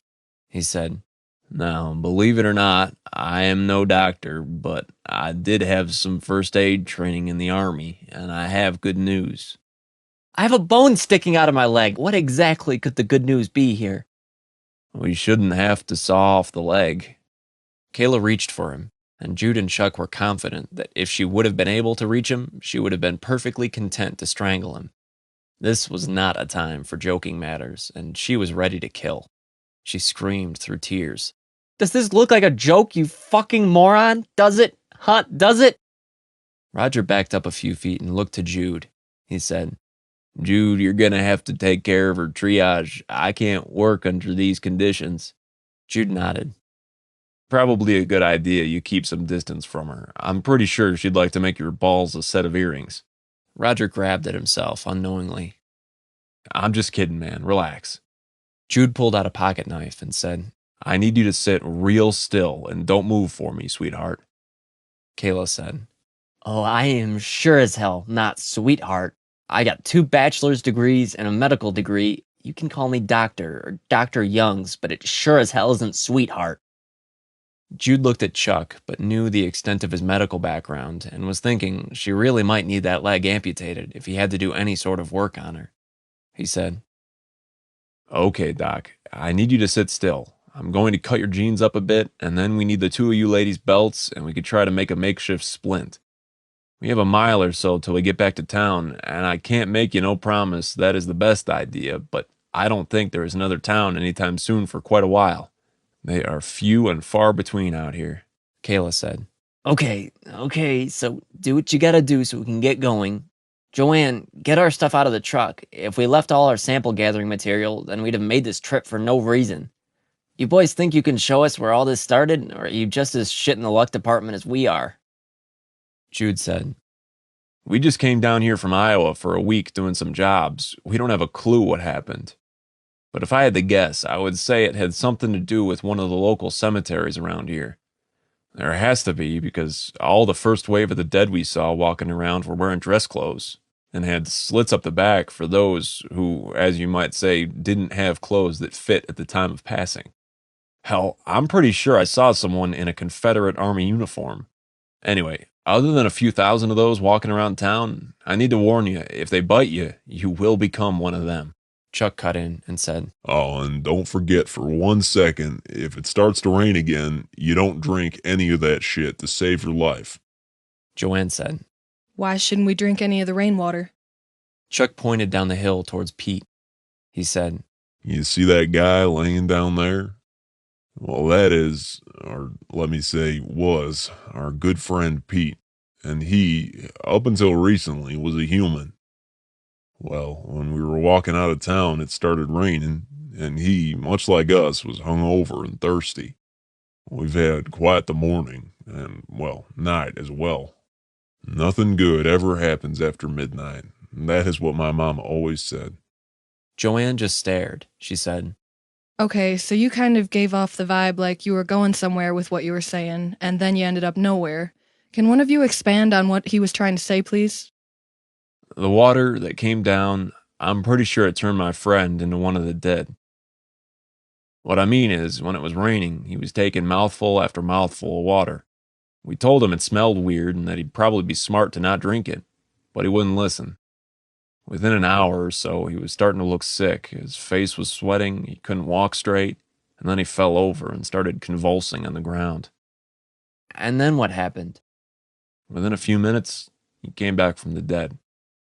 The two women looked at each other, and Joanne realized the man who'd called in probably wasn't in such a need of a straitjacket as she thought he was. Joanne said, Well, hell, we got sent down here by the director to check things out. My boss said there was a man who called in to report the outbreak. Yeah, that was me. Unless there was more than one call, I mean. We reported it as soon as we could. Joanne said, We need to get back to town so we can let our boss know. We need to try and figure out what we're doing, though, first. I don't think we want to go to town, but it's going to be the only phone around for miles. We need to get her leg temporarily set so she can at least get back with some assistance. Jude bent down, taking both of the women's belts, and wrapped one enough times and handed it to Kayla. He said, You best stick this in your mouth because this is going to hurt like a son of a bitch, and there isn't any way to go about doing this painless. Kayla did as told, and Jude straightened the bone back out as best he could. He wrapped her extra shirt around the wound and then used 2 poles from the back of the truck to secure her leg. The 5 made slow progress back toward town. The men's hearts were in their throats with each hill, not knowing if the dead would be just over the next bend. The women, still not having encountered any of them, weren't quite as nervous, yet. When they saw they had a clear path into town, they felt momentary relief. We need to get somewhere safe. I don't have a clue how we were going to find a doctor and all this shit. Chuck pointed to town. There were people driving through at the speed of light, trying to escape the dead. Christ, you think there's anyone left in town to get help from? I don't know where they all went to. It must not have been our road. Probably because they know where they're going around here. All we wanted to do was head north to our home. These people are from around here and know what they're doing, or at least they know where to hide. Well, then let's get to town. It ain't that big that it's going to be that hard to find where the doctor in town is. Let's just hope he doesn't have a farm or anything out in the middle of nowhere. Because then we need to try and find us a car, again. Regardless, once we get her some help, we need to try and find a car. We need to get back to Iowa, and we need to do it now. What are we going to do if this rain hits there? You know we have just as many cemeteries there as this place does. Think, if this thing brings back everyone from the beyond, that is going to be a hell of a lot of things coming back.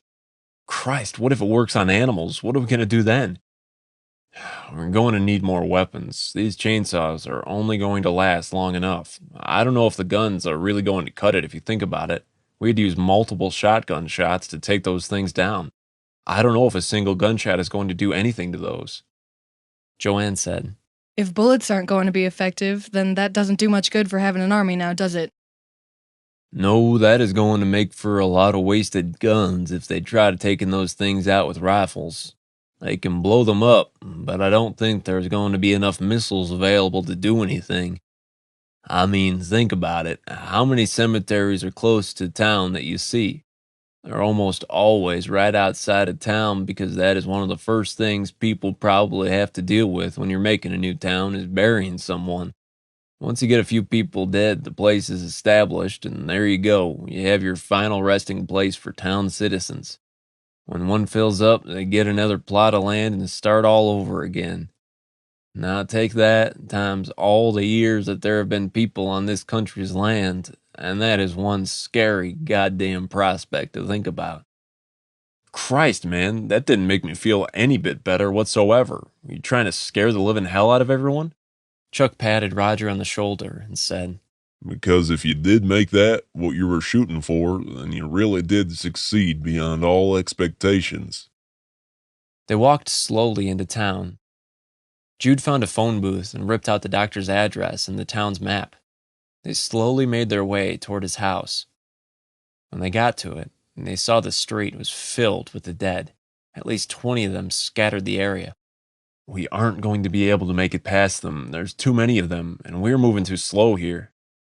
Chuck, always trying to make a situation less tense, said, Well, Dr. Kayla, it was nice knowing you. Unfortunately, not everyone is meant to survive the whole zombie invasion thing. Kayla stared at him blankly. She said, Chuck, do you think you could come a little closer to me, please? He smiled and took 3 large steps backward. He said, I'm kidding. We don't abandon our own. Well, as long as, you don't go turning into one of those dead things, then it's kinda out of our hands. Jude, you got any ideas what we can do to get her to that house? Jude looked at the large white house and could see the blinds parted on the top floor, and took that as a good sign that there would be someone there to meet them at the front door. He looked around the neighborhood, seeing some of them with the large wooden fences, and figured that even a chain link might be enough of a chance.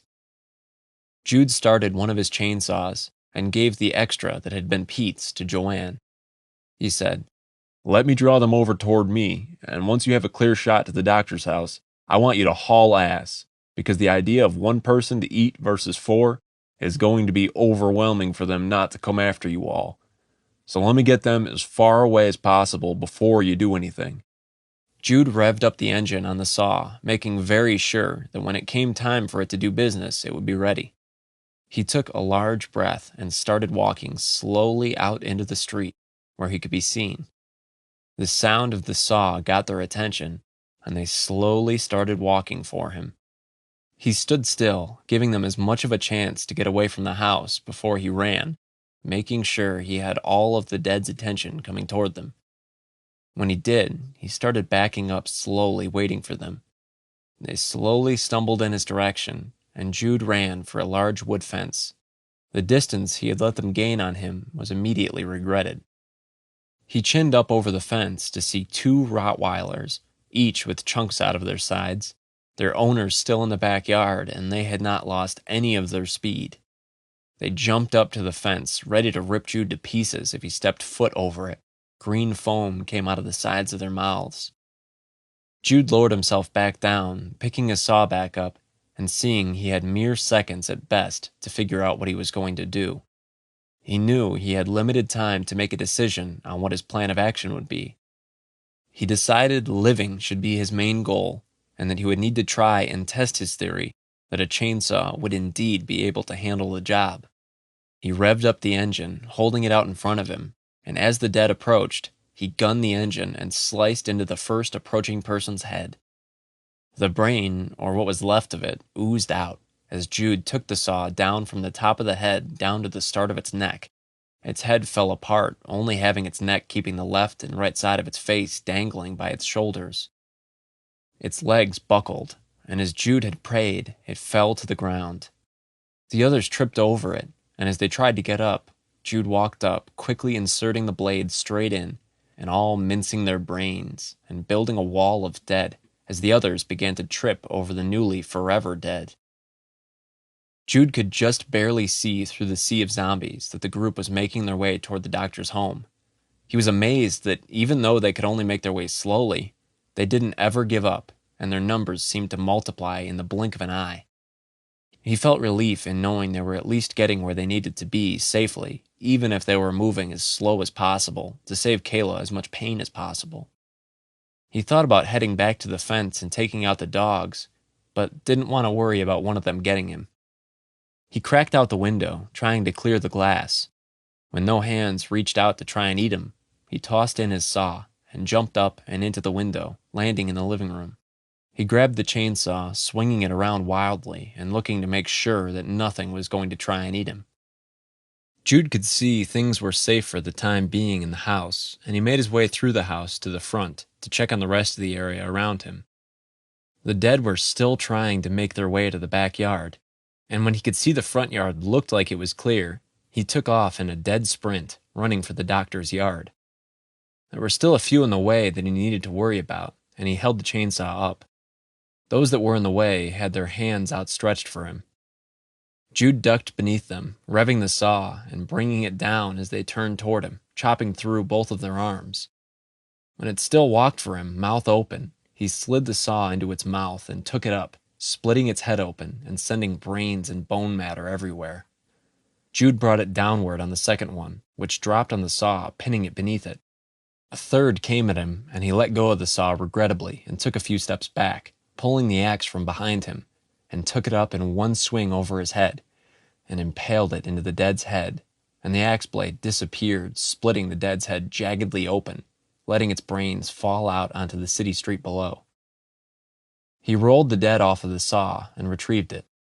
A line of them walked toward him. Jude knew he wouldn't be able to take 5 of them out at once, going in through their heads, but he did know that if they could no longer walk, that there would be less of a threat coming after him. Jude dropped to a knee, revving the saw, and ran it across all 5 of the dead's kneecaps, making them fall instantly backward, some of them snapping their leg bones and falling on top of their lower legs. Even handicapped, they still reached up, ready to grab and eat what they could. Jude walked quickly behind the dead, running his saw blade through their skulls, painting the street with brains and forever putting them to rest. Chuck screamed at him from the doorway. Jude, get your skinny ass moving, would you? What are you doing out there? Seeing how many of those things you can kill? You could just run around them, you realize? Jude looked up with a fire in his eyes and yelled back, You know, the more of these things we take out now, the less there is going to be when we try to leave later. We aren't going to be staying here long. We just need to get Kayla fixed up so we can be on our way again. How is she doing? Is the doctor still there? Chuck gave a thumbs up, and Jude hustled to the house, killing the saw and slamming the door shut behind him. He ran into the office, looking around, coming off as an insane man as he was covered with blood and bits of brain and hair everywhere. He looked at his appearance and shrugged. It got a little bit messy. Joanne said, Thank you so much for doing that. You risked everything for Kayla. She'll be forever grateful to you, I'm sure of it. I can't believe you took on an entire horde of those things. Jude set down his gear and took a seat on a wooden bench. Resting his head against the cool, air-conditioned walls and taking a long, deep breath, thinking about what the next plan of action was going to be, Jude looked at Joanne and said, What are we going to do with Kayla, though? She isn't going to be able to walk, and you seem like you might need some help with getting her places and getting the research you need. Do you have the first clue where we should go to try and get any answers on this shit? Joanne said, No, our main job was going to be coming down here to look and see if what you reported was true or not. We had no clue coming here that we were driving into hell's mouth. The only thing I can think of is that all of the dead we have seen had to have come from a cemetery. All we need to do is go take us a drive around and see which one of them has 1,000 or so missing dead from it. And I'd say that's going to be your best damn bet about finding out who or what caused this. Just hope it isn't some crazy voodoo or something that brought them back to life, because I doubt there is a hell of a lot that science is going to be able to do about that. Do you need to report this to your boss, or are you going to be okay with gathering your information first? She said, Well, other than the fact that these things are real, there isn't anything we can set into motion without knowing what to start researching. You know, the army coming here to help eradicate these things might not be too bad. Yes, the army might be a damn good idea. It's too bad I don't think their standard rifles are going to be able to handle these things, though, unless they put a shit ton of bullets in it. We did best with our shotguns and the chainsaws and axes, something we can split them with. Joanne nodded and went behind the receptionist desk to use the phone. She dialed home to her director and waited impatiently for her to answer. Karen picked up the phone at the Center for CDC. Hello, this is Director Karen Diesel. How can I help you? Hello, and let me start off by saying this is Joanne. I'm completely sane, which, let me tell you, is quite impressive given the shitstorm that Kayla and I just went through. Oh, and thank you very much for picking us, because this has probably been the worst thing in my entire life I have ever or will ever encounter. I mean, the shit I have seen isn't even in textbooks because nothing like this has ever happened before. What the hell were you thinking when you sent the two of us down here by ourselves? You should have sent a goddamn army with us. Karen sat forward in her seat. The fact that she had somewhat believed the man when he called made her stomach turn. She started speaking slowly. What exactly is it you're saying, Joanne? The dead, goddammit, I'm seeing the dead. I've seen these things walking after people and eating them. They're killers and they need to be put down for good. We don't know what started it yet, but as soon as Kayla gets her broken leg fixed... Broken leg? What the hell happened to Kayla? We were driving into town and these 3 men were walking in the middle of the road. They left town when they realized it was the safest thing to do. They didn't even have a car they could drive out of there. We swerved, and when we did, I don't actually know what happened next, but we crashed the van, flipping it, and Kayla broke her leg. The men helped us get into town and to a doctor's office, and she's in with the town doctor right now trying to get her leg fixed up. Oh my god, I'm so sorry I sent you there, but I figured what were the chances the man was telling the truth? I mean, the dead are walking, how the fuck does that happen? I don't even know what the protocol on something like that is. Christ, do we send in a fleet of priests to throw holy water on them? Wait, so you don't know what to do? What the hell did I do calling you then, besides waste valuable time? Can you send the National Guard here? I can submit the request, but that isn't going to be today. There wouldn't be any chance they could get there that quick and be ready. It'd be at least a day before they were able to get all the men available and ready. Do you think you can hold up in town that long before we're able to get someone to you? We have an idea where we're able to get answers. We're going to start once we get a car that is able to take Kayla around in and see if we can figure this out. If you can't send any help, that's fine. We will do what we can with what we have. But if you start making calls to get help, that might be the smartest thing you can do. I don't know if this is just here or if you are going to start getting what will sound like crazy reports from others saying the dead relatives are up and walking around. Karen thought of her own parents walking around, looking the same as when she had put them in the ground, and wanted to vomit. Okay, report back to me with anything. Maybe we can find a way to take them out. Is there anything else I need to know about these things? Yes, there are a couple of things. One big one is don't let them bite you. One of the 4 men were walking in the rain and drank the water. They said once he had some time for it to move through his system, he died and came back as one of the dead, trying to kill and eat his own friends. He didn't have the slightest clue who they were. Karen parted the curtain that was on her window, hearing the patter of rain on her window. She said, You said rain was what caused the man to turn by drinking the water, huh? Does the rain do anything else that you're aware of? Joanne said no, and they bid each other a goodbye. Karen set the phone down, standing frozen, looking outside at the kids playing in the streets, running around, mouths open and smiling in the rain. She thought how glad she was that she was hundreds of miles away from where she had sent the girls. The young parents and grandparents in the park watched the kids, smiling from underneath their umbrellas, and were jealous of the energy the youths were capable of enjoying. She went back to her desk, trying to think of who to call, and really the military having a presence down there couldn't be thought of as a bad thing. She called a general she knew and advised him that they needed to set the wheels in motion. She spoke to him for the better part of an hour, wondering what in the hell chances she actually had of making this thing happen were. When she had finished the call, she felt better that within a few days they'd have a few hundred heads there and could help with taking care of the dead that were roaming the streets. She pushed up from the desk and stared out the window, trying to think of what she wanted to get for a late lunch. She looked down into the park and fainted. When she came to, she opened her eyes, blinking slowly at first and then quicker. She looked around the office, seeing it like she'd never seen it before from the flat of her back. She looked to the left and right, realizing she had completely passed out. She pushed over to an elbow, trying to sit up, and falling back down, not realizing she was still feeling the effects of being dizzy from passing out. She sat for a second, waiting for her normal senses to come back to her. She tried remembering what had made her pass out, and it took her a minute. She couldn't believe what her head was telling her, and she looked out the window, trying to confirm it, because it was too unreal to truly believe without visible proof. When she stared down at the park, she saw children still spread out, still enjoying themselves. But these children weren't enjoying themselves going down a slide, or playing Red Rover, or going on the swing set. No, these children had their heads buried, neck deep on the inside of their parents' stomachs. Men and women tried to reason with their children, and those that were dumb enough to pick them up had become meals. She went back to call the general, but set the phone back down. She realized there was going to be calls coming, and they were going to want help for something there apparently wasn't any cure for. Her secretary came in, walking to the window and seeing Karen down on the ground. She said, Christ, are you okay? What the hell are you doing down on the ground? What's going on outside? What's wrong with those kids? Are they on drugs? Karen said, No, they're dead. Was there an accident or something? she asked. All I know is that it seems to have started back in Missouri, but I just don't know how. Before I called the Army general, there was rain. I remember the kids drinking the water, and they were smiling, and then in less than an hour they were, or better yet are, little demons running amok and killing everything they can get their little teeth on. I don't know what we're going to do with those damn things.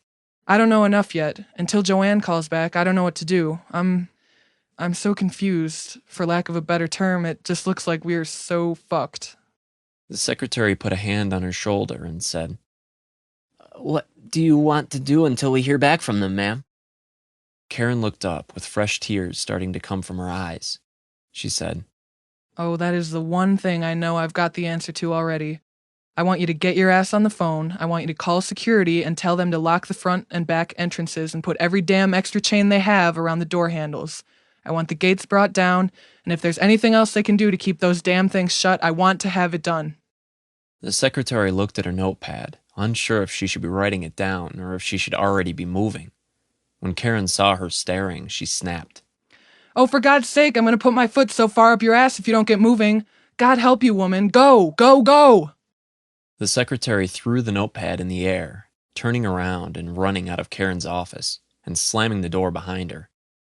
Karen crawled over to her desk, pulling the bottom drawer open and pulled out a bottle of whiskey, unscrewing it and pulling a heavy glass out as well, and then thinking it over and dropping the glass back into the drawer and unscrewing it and throwing back a large gulp of the amber-colored liquor.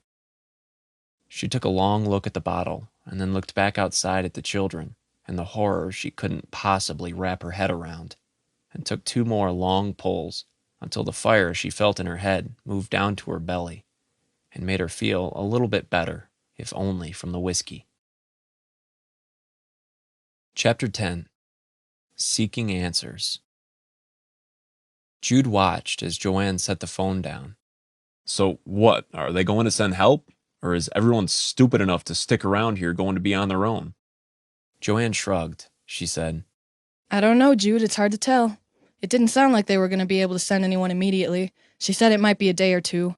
Hopefully, these people in town have got something to eat while they wait for help. Well, I can't imagine what these people are thinking, waking up and seeing hell walking around in front of them. Just hope they aren't dumb enough to go out there and try and help them, Jude said. The doctor came out, wiping the blood off his hands. I got good news, and I got bad news. Joanne stood worriedly for her friend. She said, What, is she alive?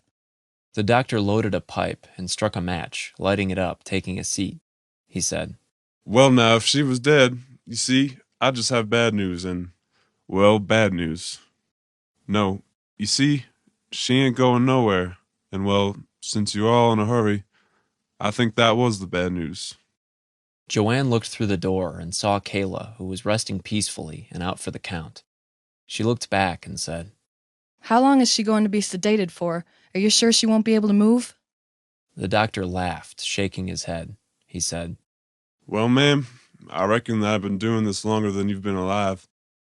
She might move, but it's going to be from the flat of her back. She's going to have some serious pain over the next few days. The only thing that might keep you at ease is that these houses were built to last. This here is my daddy's house, and it is just as strong as it was when it was built in 1900. So she can stay here. Y'all go about your work or whatever it is you think so damn important now. She was just barely coherent when I was working on her, but she said something about trying to figure out the dead and why they're alive.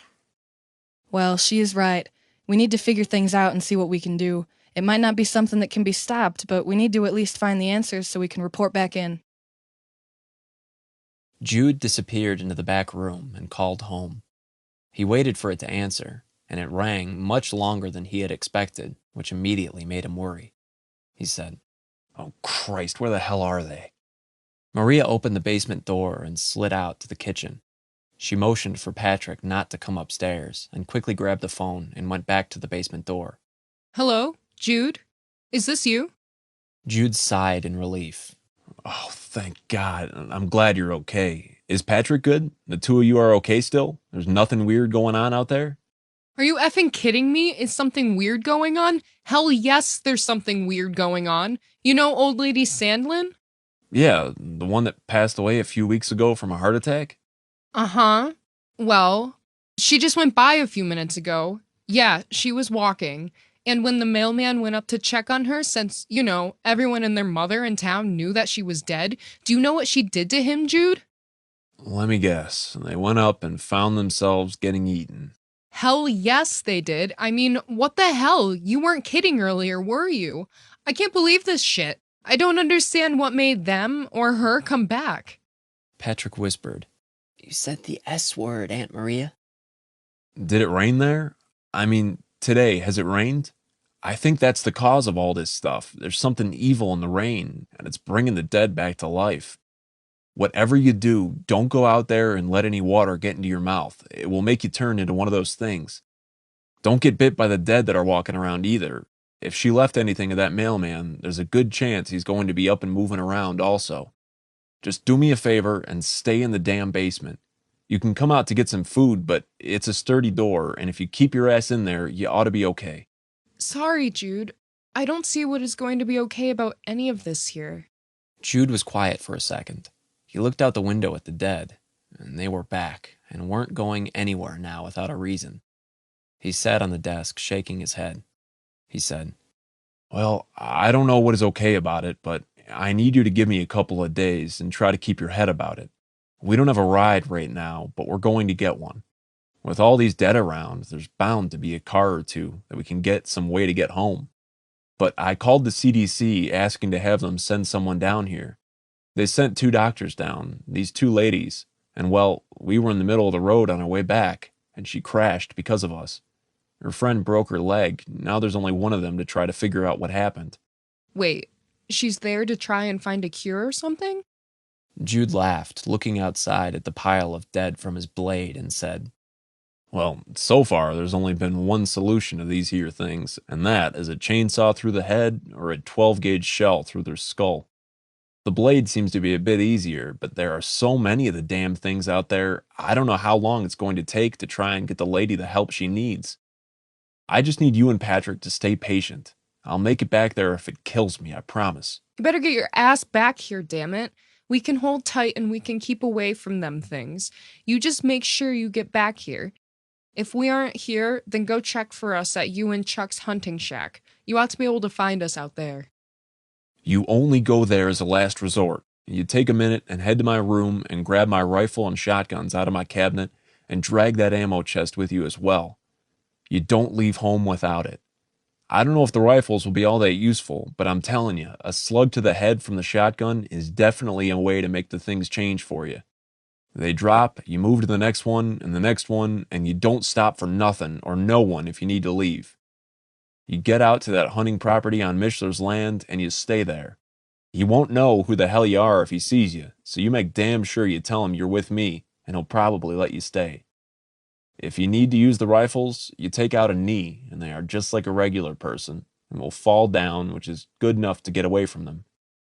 Maria looked at Patrick, who was sitting on the steps to the basement, slamming 2 Hot Wheel cars together, and being none the wiser to the dead that were roaming the streets.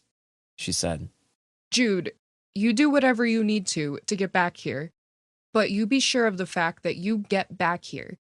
God knows the crazy shit that is going to go down because of this stuff going on. You stay safe, okay, Maria? I'll get back or die trying. Maria snapped. You don't go dying, goddammit. You get back here so we can head out and find it. You get moving now so you can get your ass back here. We got a pantry full of food, and the 2 of us here should be fine to not have to worry about starving. If anyone is stupid enough to break into the house, you put one in their gut. You don't trust anybody until we get back, you hear me? Yeah, that won't be a problem. You just don't go wasting any time getting back here, okay? Jude laughed. He said, You know how you told me we ought to stay a few extra days down here and mess up some sheets with someone? Well, I'd have been home already if I hadn't been busy trying to get laid. Maria laughed. She said, Oh, you couldn't even make that happen, Jude? She got eaten and then turned into one of the dead. It wasn't as if I wasn't trying to fulfill your wishes, Jude said. Oh my god. You're okay, right? I mean, I don't have to worry about you coming back here and trying to eat us, right? No, she chased me out of the room half naked, and I ran into the boys. Chuck used a 2x4 and bashed it upside her head and took her out. That's when we started to learn about the thing, that if we strike them in the head and break it open, that we would be able to take them out. It isn't a quick process, and that's why we started using the chainsaws. Well, that and the fact that it was all we had available to try and do it with. Okay, Jude. I don't think I need to have any more details about what y'all are doing down there. Quit wasting time talking to me and get heading out there, will ya? Just don't underestimate those things. They might be slow, but once they fan out and block your paths, you've only got one choice, and that's to go through them. I don't think you want to have to worry about that, especially with Patrick with you. Don't underestimate the dead. Check. I think I can easily handle that. Like I said, I'm not going outside unless this place catches fire. There isn't any intelligent reason for it. You get back here. Is there anything else that I need to worry about? No, so far the rain and the dead walking are all that you should have to be wary of. All right, well, goodbye then, Jude. We will see you soon then, yes? Yes, I promise. Give Patrick a kiss for me and tell him his dad loves him very much. Jude set the phone down in its cradle, looking at the dead outside and realizing that he might lose his mind if he saw his beloved wife walking the streets again. He pushed up from the desk, heading back out into the main area of the home and its entryway. Well, are we ready to get this started or what? The doctor said. I don't know what cure y'all think you're gonna find. What good is it gonna do knowing what brought them back? Seems smarter to me that you just need to spend your time killing these damn things. I don't know what you could do to kill them besides what I saw you doing with that blade. Which, let me tell you, was something to see.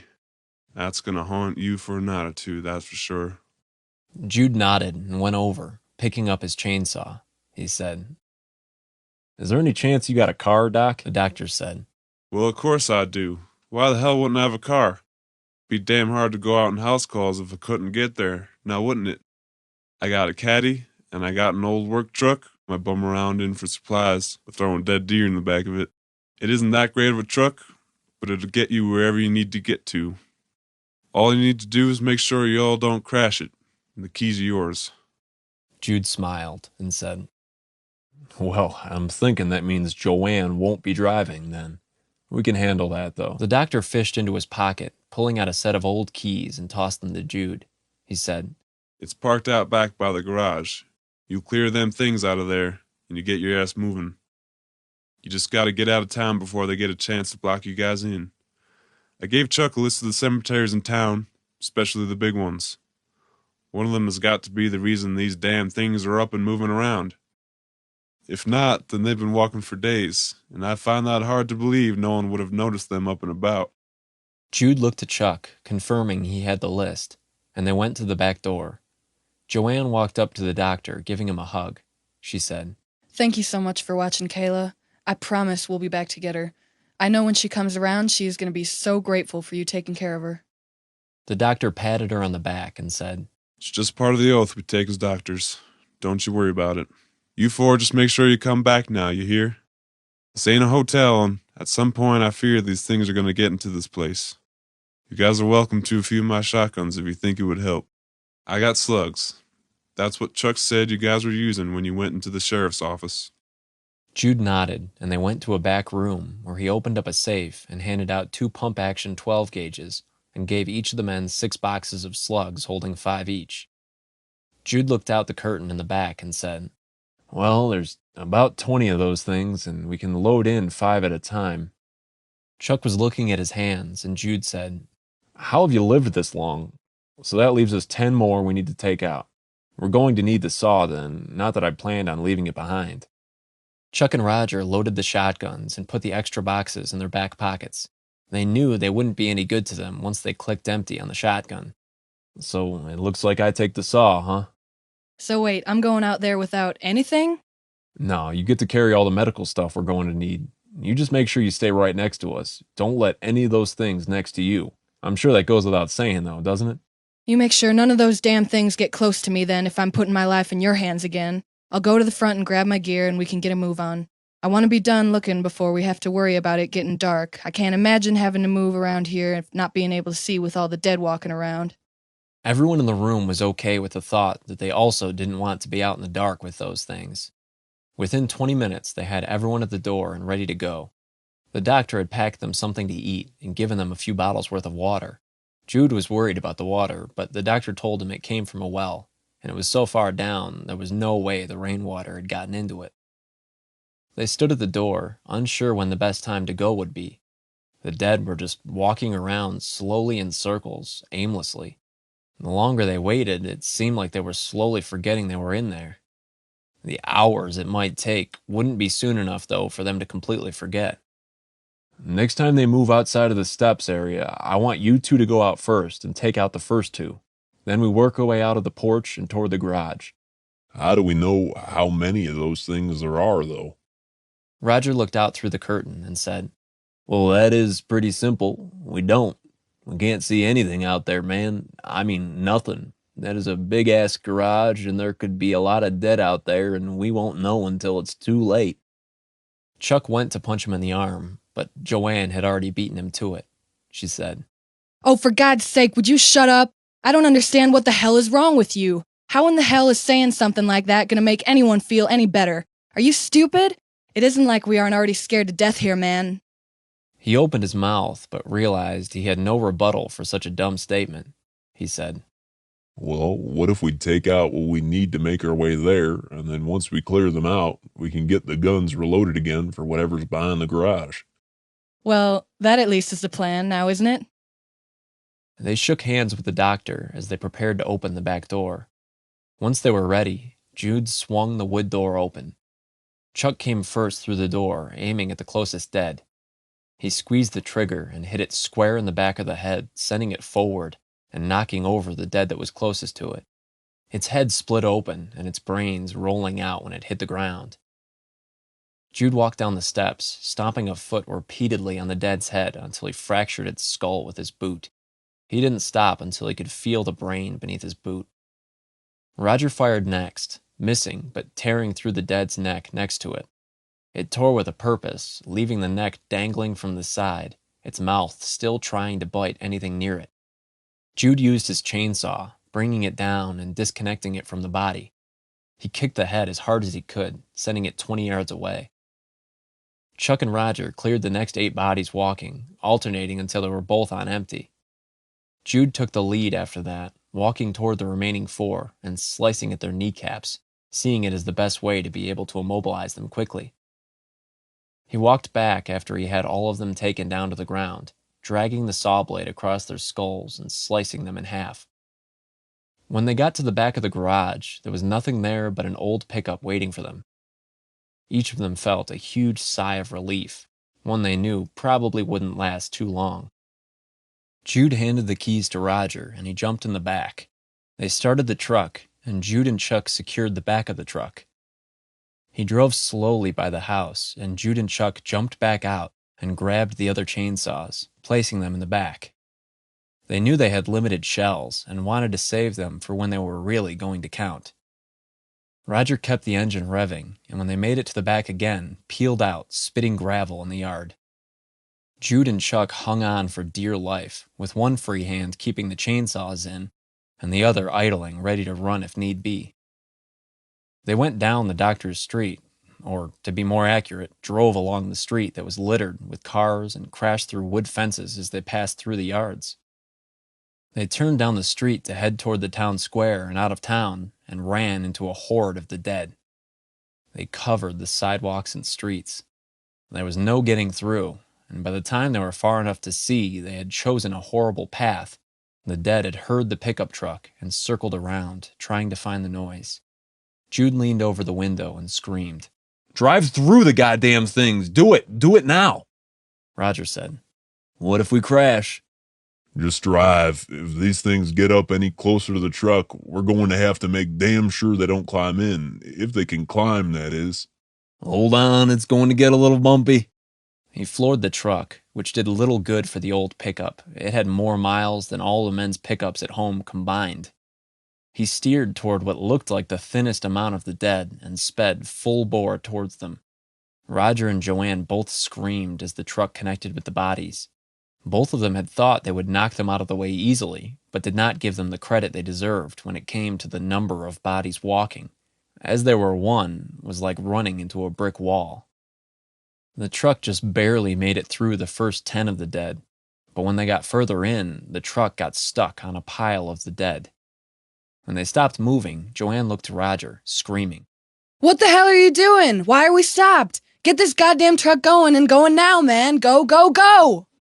Roger just stared at her with a blank expression, shaking his head. He said, Yes, Joanne, this is not where I wanted to stop. I very much want to keep going.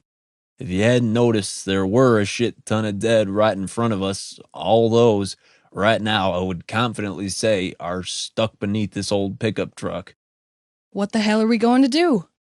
Roger, barely having time to think about it, started to roll up his window, realizing that was going to become something that was a life and death matter in a moment. Joanne did the same thing, seeing that it was going to be imperative the window was up as well. The dead that had been closing in on the truck did so much quicker than Jude and Chuck had expected. What the hell are we going to do now? This truck is not going to go anywhere. Jude stared around, not liking the options, and knowing his only weapon was a chainsaw, he said, Stand back to back. I want you to follow my lead. This is going to be a messy son of a bitch. The two stood back to back, and Chuck looked over his shoulder, taking in what Jude was doing as he could hear the chainsaw making contact with something. Jude was swiping back and forth with the saw, and he was not being particular about what he was chopping off. Chuck's stomach turned as he watched Jude rip through stomachs, arms, hands, and the prize, the skulls. He was making them as immobile as possible, and it did not take Chuck very long to catch on. He revved his own saw and started to bring carnage upon the dead on his side. The one thing the two did not think of was that as they continued to cut into them, they realized they were slowly building a ladder of the dead. Jude said, What are we going to do once they're able to climb into the truck? Jude looked over the side of the pickup and saw they already had a 3-foot pile of the dead leaning up against the wheels on the side of the truck. He said, Well, we sure as fuck won't stay in this damn truck. Just think of this as a temporary fix. I don't know what the long-term answer is here, man, but we are going to have to get out of here. And we need to make sure that as we do this, that Roger and Joanne are still able to get out of that pickup. There's no way we can leave them behind. They'll eventually break in the windows, and we both know what's going to happen after that goes down. You know what really annoys the shit out of me is that we kicked the hell out of this place for a week, making it beautiful again, and now we got no one around to appreciate it because everyone here is fucking dead. Jude could have cared less about the town being torn to hell. There's a good chance the population of the living was going to be scarce. Jude looked around Main Street, trying to figure out where the best place for them to try and escape was going to be. Jude tapped on the window. The dead were too thick on the sides of them to be able to move out and push their doors open. Jude motioned for them to get to the sides of the truck, which neither of them were happy about, since the dead were licking their blackened tongues at the window and hitting their foreheads, trying to break the glass, but not having the strength or agility needed to do so. The longer they were hitting it, the better they were getting. Jude used the axe's back end to go through the glass of the truck. He took the blade around the edge of the glass and put an old tarp that was in the bed of the pickup over the glass, so they could climb out without slicing themselves open. Joanne slid her gear through the window, and she followed closely behind. Chuck was trimming arms left and right, making sure they were going to have the minutes they needed to get out of the inside of the pickup. Roger grabbed his saw, starting it up. Jude pointed to the diner they'd recently fixed, and they ran up over the roof of the truck, and Jude put a foot up into the first of the dead, sending it stumbling backward, giving him the room he needed to jump to the pavement below. He kept a forward-moving momentum, keeping the saw high and slicing into heads, the top halves of them falling to the ground, cut off at the nose. Chuck couldn't see Jude wasn't about to slow down, and he followed with Joanne behind him, lugging her gear, and in the back was Roger, keeping the circle from closing on them.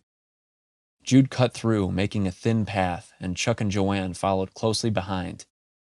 The dead moved in quicker than they could have imagined it happening, and even over the roar of the chainsaws, they could still hear Roger's screams of pain and pleas for help from behind them. They looked back over their shoulders, seeing him being taken down to the ground. His chainsaw was just idling now as he died, and blood squirted into the air as they fell atop him and tore at his flesh. Roger screamed again as they gripped onto his nose, ripping it back and tearing it off of his face. The next clenched tightly onto his forehead and tore away at it. The blood poured out onto the ground and soaked across the dead's feet. Jude tried running back to help him, but Chuck gripped him around the stomach, screaming, No, Jude, we can't. He's gone, brother. I don't like it either, but they're on our ass, and we got nothing left we can do for him. Joanne watched in horror as the quick meal they had made of Roger left them still hungry. Jude took his axe off his back, and with his free arm threw it through the new pane of glass that had just been installed days before. The glass shattered, and the three of them ran through the freshly cleaned diner. The dead followed in pursuit, tripping over the broken window, not being able to lift their knees high enough to make it through. They made it to the back of the diner, hitting the back door with everything he had, and bounced right off of it and back on his ass. He hit at the door, seeing it was locked with a key, and realized this definitely wasn't an emergency exit. The owner knew once it was locked up, no one was going to be getting in through this doorway. Chuck yelled, It's not going to budge, man. What the hell are we going to do now? Jude looked around wildly, realizing his mistake could very well cost all of them their lives. He looked at the large steel door and the dead that were tumbling through the glass window, and knew there would not be nearly enough time to even try to cut the door away from the frame. Joanne pointed to another wooden door and yelled frantically, shaking a finger and pointing. Look, over there! That must lead somewhere. Well, it could just be a closet. Well, if you don't get your ass over there and open it, it's gonna be goddamn hard to find out what it is, won't it? Jude was already moving for the door. To him, any way out was more than good enough for him. He twisted the handle and was rewarded with a locked door. But this one did not make him nervous. He revved the engine and put the blade to the door, carving around the handle, and then put his foot through it, sending the door wildly swinging open. It was pitch black inside the doorway, but when he peered inside and looked around, he saw a thin crack of light coming from what must have been 30 feet up. He yelled over the saw, It must be a new apartment or storage room. Let's get up the stairs before they come in any further. Chuck did as he was told, as did Joanne, and they ran up the flight of steps, each of them secretly wishing there would have been a way to keep the door shut. They knew there was no time to be had, and especially none to waste. When Jude made it to the top of the stairs, this time there was no locked door. Jude looked around, expecting to only see food and other types of restaurant supplies. He quickly realized he was standing in someone's home, possibly the diner owner's place. He could hear the faint whispering on the radio playing low with a Willie Nelson song. He walked in slowly, looking around, and after the shock of this being a home set in, he looked down at the wood floor to see a trail of blood going back toward what looked like a living area with a bedroom and a bath. Jude called out, Hello? Is anyone there? Do you need help? Chuck came through and looked around and said, Hey, is there anyone here? Jude nodded his head, still focused on the blood, and said, Unfortunately, I think there is. Look down at the ground. It looks like somebody might have ran into one of the dead already, which means... Jude did not have the opportunity to finish his sentence. The owner of the diner came stumbling out of the washroom. He had the side of his white shirt painted with blood. Even in the dimly lit room, the three of them could see the chunk that was missing from his side. Jude held up his hands in a friendly manner, saying, You let me know just by saying hi if you aren't one of those things already. The shop owner's reply was a deafening, growling moan, and it ran towards the three, catching the two men off guard. Jude tried to bring his saw up, but he did not have time. He was still getting used to the ones that had been bitten in their speed, which those from the grave had not possessed. It gripped Jude, grabbing his shirt and trying to lean in to bite into his flesh. Jude had his back to Chuck and Joanne, leaving him all on his own. He put an elbow to the man's face, snapping it backward, but since he wasn't able to feel pain, the elbows did very little to help him. Jude kept the man just far enough from biting him to stay momentarily safe. They slammed back and forth, and Jude stumbled backward. The heavy man's weight threw Jude off balance, and then Jude and the corpse stumbled backward, full force, into a large window, which unfortunately was not strong enough to hold Jude and the shop owner's weight. The window cracked, then shattered, and all Chuck and Joanne saw were two pairs of feet going up into the air as they disappeared over the side of the window located on the second-story building. Chuck screamed. The idea of losing his friend wasn't something he could handle. He yelled, Holy fuck, what? Joanne said nothing. She ran to the window, hanging out of it, thinking for sure she was going to see Jude as a meal or with his head caved in from the 2-story fall to the cement below. What she saw was Jude staring at her, his eyes filled with rage and worry. He and the dead landed on top of a canopy that was stretched over the back door entrance. The diner owner was still trying anxiously to get his first bite of Jude. Jude kept the saw in between the two of them. He saw no opportunity to escape without using the saw. Jude wedged a knee in between him and the dead's chest, pushing him up just far enough so that he could put it out of its misery. He gunned the saw and sliced from the diner owner's right ear to his left. Jude was painted in blood and gore and guts everywhere. He closed his eyes and mouth, not wanting to get any of the blood inside of him. Jude jumped when the face was cut free and fell freely down, hitting him on the side of the head. Jude set the saw down, still running, grabbed at the diner owner's face, and threw it far away from him. Jude grabbed a handkerchief from his pocket and started frantically wiping his eyes and mouth. Joanne yelled down to him, Are you okay, dude? Did he bite you? Did you get hurt? Jude stared up again in disbelief. Shaking his head, he looked side to side, seeing the dead's hands sticking up from all around him and feeling them flying at his form, pushing through the canopy. He screamed, Fuck no, I'm not okay. Would you look at this? Do I look okay? Get me up off this goddamn canopy now before it rips and I fall through to the... Jude's luck was not improving any. The canopy that meant life or death to him gave way, sending him to the cement ground below. Jude screamed, Oh, shit! as he connected with the ground and looked up at a circle of the dead surrounding him. Jude reached around wildly, looking for his chainsaw that he could still hear running, and when he found it, he gripped it as if his life depended on it, which it very well did. This time, he did not wave it like a crazy man at their knees. He knew very well the last thing he wanted was their mouths falling full force upon him on the ground. Jude took back the saw as he got onto his knees and tried to stand. The first one to reach in to get a bite of him got their teeth shattered by the motor end of the chainsaw and knocked them backward. Jude finished standing and saw there was one between him and the alleyway, which led to freedom, however temporary it might be. He had one dead in the way, keeping him from going where he needed to.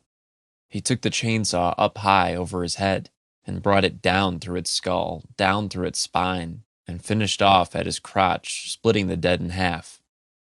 Jude did not give it a second thought as he pushed through the small hole and ran for freedom, screaming, Figure something out! Do it now! as the dead halves fell to the ground. Joanne slapped him on the arm and said, Come on, Chuck, what are you gonna do? Chuck's mouth fell open, shaking his head as he tried to formulate a plan, and he said, What in the hell do you expect me to do? I've never been in a goddamn town of the dead before. I've been places where it's like dead because I'm the only one drinking, because, it's 10 in the morning, but never, ever been through a town filled with the goddamn dead. It ain't my fault I don't know what to do, and it ain't my fault that dumbass fell out of the damn window with a zombie on top of him. Joanne ran to the bathroom where the dead had come out of and saw there was a fire escape attached to the side of the building. Joanne yelled, There's a fire escape. Get yourself and let's get out of here. Chuck did not want to question her and did as told.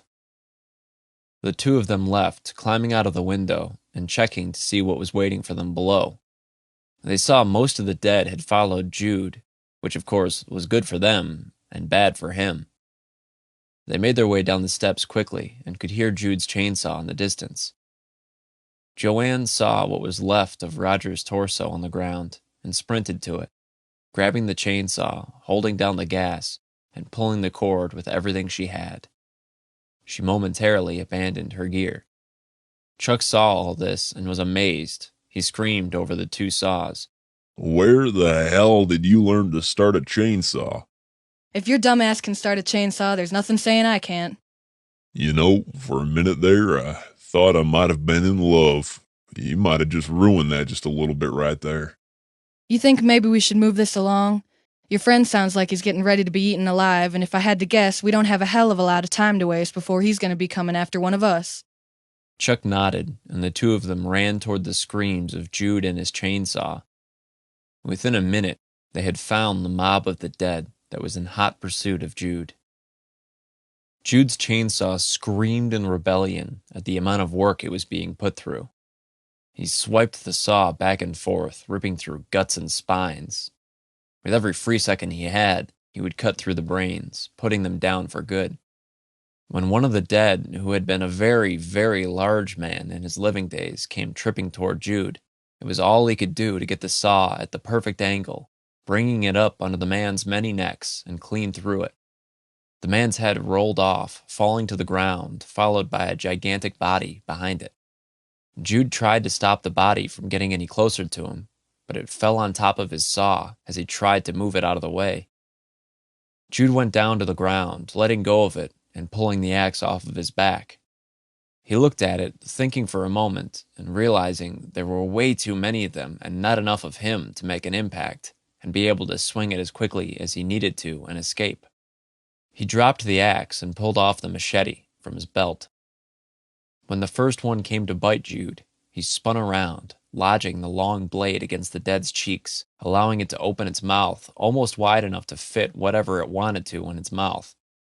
Jude gripped the blade, pulling down and cutting off its jaw, and bringing the machete back up straight under the roof of its mouth and exiting through its brain. The dead in its eyes faded, and it fell to the ground. Jude pulled the knife again. He swung it left and right wildly like a madman, hell-bent on surviving the day and making it home to his family. Jude kept this up for a few breathtaking, stressful minutes, and when he thought all was lost, he heard the sweetest sound he had ever heard besides those of his son as a newborn. Chuck and Joanne's chainsaws revved loudly, coming in hot and heavy, and slicing the dead from behind. Jude screamed at the top of his lungs. "I'm alive! I'm alive! Don't stop! I'm alive!" Chuck yelled back. When the hell have I ever quit on you, buddy? We ain't going nowhere until all these fuckers are dead again. True to his word, he did not stop fighting until the last of the dead was on the ground, finally at peace. When the last of them had fallen, Chuck killed the saw, saving what precious gas was still left in it, and set it down on the ground, extending his hand and trying to regain the flow of blood throughout them. Jude looked up and said, That was amazing, you two. I thought for sure I was screwed. I honestly was saying my goodbyes after my saw had gotten stuck under Big Boy there. It was all I could do to keep up with Chuck. He never needed to be told what to do. He was already on his way knowing he had to do something to save you. Chuck collapsed on the ground, pulling out a broken pack of cigarettes and doing the best he could to make one resemble a straight line so he could get a much-needed dose of nicotine flowing through his veins. The dead that weren't already there were drawn in by the sound of the three chainsaws. When Jude saw them rounding the corner, he said, It looks like it's time for us to move on. Now we need to still try and find a way to get to the cemeteries. Didn't you say Pete left the van keys at the jail? We're only a few blocks from there. Why don't we just go back and get them? The dead are probably gone by now. Jude thought about it, and at that moment was unable to think of a better answer or solution. Jude said, I can't see any reason why those things would still be there if they weren't being enticed by us in a jail cell. I'd like to think that if they got bored, they'd move on. The three headed quickly toward the jail, and to their relief, were finally met with the smallest bit of luck. The jail was empty of what dead the men had not permanently put down. Jude went back in through the hole Roger had made earlier and quickly found the keys still on the cot. He slid back out of the hole, and the three made their way uneventfully to the van. The dead that had been nearing them earlier were far enough away that they were not an immediate threat. When they made it back up to the bar's parking lot where they left the van, the dead were wandering around in the parking lot, looking confused and as if they were unsure of what they should do next. Joanne screamed in frustration from the current circumstances when she saw the dead and said, God damn it, can't we get a break? Is it too much to ask to just be able to go get a van without having to worry about these damn things trying to eat us and kill us? You know, you must not have been paying very much attention, because that's like all that's been happening to us lately. Don't worry about it. We're going to be just fine. All we need to do is give these things a reason to get away from the van. Chuck and Joanne both stared blankly at him for a minute, neither of them jumping at the opportunity to be chased by the dead. Oh, okay, I see how it is. Don't both of you go jumping at the opportunity to be the brave one. Thanks, Chuck. Appreciate your camaraderie, brother. Oh, I'm sorry. Apparently, you've already forgotten about the two of us coming and saving your ass from an entire world of the dead trying to eat your skinny butt. Jude handed Chuck the keys and said, Pick me up a few blocks away. Don't mess around. God knows how many of these damn things are around here. Chuck gave him a short two-finger salute, and he and Joanne ran back behind a dumpster, waiting for the opportunity to make a break for the van when it was clear. Jude started his saw, knowing it would be more than loud enough to draw all their attention again. He was thinking about how his previous evening had ended with him almost getting laid, to almost being killed by the woman, to being chased by the dead, and having to lose a friend, and having to put a friend down. Jude took a long, deep breath, shaking his one free hand, and nodded. Well, here goes nothing. Jude ran out into the parking lot, revving the engine for the chainsaw, holding it up high, and letting it scream and echo across the parking lot. The dead slowly turned their heads, looking backward, seeing the meal, or at least the potential for one, that was moving very quickly. Once Jude put enough distance between the two of them, he stopped running and killed the saw, sitting and waiting for the dead to follow him. Jude watched, waiting impatiently, thinking that at any moment they were going to attempt to come after him.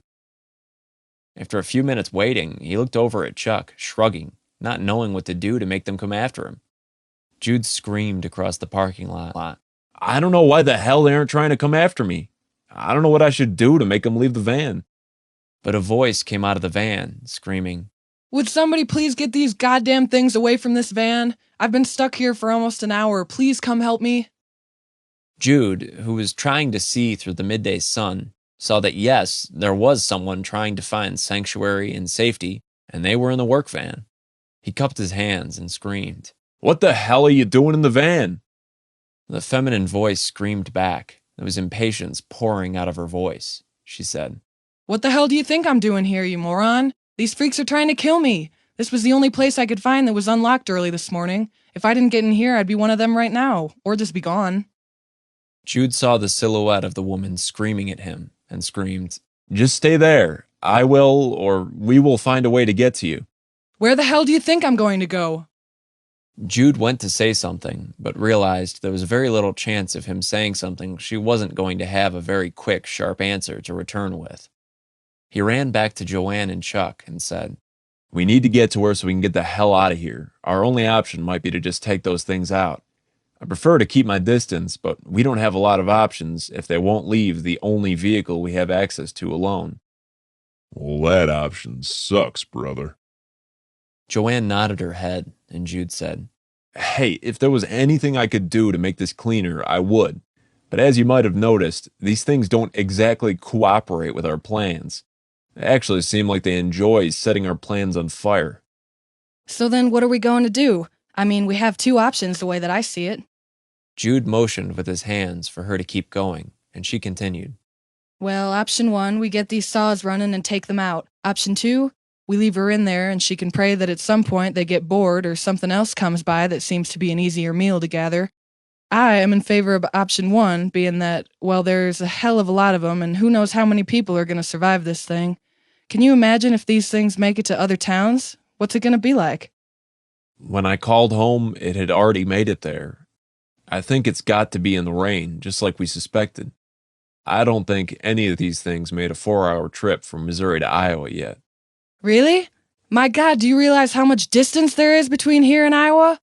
If it's raining and it's being spread that far, that is a lot of dead people. How many cemeteries do you think you guys pass between here and there?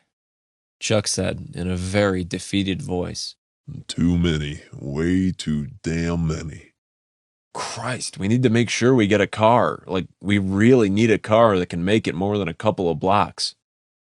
Jude set the saw down for a minute, checking it and seeing that they were beginning to get pretty low on gas. Jude said, We're going to need to figure this out here pretty soon, or we're going to have some problems to deal with. I don't have much gas left. Chuck checked his and Joanne's tanks and realized they had the same issue as well. Jude could see by the look on his best friend's face that he was seeing the same thing in the tanks Jude had seen in his own. So we need to do this quick. We start these and we hurry and take them all out. No, we don't take them all out. We take out just what we need to so we can get up and into the van where we can get it moving. I'll leave the testing stuff here and then we can drive over and pick it up. The quicker we let someone know about what it is, the better. I can't imagine what it's going to take to figure out a way to make the dead go back that way again. I mean, Christ, it had to have been something crazy that made them come back. I can't imagine someone would have done this on purpose. I don't know, but I do know I'll kill every single one of these things if it means that I'm going to get back to my little boy and my sister-in-law. Oh, we'll get back to them. Don't you worry, buddy. We are doing just as much good by helping to figure out what made this start, as opposed to turning a blind eye to it and hitting the road. The things we figure out today might be what solves this reign of hell. If something happened to us and no answers were given out, we would be sentencing the world to a never-ending hell. We do this, we get Joanne where she needs to be with the information she needs, and then let them know about what's causing it. From there, we get our asses headed out and toward home. No two ways about it. With that being said and out of the way, they picked up the chainsaws and slowly made their way toward the dead. They did not give them any attention until they got much closer and started to pull back and start their saws. Jude ran by 5 of them, keeping just enough distance back that none could grab him with their bony, outstretched hands. He cut behind their knees, sending them falling backward, their arms waving wildly as they fell to the ground. Chuck and Joanne came forward, running the saws in and out of their skulls, sending brain and stiff, brittle white hair everywhere, and painting the side of the van with it. A woman looked over the edge of the window, slowly seeing the carnage taking place beneath her, and started to scream at the top of her lungs. Joanne snapped at her. You aren't helping anything, do you realize that? She quickly retorted. I am very sorry. How should I react to seeing a group of people chopping heads in half with fucking chainsaws? Joanne realized, looking down and at the door, that she very much would have shit herself if she had seen someone doing the same thing. Jude and Chuck pushed at some of the dead, cutting hands and then heads off as they reached. Joanne screamed. Open up the door! Do it now! The woman hesitated a moment, and Joanne yelled. You open the goddamn door now or I'm gonna throw your skinny little ass out of there, and then you can try and find someone else that knows how to deal with these fucking things and is willing to take you with. Open the door now!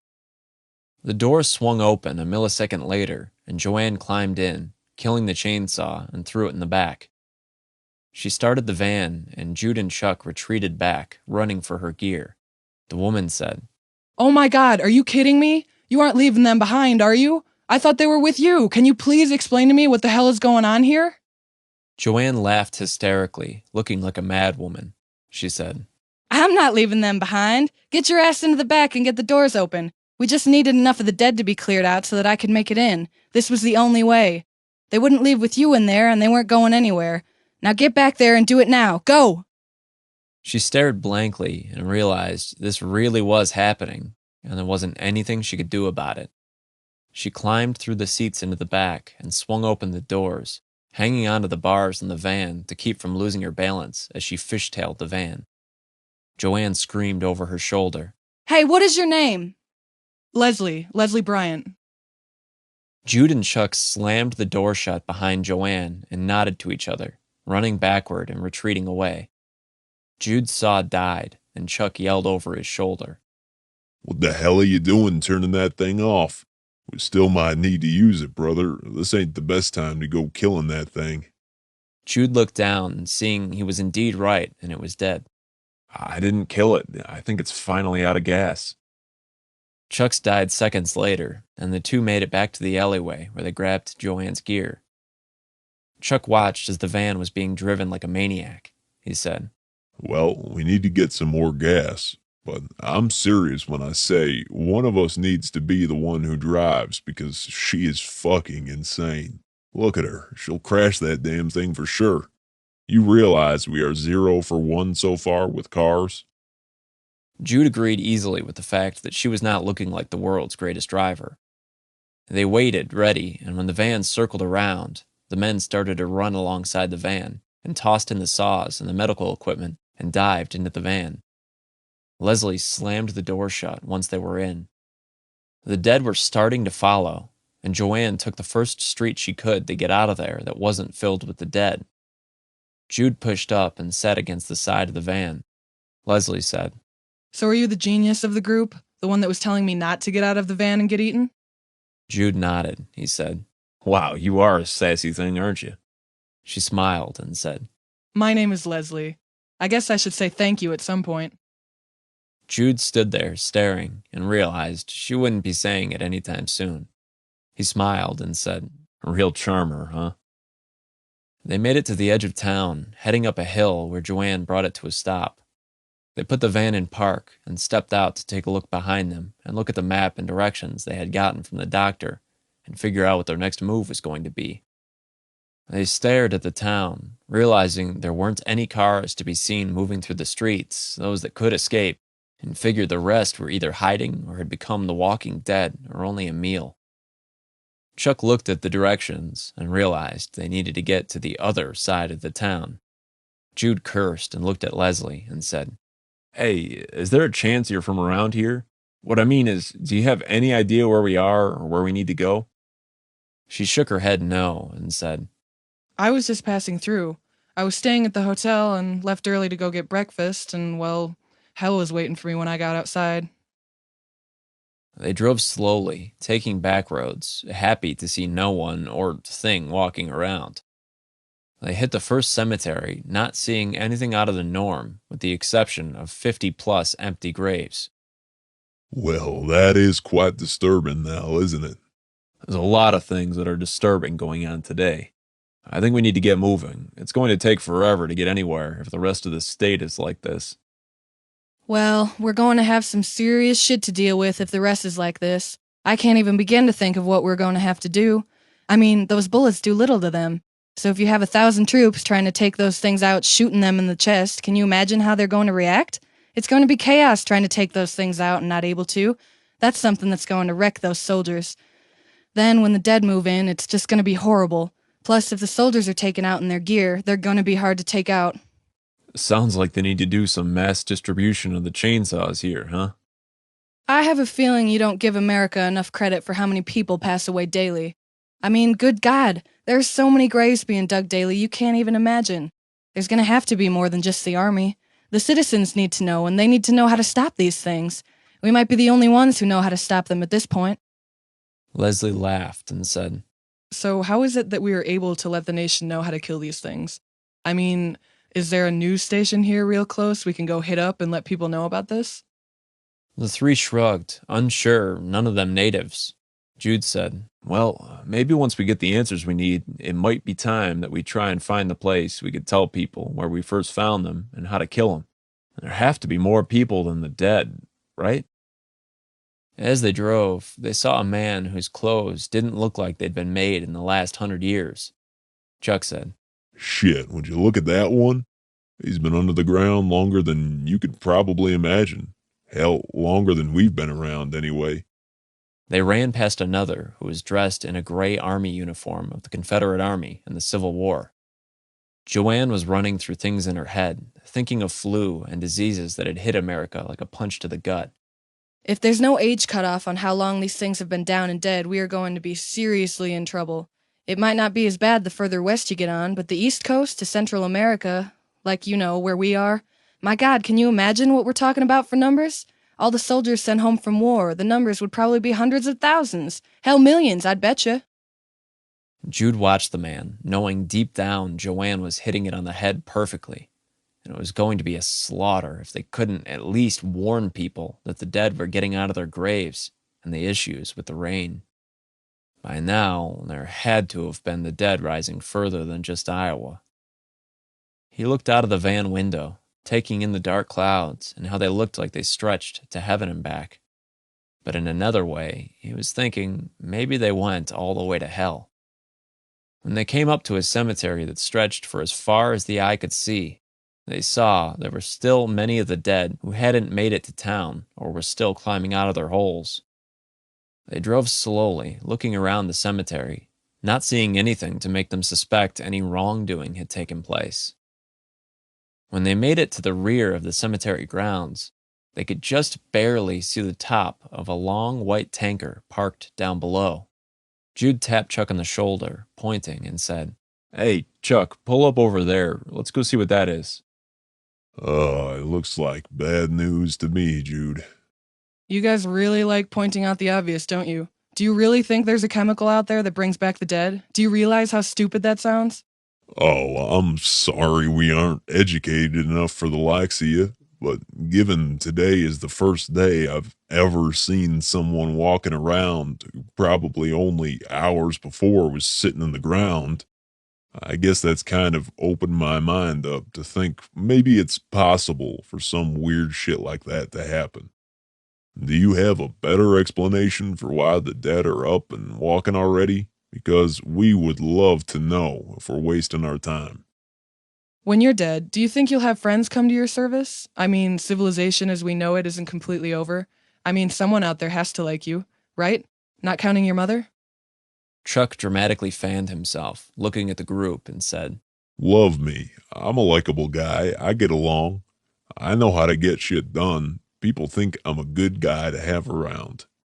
Jude patted him on the shoulder and said, You probably just want to give this one up. I say if saving her life wasn't enough to make her like you, it might be a lost cause. Oh, don't worry. You know how persistent I am. I don't give up on nothing. When they made it to the back of the cemetery, the bold letters, faded as they were but still easily read, said Evans Chemical, made absolutely no one feel any bit better. Jude looked out the back window, seeing the dead were already deciding this was the way to come, and knew the longer they were here, the better the chance that these things were making up the distance with every step. Jude was looking down at the ground when there was a squishy sound. Oh, shit. What is it? What is it? Jude leaned back in the doorway and said, The ground is soaked and wet. I know it rained, but I don't think it rained that much. It kind of smells like that shit, too. You remember how the rain stank when we were walking in it? Well, that gives me some horrible thoughts, given the fact that there is a gigantic tanker there and probably holds thousands and thousands of gallons of God knows what. Yeah, I have nothing that's going to make you feel any better about this. I hate the fact that some stupid ass would have come here and dumped that shit. They probably just figured it was okay to dump it because the people here were already dead. Is it wet enough for me to get a sample? I think you can get whatever you need. I don't think it would be a bad idea, once we're done here, that maybe we run over to the factory and find out what the hell is going on here. Chapter 11. Worries. Phelps sat at his office chair. He had ran his hands through his hair enough times that it was sticking 8 different directions up in the air. Phelps pushed up from the desk and looked out the window at the parking lot below. He was baffled that not one employee had shown up for work yet. He knew the Saturday shift would be sluggish after a busy night of drinking, but at the same time, this was completely not normal, and the parking lot looked like a ghost town. The only reason he had been there at this time on a Saturday was because he had been waiting impatiently all night for the 2 men to come back, and unfortunately, it had not happened yet. The entire night, he had been thinking he should have gotten somebody else to do the dirty deed. He thought if he had more notice of having to get rid of the waste, that he could have found someone better for this, or at least smarter. He paced back and forth, starting to debate that maybe he should run out and try and find them. But unfortunately, he had absolutely no idea where to start looking, because he was trying to keep some deniability available for himself. He looked at the clear bottle on his desk, wishing that it was still filled to the brim with the beautiful amber color and the sweet scent of whiskey. He'd put some effort into devouring it Friday night, and on top of that, put extra effort into not passing out on his desk. He went to his backup drawer and grabbed a small emergency flask he kept there, and put a healthy shot of whiskey into his coffee cup. He slammed it, wincing at the bitterness of the cold coffee, but was thankful for the caffeine in it that was helping him to stay awake. Phelps already knew the answer, but couldn't think of anything else to do to keep himself busy. He knew if the two men had not pulled off the chemical dump, there would be a little work for him to worry about. If they got caught, word would get out about the chemical dump, and the government would be coming to the factory before he could try to cover up anything else. There would be inspectors and investigations he didn't even want to begin to worry about. Phelps spun the dial so he could connect downstairs to the security guard. Phelps said, "Hey, Steven, have you heard back from those two men tonight? Did you have any traffic on the CB radio?" Steven said, "Nope, there wasn't anyone all night talking on one of the truck radios. I've been listening all night and never heard another thing from them. I don't have any idea where they are or why it's taking them so damn long to get done. I should have gone home hours ago." Phelps cut him off and said, "If you want to keep that giant raise I gave you, or better yet, call it a bonus, and I do suggest maybe you don't go home until the job is actually done, I might need to send your ass out looking for those two dumb shits if we don't get any answer or sign this thing when it's planned. If the government comes and we're sitting there pulling back in a giant tanker, shit is gonna go bad, and it could go bad quick. I'd much rather go stash that truck somewhere. Who knows if there's anyone out there already watching." Steven said, "Yeah, I can stay here. That's fine. Sorry about that. You know, I was just kidding, right? What do you want me to do if someone tries to come through the gates? If they come here, you don't let them in. They got shit for a reason to be here. And if they don't take no for an answer, you know that thing on your hip? Use it. I'll give you the best attorney in the damn state if it means we can get any time for us that we need. But you need to be playing ball with me or I'll leave your ass on your own. Do we have a clear understanding of the circumstances at hand, Stephen?" "I totally get it. Don't worry about it. I'm going to take care of things. And just like you said, if anybody tries to come through that gate, I'll get all 6 shots in the son of a bitch. What do you want me to do if there's more than 6 people?" And the fact that he had to ask made him nervous as hell. Phelps snapped back, screaming, You reload, you stupid shit. And that's why I give you more than 6 bullets. Do you have any other questions?" Stephen had many more, but he smiled, knowing when to be quiet. He said, "No, sir, boss," and hung up the phone. He checked his belt, seeing that he did have 3 more speed loaders attached to it, and started to laugh. Phelps went back to the window, waiting impatiently, and could just barely see the van approaching the factory. He hit the intercom, screaming, "Close the gates! Close them now until you know who it is!" Stephen loved trying to decipher who was coming and if they were an employee, but was unable to tell at such a great distance. He ran to the gates, pulling them shut and securing the padlock. Once it was secured, he ran to his guard tower, pulling his pistol and waiting with trembling hands as the van sped toward them. Chapter 12. Hell's Gate. So, do you guys actually have a plan for going up and talking to this chemical factory? You do realize he's probably as crooked as a damn politician, right? You really think he's going to admit to starting the goddamn zombie apocalypse single-handedly? Well, single-handedly with the help of a few people that probably work for him. Well, since we lost Pete and Roger, I think I have a fair right to go and ask him questions. If he doesn't like it, well, I don't give 2 shits. Given my job and my credentials, I have every right to ask that son of a bitch what the hell he thought he was doing, dumping that shit out in the cemetery. And after I get done with that, I'm gonna use his phone to call the CDC and tell them about the storm he unleashed on everyone. By the time I'm done, you'll never see him make another chemical again. It is blatantly obvious this guy is trying to cover something up, right? Don't you guys think we're just going to be one more thing he needs to get rid of in order to keep everything looking on the up and up? I don't think going up there is all that great of an idea. Chuck laughed and he said, Are you kidding me? There's almost nothing we've done today that was a good idea. We should be halfway back to Iowa, but no, we're driving our dumbasses around with 2 strangers, and looking everywhere for chemicals on purpose that turn people back living who've been dead for God knows how long and longer. Like I said, there ain't nothing we've done today that's been a good idea. It's been a bunch of dumb shit things one after another, and we're lucky we're still alive. Hell, we're only 50-50 at this point. 2 men down and we're still going. Well, what do you think we are? Chuck spoke honestly. You're strangers. That's what you are. It's only because of our good nature or lack of goddamn common sense that we're even helping you. Like I said, we should be back in Iowa, where we could at least get the things we need to survive. We're in a land we don't know, we don't have anything going for us, and now the damn chainsaws are out of fucking gas. Jude cut him off and said, We're going to stick this out. One day, someone might even think we're heroes, man. You know what that means, right?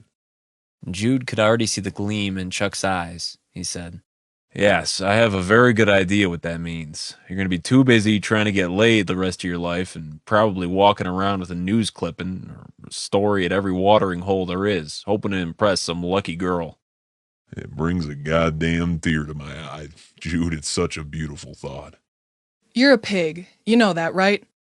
Chuck shook his head no and said, I just got things I like to do, and being horizontal, well, yeah, that just might be one of them.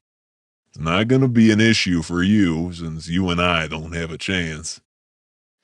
Oh, no. You and I most definitely don't have a chance. Actually, you and I don't have a chance in hell.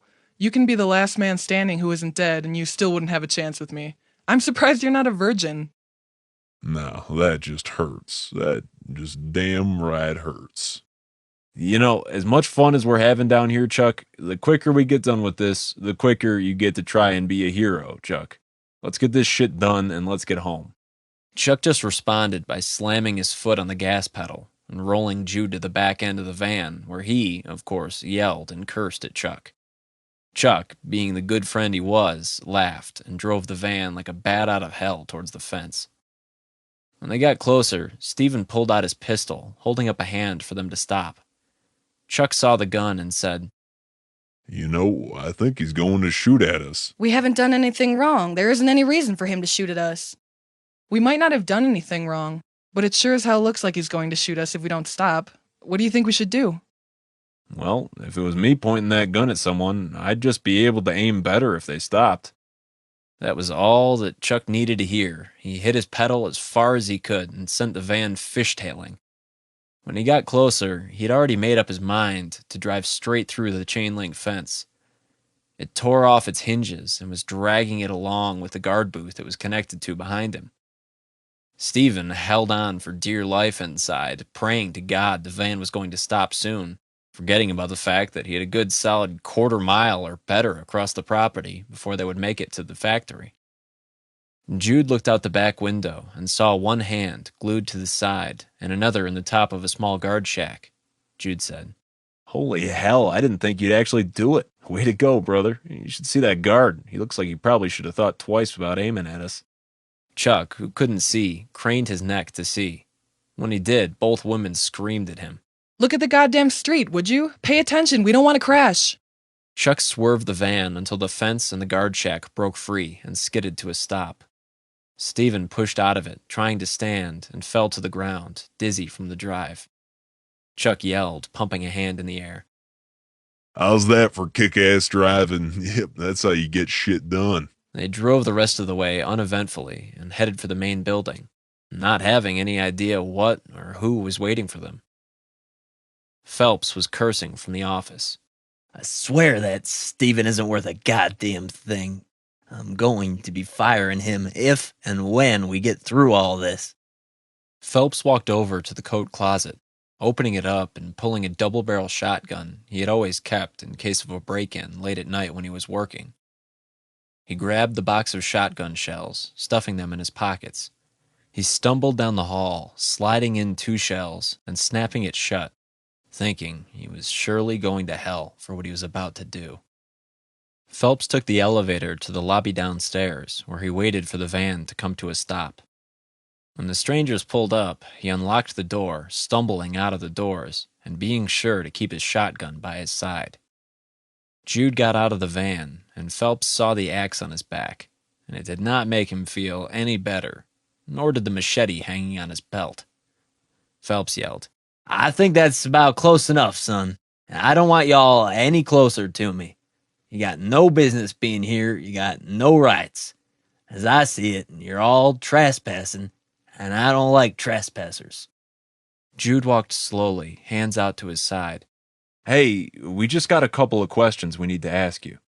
Phelps smiled and said, Well, in that case, he pulled up the shotgun, firing off one wild shot. Jude leapt to the side, dodging the buckshot. It peppered the van, missing Jude, and as he swung the gun in his direction, he pushed up off the ground and ran straight for Phelps. He lifted the gun, drawing straight on Jude this time, but Jude was finally close enough that there were no problems. He gripped the shotgun, lifting it up in the air and pushing it to the side. He gripped Phelps across his skinny frame and tackled him to the ground. Jude was not a fan of being shot at and ripped the shotgun away from him and brought the stock of the gun down hard into Phelps' nose, bursting it wide open. Blood poured down the side of the man's face, and when he screamed in protest, Jude brought it down a second time for good measure. I'm not real keen on people shooting at me. I spent enough time in the military that I sure as hell don't need any citizens shooting at me, you son of a bitch. Phelps screamed and said, Wait, what do you want? You broke my fucking nose. What the hell were you thinking hit me with that? I was thinking I wanted to break your goddamn nose, you son of a bitch. All we wanted to do was ask you some questions. You might be the only person in town left that can answer them for us. Phelps wiped at his nose and said, You aren't the police? You aren't here to look through my factory? Oh, we are definitely here to look at the factory and take some samples. But as far as the jail part, that's going to be up to someone else. As of right now, there isn't a sheriff to put you in jail. I don't understand. What is it you're talking about? Who the hell are you? Who are they? Jude pulled him to his feet and upright. He trained the shotgun at Phelps' chest and said, Well, I'm here cutting trees, and so's that fella there. That's Joanne, and she's probably going to make your life a living hell here in the very near future. That's some girl that was hiding in our van. Her name's Leslie. Phelps stood, holding his nose and trying to figure out what this group of people were doing here, questioning him, and how they had anything in common. Chuck stepped forward and said, By chance, have you been here the entire night? I mean, you haven't left for anything, it seems. You look drunk as shit anyway. I'd say you've been loving on a bottle of something for the evening, huh? Phelps nodded and said, Jesus, you sound like my ex-wives. Yeah, I've been here all night. I've been waiting on something to get taken care of that I couldn't just assume got done. Let me guess. You sent a guy or guys out to a cemetery to dump some chemicals. Oh, and when I say some, I'm really saying a shit ton of it. The ground was soaking wet out at the cemetery, and that shit didn't smell very good. There was a gigantic Evans Chemicals truck sitting out there abandoned. Stupid sons of bitches. I can't stand those two. They're fired. They're gone. Well, just so you know, there's a good chance he won't be opening anytime soon. Anyone in town is either dead, or they're gone or hiding. I guess it's hard to say. But when we were walking back into town to get a girl some help, the cars were flying out of here like bats out of hell. After the rains hit, though, it isn't going to do them much good regardless of how far they make it. Those things are going to be everywhere. Phelps tilted his head to the side, still trying to make sense of what he was rambling about. He said, What the hell are you talking about? You speak, but you don't make a damn bit of sense. I mean, none. I have no clue what you're talking about. Well, when your people went and sprayed all that shit on the cemetery, all those that were trying to have eternal slumber in their graves came back to life. I know it sounds bad shit crazy, but I shit you not. Oh, I see ya. You're crazy. Did y'all escape from a mental facility recently? Or maybe you hit your heads on something very hard. Except that guy Chuck. He might just believe what you're saying anyway. Hey, compadre, we could very easily take you to town on our way out and let you get a first-hand look. I mean, it seems that you are the reason we're all here, so I'm sure you'd like to see what your handiwork did, right? Just do what you need to and get out of my factory. Give me my gun back, you crazy bastard. Jude stepped forward, holding the shotgun with 2 hands, and jammed the butt into his gut, making Phelps bend over in agony. Jude put a knee up, catching the freshly broken nose a second time, and he bent down so that Phelps could hear him. I lost 2 of my men and good friends already today. I lost them because of you. And at the moment, you seem to be the main person that I can blame this shit on. Now, if you don't get your skinny ass up and do what I say, we're going to be leaving you here and you're going to have a skull of buckshot. Now, you can do what we want, or you could see what happens. Are you feeling lucky? Or do you want to be a good boy and just do what I'm saying? Phelps sat for a moment, wishing he had a cigarette or maybe a handgun, and finally said, I don't like you very much. I hope you know that. He held up a blood-soaked hand for help up, and Jude looked at it and said, I've had enough blood on my hands for one day. Get up yourself. Oh, you're too kind, son. Are you sure you don't want to just put that buckshot in the back of his head now? It wouldn't do any harm to me.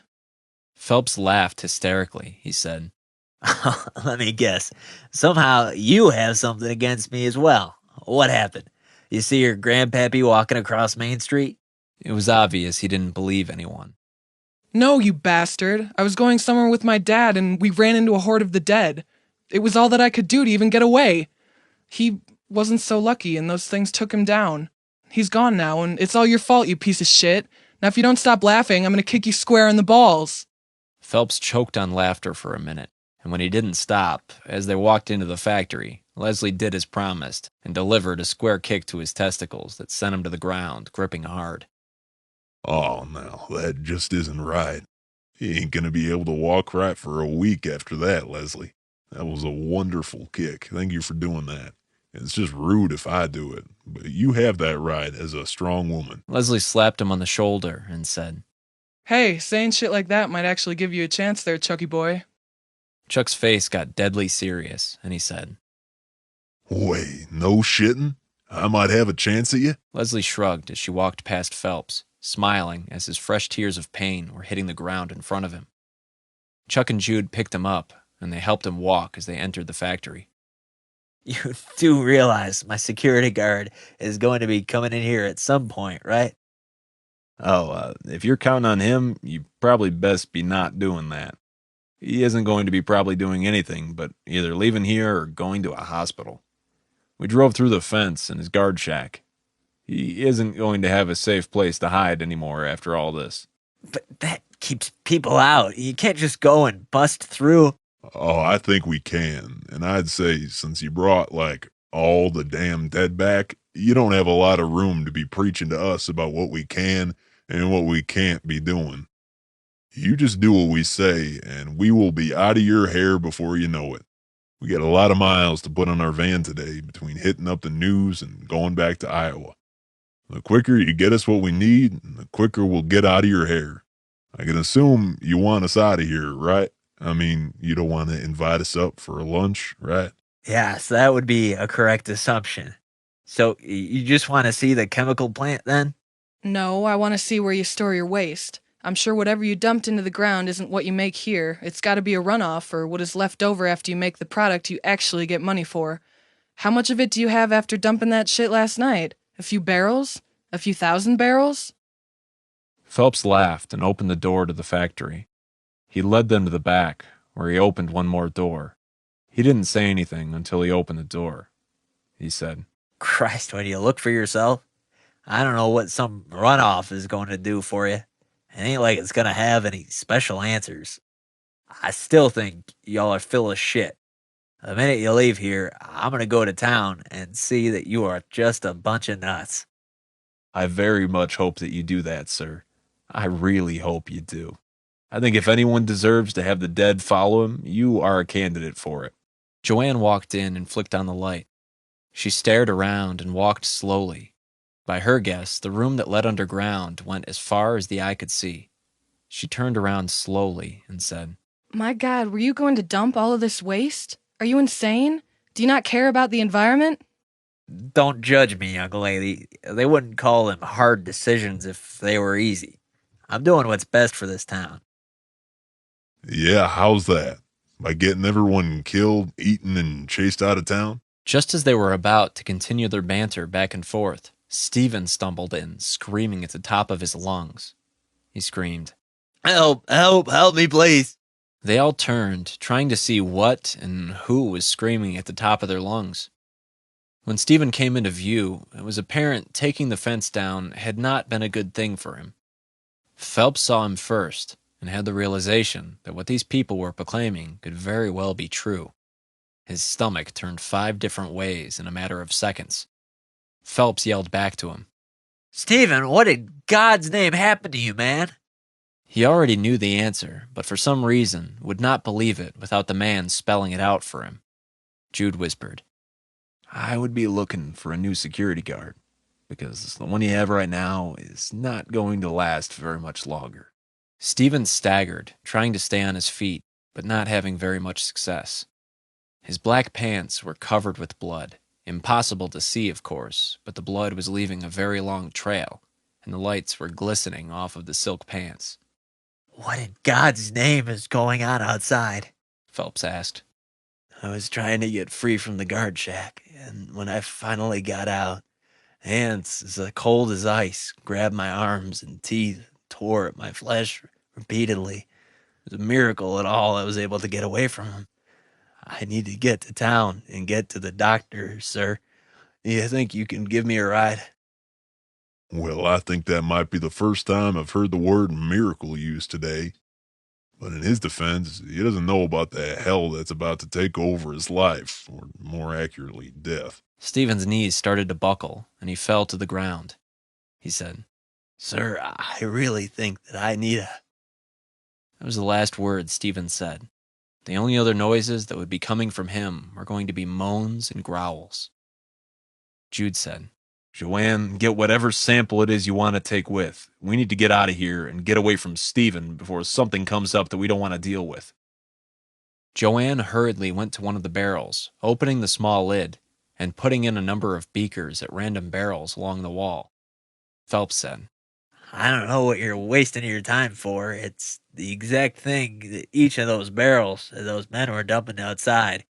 The government was going to shut me down if we didn't get rid of some of the waste. It was very hot last night. This shit must have evaporated into the air, and from what I can tell, went into the storm clouds as far north as Iowa, and I have no idea how far east, west, and south. If this hits the entire nation now, it could take out everyone. Can you imagine the entire nation filled with the dead walking? The dead turning the living into vicious zombies? Phelps stared at Stephen, laying on the ground, and getting a small sense of relief as he was not coming back. Phelps turned around and said, Well, since Stephen isn't coming back, then you guys must be full of shit. You're on crazy pills or tripping or something. But as far as I can tell, something bad happened to him, we don't know what, and he's dead. A moaning came from behind Phelps. His eyes opened wide, and he immediately shut up and stopped talking. That Steven fellow is dead. You know, the one that's standing up and crouching behind you. He's the one that you're so worried about. Stephen started dashing towards Phelps. We need to get the hell out of here. Jude flipped the switch on the shotgun barrels, looking to see if he had 1 or 2 shells in it. And when he saw one of the shells had already been used, he cursed under his breath. Somehow, in all the craziness, forgetting he had a shot taken at him already. He yelled to Phelps. Do you have any more shotgun shells for this thing? Phelps couldn't take his eyes off Stephen. He was mumbling something about how this could not be true, but it was barely coherent. No one could understand what he was saying. When Phelps could finally speak, he said, I'm getting the hell out of here. Screw you all. Phelps ran towards Stephen, thinking he would be able to dodge him. He, of course, was wrong. Stephen tackled Phelps and took a rip out of his neck. Phelps screamed in agony, and Stephen then grabbed the man by his ears, slamming his skull into the hard concrete beneath him until his head cracked open across the back. Stephen was doing this the entire time, and as Phelps' screams finally stopped, Stephen lifted his head up, ripping Phelps' skull in half and gorging himself on his brain. When he looked up, he had blood on both cheeks dripping from his face. Jude walked up behind Stephen slowly, holding his axe firmly in a baseball grip, and took one ending swing at the back of his head. He buried the axe handle and blade into the man's skull. Stephen's shoulders relaxed and his body went limp. The only thing keeping him upright was Jude holding the axe. Jude took a deep breath and asked Joanne, Did you get everything you need, Joanne, so we can get the hell out of here? She nodded and said, Yes, I think it did. We should have more than enough. Oh my god, I can't believe that fucking happened. That's like one of the worst things I've ever seen in my life. Yeah, it just breaks my heart it had to go and happen to such a nice guy. Come on, let's get back to the van and get the hell out of here. No one had any problems with leaving the factory building with the chemicals that brought back the dead. Jude saw a spray paint can sitting outside on a cart filled with odds and ends, and he slammed the door shut, locking them inside. On the outside of the door, he sprayed, "Do not open. Death inside. This will bring back the dead. Do not open." You know, it almost seems like it'd be a good idea if someone stayed here and guarded this shit. What do you think? I think we stop by a phone and have Joanne here call her boss and let him know the shit has completely hit the fan. Joanne nodded, and the four walked slowly past Stephen and Phelps. It took an extra minute to free the axe head from Stephen's head. He wiped the blade the best he could and secured it back on his back, as he had been carrying it all day long. Jude checked Phelps's pockets, finding shotgun shells, and cleaned out what he could, knowing if they were in a hurry, it might be good to be able to buy them some time with the gun. He was not 100% sold on the fact that the shotgun might not be able to take down one of the dead with buckshot as the ammunition. Chuck, thinking the same thing, said, Do you think that buckshot is actually going to be able to do anything to those things? Hell if I know, Chuck. I'm figuring out a new plan, it seems, every other minute. All I do know is I'd rather have this than not. The worst case scenario, if they don't kill him, we can sure take a shot at one of them in a knee. Do you think they have any more of those axes in this place? I feel like I'm walking around naked without some kind of weapon. Just seems stupid. Chuck smiled and just got punched in the arm. He said, I'm growing on you. I'm growing on you. They found a fire extinguisher sign on the wall and went over. Leslie found herself an axe she could take with her. The only one walking without a weapon was Joanne, but she carried her materials and the samples. The four of them made their way back to the front entrance of the factory. When they looked out, they saw the dead swarming through the parking lot. They looked all around again, trying to find a way to make it back to the van, something that seemed to be getting harder and harder for the four of them to do. Jude saw just barely in the distance an entire field worth of tombstones sticking up from the ground. He pointed to them and said, How in the hell can a town this small have so many fucking dead people in it? Do these people not live long or something? Seems like we've been here forever. Even if you go to school, it seems like you still end up coming back to this town eventually. There's nothing better, at least, before today anyway, than what small-town living could provide. You know what? I'm from a small town. I can appreciate that, Leslie. That's good to know, Chuck. Let's get this done so you can go home. I don't need you around me any longer than needed. You know, words like that can hurt. You know you're going to miss me. Like I said, I'm growing on you. I think I'm done with pulling distraction duty with these damn things. The way I see it, this place already has all the chemicals to bring hell on the world, right? So what do we care if we trap the dead in there? They can't become more dead, right? The other three nodded, and Chuck said, So, can I assume at the least you have a plan, Jude? Yes, I have a plan, Chuck. Don't worry, buddy. But I do have some probably bad news for you, Chuck. Oh shit, no. What is it? What's the bad news? You're going to make me be what they come after, huh? You're going to make me be bait, damn it. Oh, don't do that to me, Jude. Please don't do that to me, buddy. Yeah, it's not all that great of an idea now, is it? No, I was just going to say you're going to have to run. These things are walking pretty slow, but it's still not a guarantee they aren't going to catch up to us. If it's going to save all our asses, I'll make sure I can get my ass moving. You don't worry about that. Just make sure we all stay together, everyone. If there's one thing I learned in the Army, you don't go off alone. You were in the Army? Chuck pumped his arm proudly. He said, You bet your sweet ass I was, honey. I mean, Jude and I signed up on the same day. Why, you like a man in uniform? I mean, mine probably wouldn't fit, but it still looks damn good on me. When Leslie smiled, shaking her head, it was that second that Chuck began to realize that, yes, he really was starting to grow on her. Don't go getting carried away with yourself. We could just take it one day at a time. Oh, God, please give me more than just one day to live.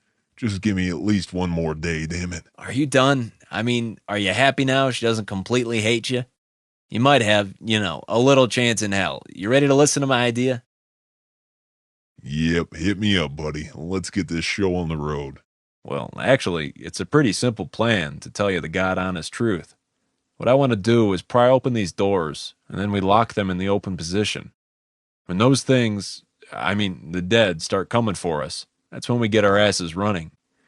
We get moving through, and then we go out one of the back doors, and we'll shut those damn things in there, and then we get our happy asses in the van, get the fuck out of Dodge. Chuck clapped his hands together, jumping a little with excitement at the prospect that they might actually pull this thing off. Now that's a hell of an idea. That's why I get shit done. Yeah, buddy. Chuck walked up confidently to the front doors, opening up the first set in the lock so that they could not close, and then on the second set, he started hammering on the glass until he had every last one of the dead's attention gathered. He swung the door open and started screaming. Hey, you stinky sons of bitches. Why don't you get your wrinkly old dried up asses in here and try to eat me, you dumb shits.